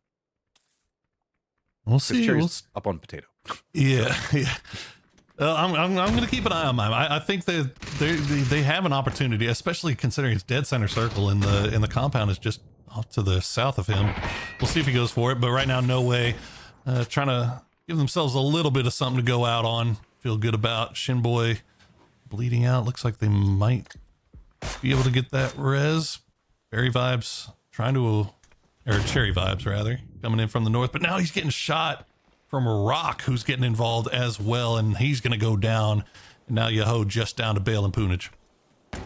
No way. Reads that on the kill feed. They're going to get way more aggressive. Everybody walks into the room blind. No idea what's going on. And Poonage spins it back at the last second to keep himself alive as multiple members are in the room with him. Don't need to see. I've got a shotgun. All right, Sam Crow will stop down just long enough to heal up. And we'll see if Rock starts to push down into this a little bit more. It looks like they're content with just playing around where they're at currently. So Cherry still resable if Yaho can turn this around. It's all down to Poonage, though. 2v1 is slowly trying to make it happen. Poonage makes it a 1v1. Goes for the reload. He's got the vision and he's got the goals. Poonage picks it up. But there's going to be a lot of friends and Collectors now coming alive. Firefight, they need kills of their own, sitting at 58. That is still doable, but they're having to run into the Gooners of all teams. The hero plays from Poonage, keeping Yaho in this, and Collector, they are starting to watch their dreams of making the grand final slowly disappear. It's down to just 4 Earth and Dreams, and they've got Gooners on one side, and they've got Alcatsia making their way through, a number of teams making their way through just on that western edge. Bunt is still kind of circling around off to the west. He hasn't gotten involved in this just yet, as Greg's shot will find 4 Earth. and Collector's now down to 1. This is Goonshot and Icy Flex just getting off of revive, isn't it? They just dropped here and found weapons and started killing everybody, I think. I mean, I'm not gonna. I don't know. I was caught up in looking at everything else that was happening with the leaderboard, so I would say it's the most Gooner thing possible. Yeah, I mean it tracks. It tracks. Oh my goodness, 2 HP dreams, keeping the dreams of Collector alive, but they are starting to fall down very quickly. I mean, they're trying to make it, but it is you have to get so many kills at this point. Rock has to go down, Dogs have to go down, and it's so hard for anybody else. You could see that the teams that were trying to qualify for the top 8 were trying to be proactive in some fashions, except for what was kind of going on with Bestia. They kind of got ran up on, but Collector, it's going to be so hard to find this and make this work. But if you can do it, maybe you can get your teammates back up. Going out on a limb, I'm gonna say they're done. I think they're against the Gooners 3-man. Yeah, I think it's a wrap. It's a wrap. Well, mine's still alive. Oh, are they going to do them this way? C4 it? Oh my goodness. Oh, not like this. Not like this. Beep beep beep beep beep beep beep beep. Does it get far enough away? No. Nope. The deadliest Nokia brick phone will clear out Collectors, and that'll do it for them. And yeah, getting confirmation that it was down to Bunt, and Bunt managed to hit the revive station. And this is exactly where Icy and Gregshot decided to drop. And unfortunately for Collector, it ruins their chances. And now Yo-Ho going for the same. Okay, how much can you rally? Max has got him kind of contained in. I have to see how that goes. Bunch of Gallo still kind of hanging around where Bestie was at. Mime's still center of circle, though. That's pretty big. Mime It's has something. clutched up some games before. It's definitely something. We'll see if it's going to be enough. But when you need, what do they need? 13 points? 12 13 points. Yeah. So, and they need Rock to not get any more points. And Rock is just currently 4 deep in the compound just off to Mimes East. Not looking too great. Well, we'll see. Look, what all that goes needs to on. happen is Rock and Dogs need to instantly die right here. It needs to come down to a firefight exactly where he's at. He needs to get 3 kills and the victory. Hey, chat's calling for the all right. Bunt and Icy Flex. What are we doing? Chat's calling for the Yo-Ho miracle comeback game. We'll see if they can play it out, because Shimboy and Cherry Vibes are going to arrive. They've got Shap 2K and Frogman just playing solo right around them. So Cherry needs to be careful.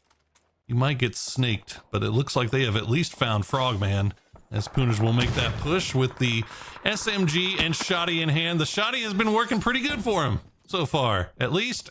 Oh, I mean, doorways can be a problem. There's going to be a couple of shots also coming in after this at range, but hey, I'll go ahead and take that one. Finish it out, flush it, and Teamwork. maybe the miracle run can happen. 5 kills at the start. They've got a lot to go through, though. It's look, the journey of 1,000 steps starts with 5 kills. I think I've read that somewhere. As weird moonwalking across the map here and going. Every time we turn in with the Gooners, man. International competition is not ready for Goonshot for the Gooners. Like I'm just gonna say it right now. You thought APAC compound crashing was bad? Wait till you get a load of this. Well, Seifu has an angle on a Goonshot. He will go down. We'll see if he gets flushed out. It looks like they might have had time to. Nope, they're not even going to stick around. They're going to go ahead and move, as that was just a little bit too spicy. Drive by Mime. No shots coming out, as he is probably one with a bush somewhere. Feeling it. Rock going to be apparently the team that they're going to drive next to again. Oh. That's a bit bold. Icy takes some shots to face, and he's going to get dropped out. No, Rock finding kills. Is it happening? Are they finally coming back alive? All right, there you go. Well, one of the big wild cards is off the map. That's at least something going for everybody here. Yo, starting to make their way, starting to start wrap a little bit farther north, see if they could take Mission Ready International. As Yo gonna get a little bit too close, and yeah, Michael Snakers, they will strike. And Poonage and Cherry Vibes go down. That throws a wrench into the Miracle Run call. Oh, God, the last shot too. Yeah, it's now even more problematic with the way the circle pops, but hey, Mime's already moving. He's trying to see if he can at least get center yet again, but he's got to be careful because it's going to be Bonjugayo, and boy, they will go after whatever they see that moves. But it's really just a Bonjugayo, Rock, and Mime inside the circle. It's going to be in that southern section just outside of Potato Mountain itself. Shots coming out. Bill Frost does take down Shep. Yet another point. There you go. The Miracle Run's still on. I take it back. As Bale Frost collects another one here. Mission Ready, sticking around a little bit, but doesn't look like they're going to move over in this direction. Instead, they're going to keep wrapping off to the north. So Mime, still alive, still very familiar with what that rock smells like. Exactly how many dandelions are growing beneath it. Well, we've got a big one, too, that's brewing, and that is going to be 4 Dogs along Death Road with 55. 4 Dogs are presently kind of gate-kept out over there. And if they go down early, it could open up some opportunity for something that Mime is trying to sit on. Conversing with the snails. He's got Alcacia right on the other side of him, so maybe he's got somebody to give him a little bit of little defense. Never hurt nobody.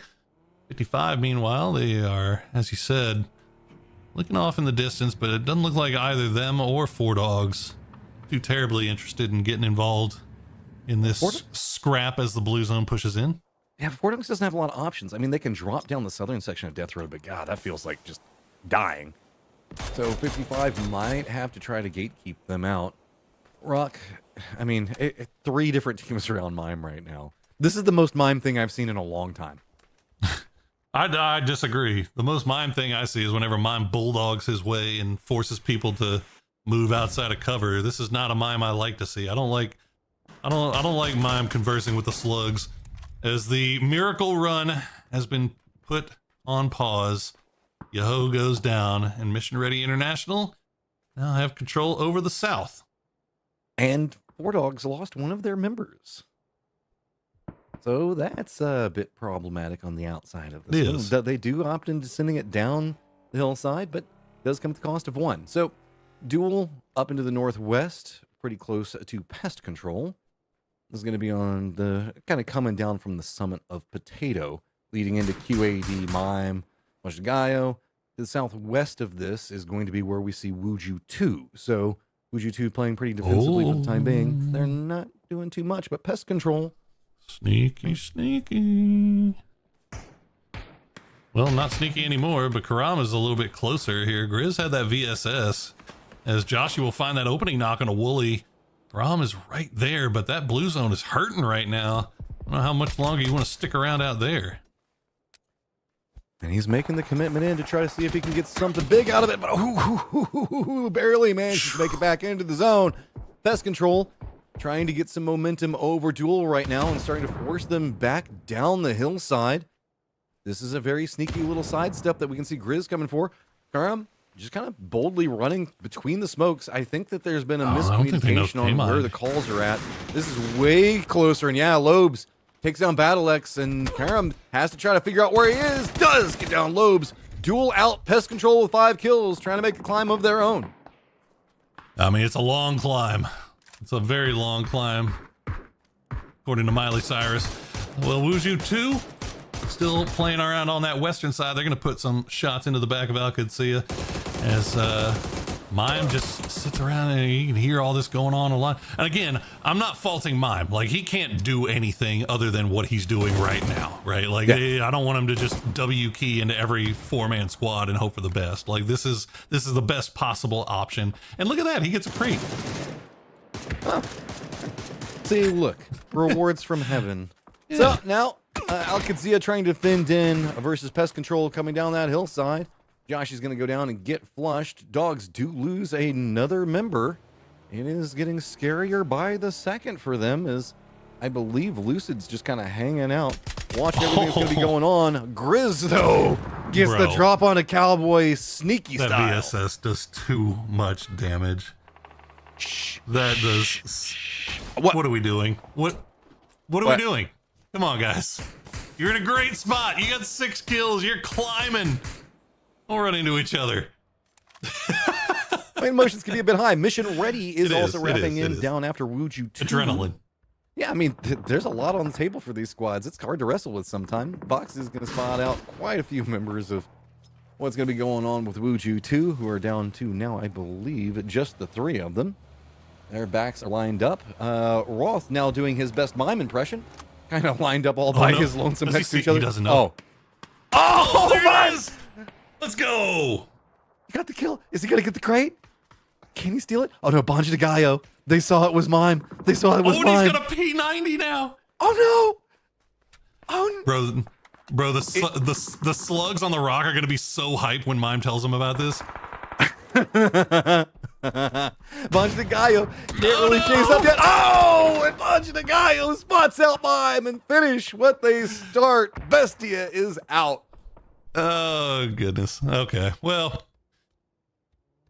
say la vie. Like I said, Bestia, it's not over for them in terms of the big picture yet, but they are going to have to be sweating this one out as they will be watching the grand finals from home. 55 trying to keep things going, but Psycho will find Prince and immediately gets traded down by Franks. It's down to Pippa and Karak trying to hold off the push from Bunch de Gallo.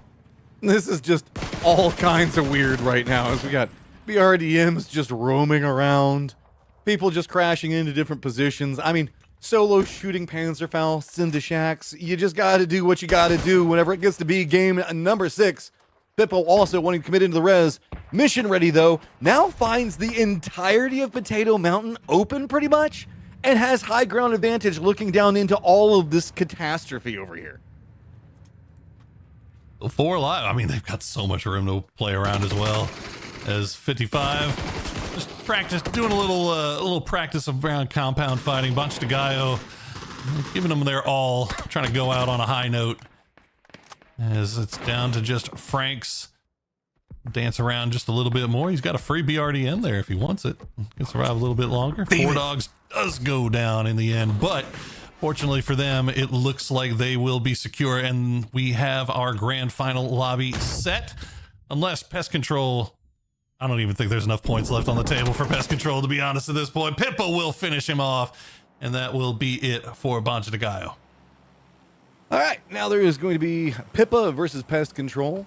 Rock's got control of the south. Mission Ready has got pretty much control over everything else. So looking at our top 4 in the setup, this has just been a wild set of games. Pest Control playing for a moral victory, but I mean, 9 kills is a pretty big moral victory into the top 4 already. Looking through, I'm trying to do the math. I don't think it's viable either, but I mean, this is a big step up for them. This is a big game to close out on, as they were playing very aggressive, and I did like a lot of what I was seeing from Pest Control. So if they can continue to kind of polish this up in this game, there could be some big sights set on them for 2026. Sure, yeah. I mean, they had plenty of moments that I think were something you could build off of. As Mission Ready, we'll send a couple into the compound, see if they can clear out Pippa. It's a little util sent over in that direction. 564 damage for Snakers. Michael will get spotted out by Karam, though. They will add another point over, collect their 10th and 11th. Snakers now kind of in a bad spot. Well, they don't know how many points that they need to maybe qualify, so they just want them all. Everything that they can get right now. Probably for the best. Yeah. I mean, and this has kind of led to an awkward situation for a couple of these teams. Pippa's now kind of trapped outside, but Mission Ready is the only team that is inside the circle, with 2 of their members and Vox playing to the north. All right. Let's finish this off with a flourish. Pippa just... Yeah, I mean, not much else you can do at this point if you're Pippa is. That is the best camera angle we could have gotten for that. It was totally unexpected. And Pest Control, respect. That's all you can really say. Box just comes running down. He's going to go down as well. Snakers just takes one to the face. Just get a little C4, a little mobile C4 practice in before the grand final. Why not? Pest Control down to Battle X.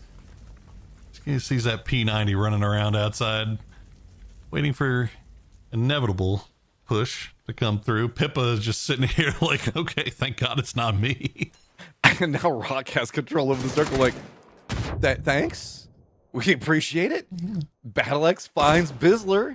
He ain't done yet. Snaker is sitting at 5 kills. Mission Ready has been stacking up a ton of their own. Quick exchanges between them both, and now it's just Rock versus Pippa.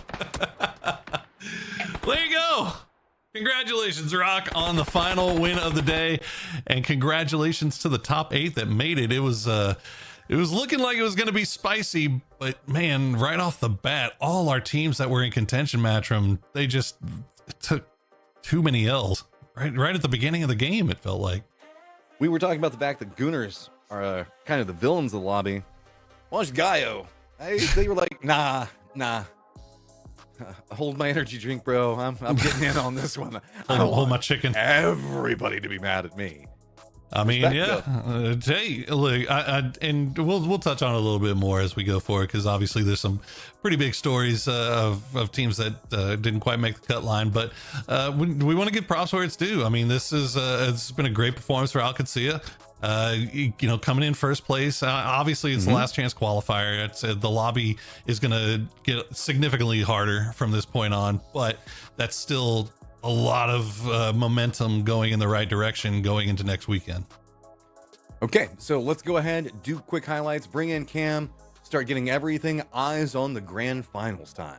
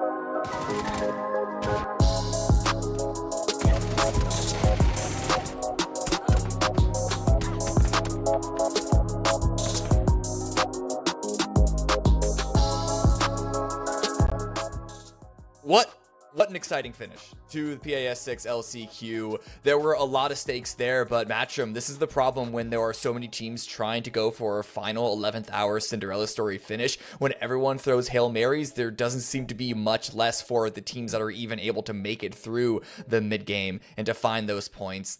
Trying to rely on the last match just never seems to be a winning play. Yeah, especially whenever we see crazy game 5 and 6. Like, it seems like game 6 it was the crazy game, and now it's kind of stepped forward into game 5 as well.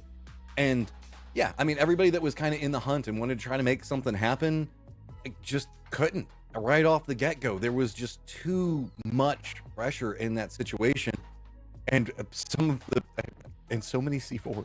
So many C4s. Right?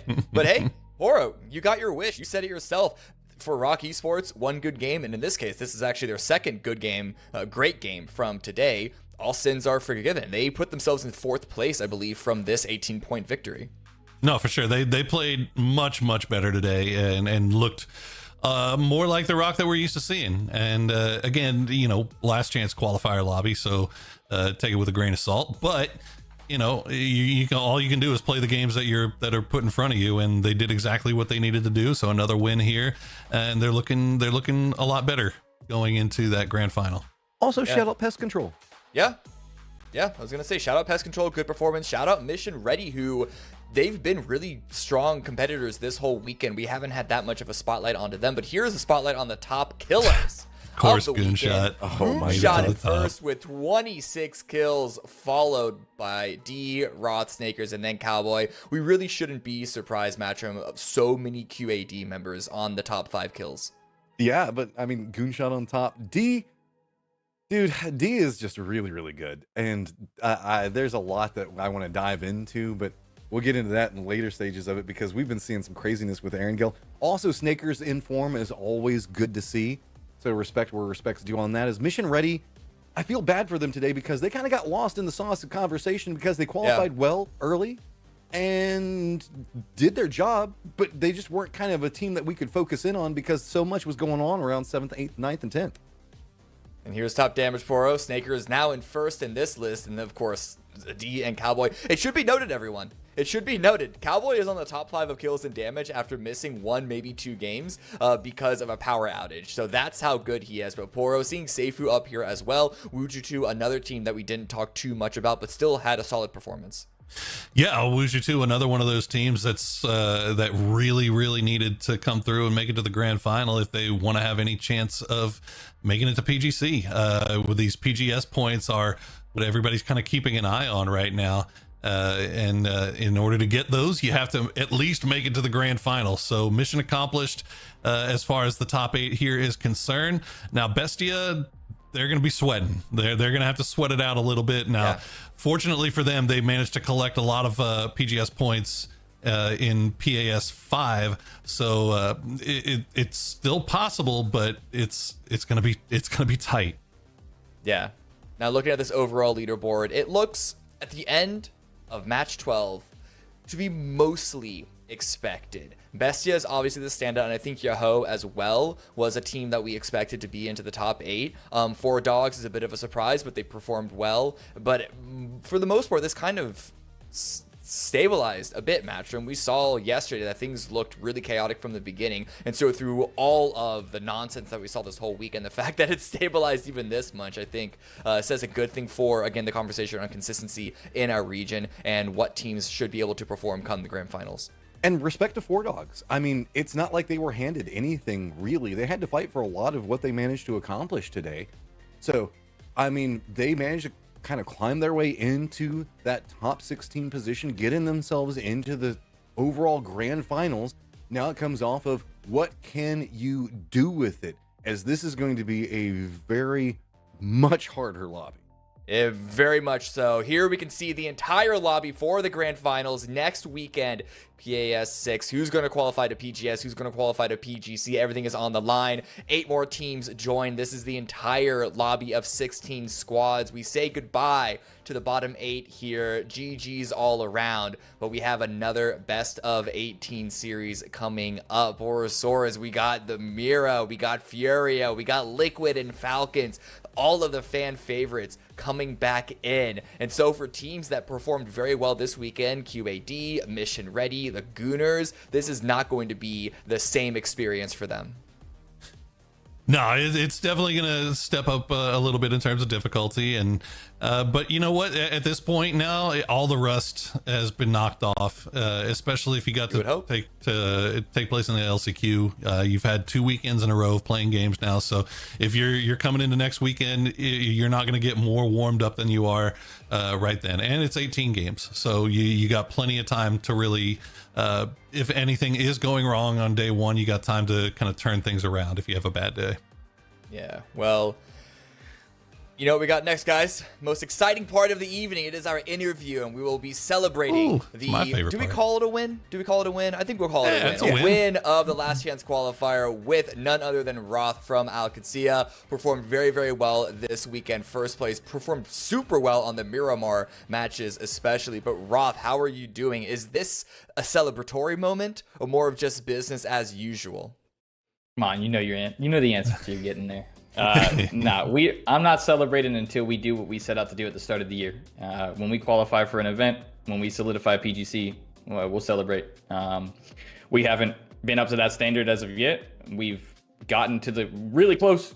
I think after the end of day 1 and day 2 of every regional so far, we've been in striking distance or in first, I think, of both. So, we've worked a lot on getting to that form and being where we're supposed to be. And I think we actually, I remember you guys saying on the last cast, nobody wants to be playing this weekend, and any team that says it, is full of it. I think we needed this weekend. I think we needed more reps and we needed more games, and I'm grateful for that opportunity because, we came out slow at the gate for the first couple three, but we really picked it up, and I think we had a lot of hard conversations that we needed the games to be able to have. All right. Really good to hear, Poro, though. What's on your mind?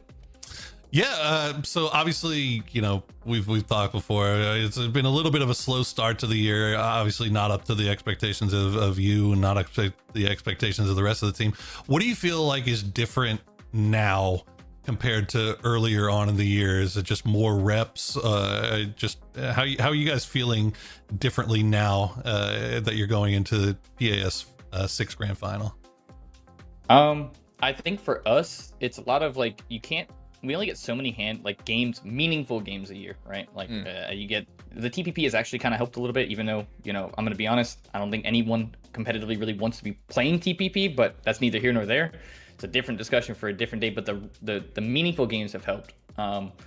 And just gaining the chemistry together, I think the experience for the younger two getting to play with more experienced players, but also for Relo and I, it's an IGL dynamic that we've had to grow and nurture over the course of a whole year. And I don't think it's possible for our team to have come out the gate firing at the expectations we had set, even though we know what we're capable of. And I think everyone else does too. And I hope we can continue to, live up to what we've set for ourselves. And what we've done on day one and day two, if we can just handle the pressure, which I believe after the talks we've had, if we can just, the pressure is the key thing. We can't fold under pressure again. And day threes have killed us. We've had a lot of hard conversations, and we're going to have a lot more coming this weekend. And, we're either going to nut up or we're going to shut up, right? And that is what it is. I mean, right, you're bringing tons of good knowledge, tons of heart inside this one. So I'll step it back. I want to know what it was like whenever you guys had decided to go next to Lippo in, I think it was game number 5? Game 11 of 12, yeah. Yeah, whenever D was suddenly finding himself chased down with guns and juking around inside of a vehicle while reinforcements were coming. What was game 5 just in general for you guys? Because for us, it was chaos. I mean, for us, it's all fun at that point. We've already qualified. They want to take the fight to us. That's the wrong fight to be picking. I'm going to be real. You should have just looted Lippo and stayed where you were, especially if you're not going to kill the man that has no gun dancing around in a car. I mean, we're just going to set the record straight. My man was juking harder than I've ever seen anybody juke in his life. We saw the whole thing. And it was crazy. The best part is he screams out, "There's 4 of them." So that's why we stopped short, right? I stopped short. I'm expecting to see, bro, I'm not seat swapping through, right? So we stopped short, and then we're like, wait, it's just 2. And then I'm just watching him jump car to car to car to car, and I'm like, what is going on, dog? And then Colin Cowboy, seat swaps through with a PP Bison. And for us, we're laughing at this point, right? It's all fun and games. And then they try to run into our compound later. I don't know what the hell that was. I'm just going to be real. You might as well just, and they almost got us. To give them credit, they almost got us. They had us in the first half. But, they were able to recover. The boys were able to recover, and we thank God for the res beacons. I got to play the game again for a short-lived moment. Not to the blue, but it's cool. Oh, man. Okay, listen. Oh, Ruff, I know we could talk all day. I would love to have an extended conversation with you, but I think production would murder me if I kept them on for too long. I know you have some, not celebrations, but discussions to have with QAD as you get ready for next weekend. Final moment. I want to give you the opportunity to say whatever you want, greet whoever you want, give any sort of thanks that you'd like. The floor is yours. Just, thank you to you guys. Appreciate you guys doing this all the time. It's always nice to have a chat with you. Shout out to everyone that supports us. It's not been the easiest year. My wife, she's got to deal with my yapping and, venting probably the most at anyone. So I'm appreciative and grateful of her. I wouldn't be able to do this without her support. And, just shout out to my boys. It's been a long year, and I'm sure they're going to watch this, and, I'm hoping they're ready to put forth as much as I am. And I know they are. We've had those discussions. So I'm excited to get out there and prove everybody wrong. and close this one out this time. All right, Roth. Thanks for joining us. Congratulations for your stellar performance this weekend, and good luck next weekend at the Grand Finals. Thank you, guys. That game 11, match 11, match 5, whatever you want to call it, that was, I think, probably the most enjoyable round of PUBG I think I've seen in the longest time. And the fact that D called 4 that is just... I mean, in fairness, maybe they were swapping too, so it looked like I don't even know. If there's anybody that made a miscall in game number 11, it's understandable. It's understandable. Yes. I'm not judging. All right, so that is going to be it for our show. Congratulations once again to QAD and the rest of the top 8 as they punch their tickets to the Grand Finals. That's going to be next weekend, September, I said the month twice, September 19th through the 21st. Starting on the Friday, a best of 18 series. We will be starting on Miramar, as you can see right here. Same time, same place. I'm going to throw it to you both. Toporo, you first. Elevator pitch. Why should our fans, our audiences, watch this Grand Finals specifically? I'm not answering that question. That's a silly question. It's because it's an amazing PAS Grand Final. We get to decide who is going to PGS 9 and 10. And not only that, we will also have a better, more clear picture of who might be representing our region at PGC. Not only that, so make sure that you tune in. And guys, if you do nothing else today, if D has taught us nothing, make sure you have hotkeys set for your seat swapping that you can very easily get to, because clearly that makes all the difference in the world. Nobody changes seats that fast. That's insane. Yeah, absolutely true. Okay, Matt, same question. Why should these fans tune in next weekend and watch PAS 6 Grand Finals? Easy. It's the end of the year for America's the most damn entertaining PUBG you can watch. It is going to be fun. It is going to have some of the best teams all competing, and it is just going to be absolutely wild. If you're not tuning in, you just don't like fun. I was trying to do Americas, but it ended up looking like YMCA, so I don't. I'm gonna just let it go. Listen, you heard from the mouths of these two gorgeous gentlemen first, right here, right now. You must tune in next weekend. It's going to be a grand old time. America's PUBG. You can't get any better spectacle than this. Thank you so much for watching this whole weekend. Hope to see you next. We'll see you then. Bye.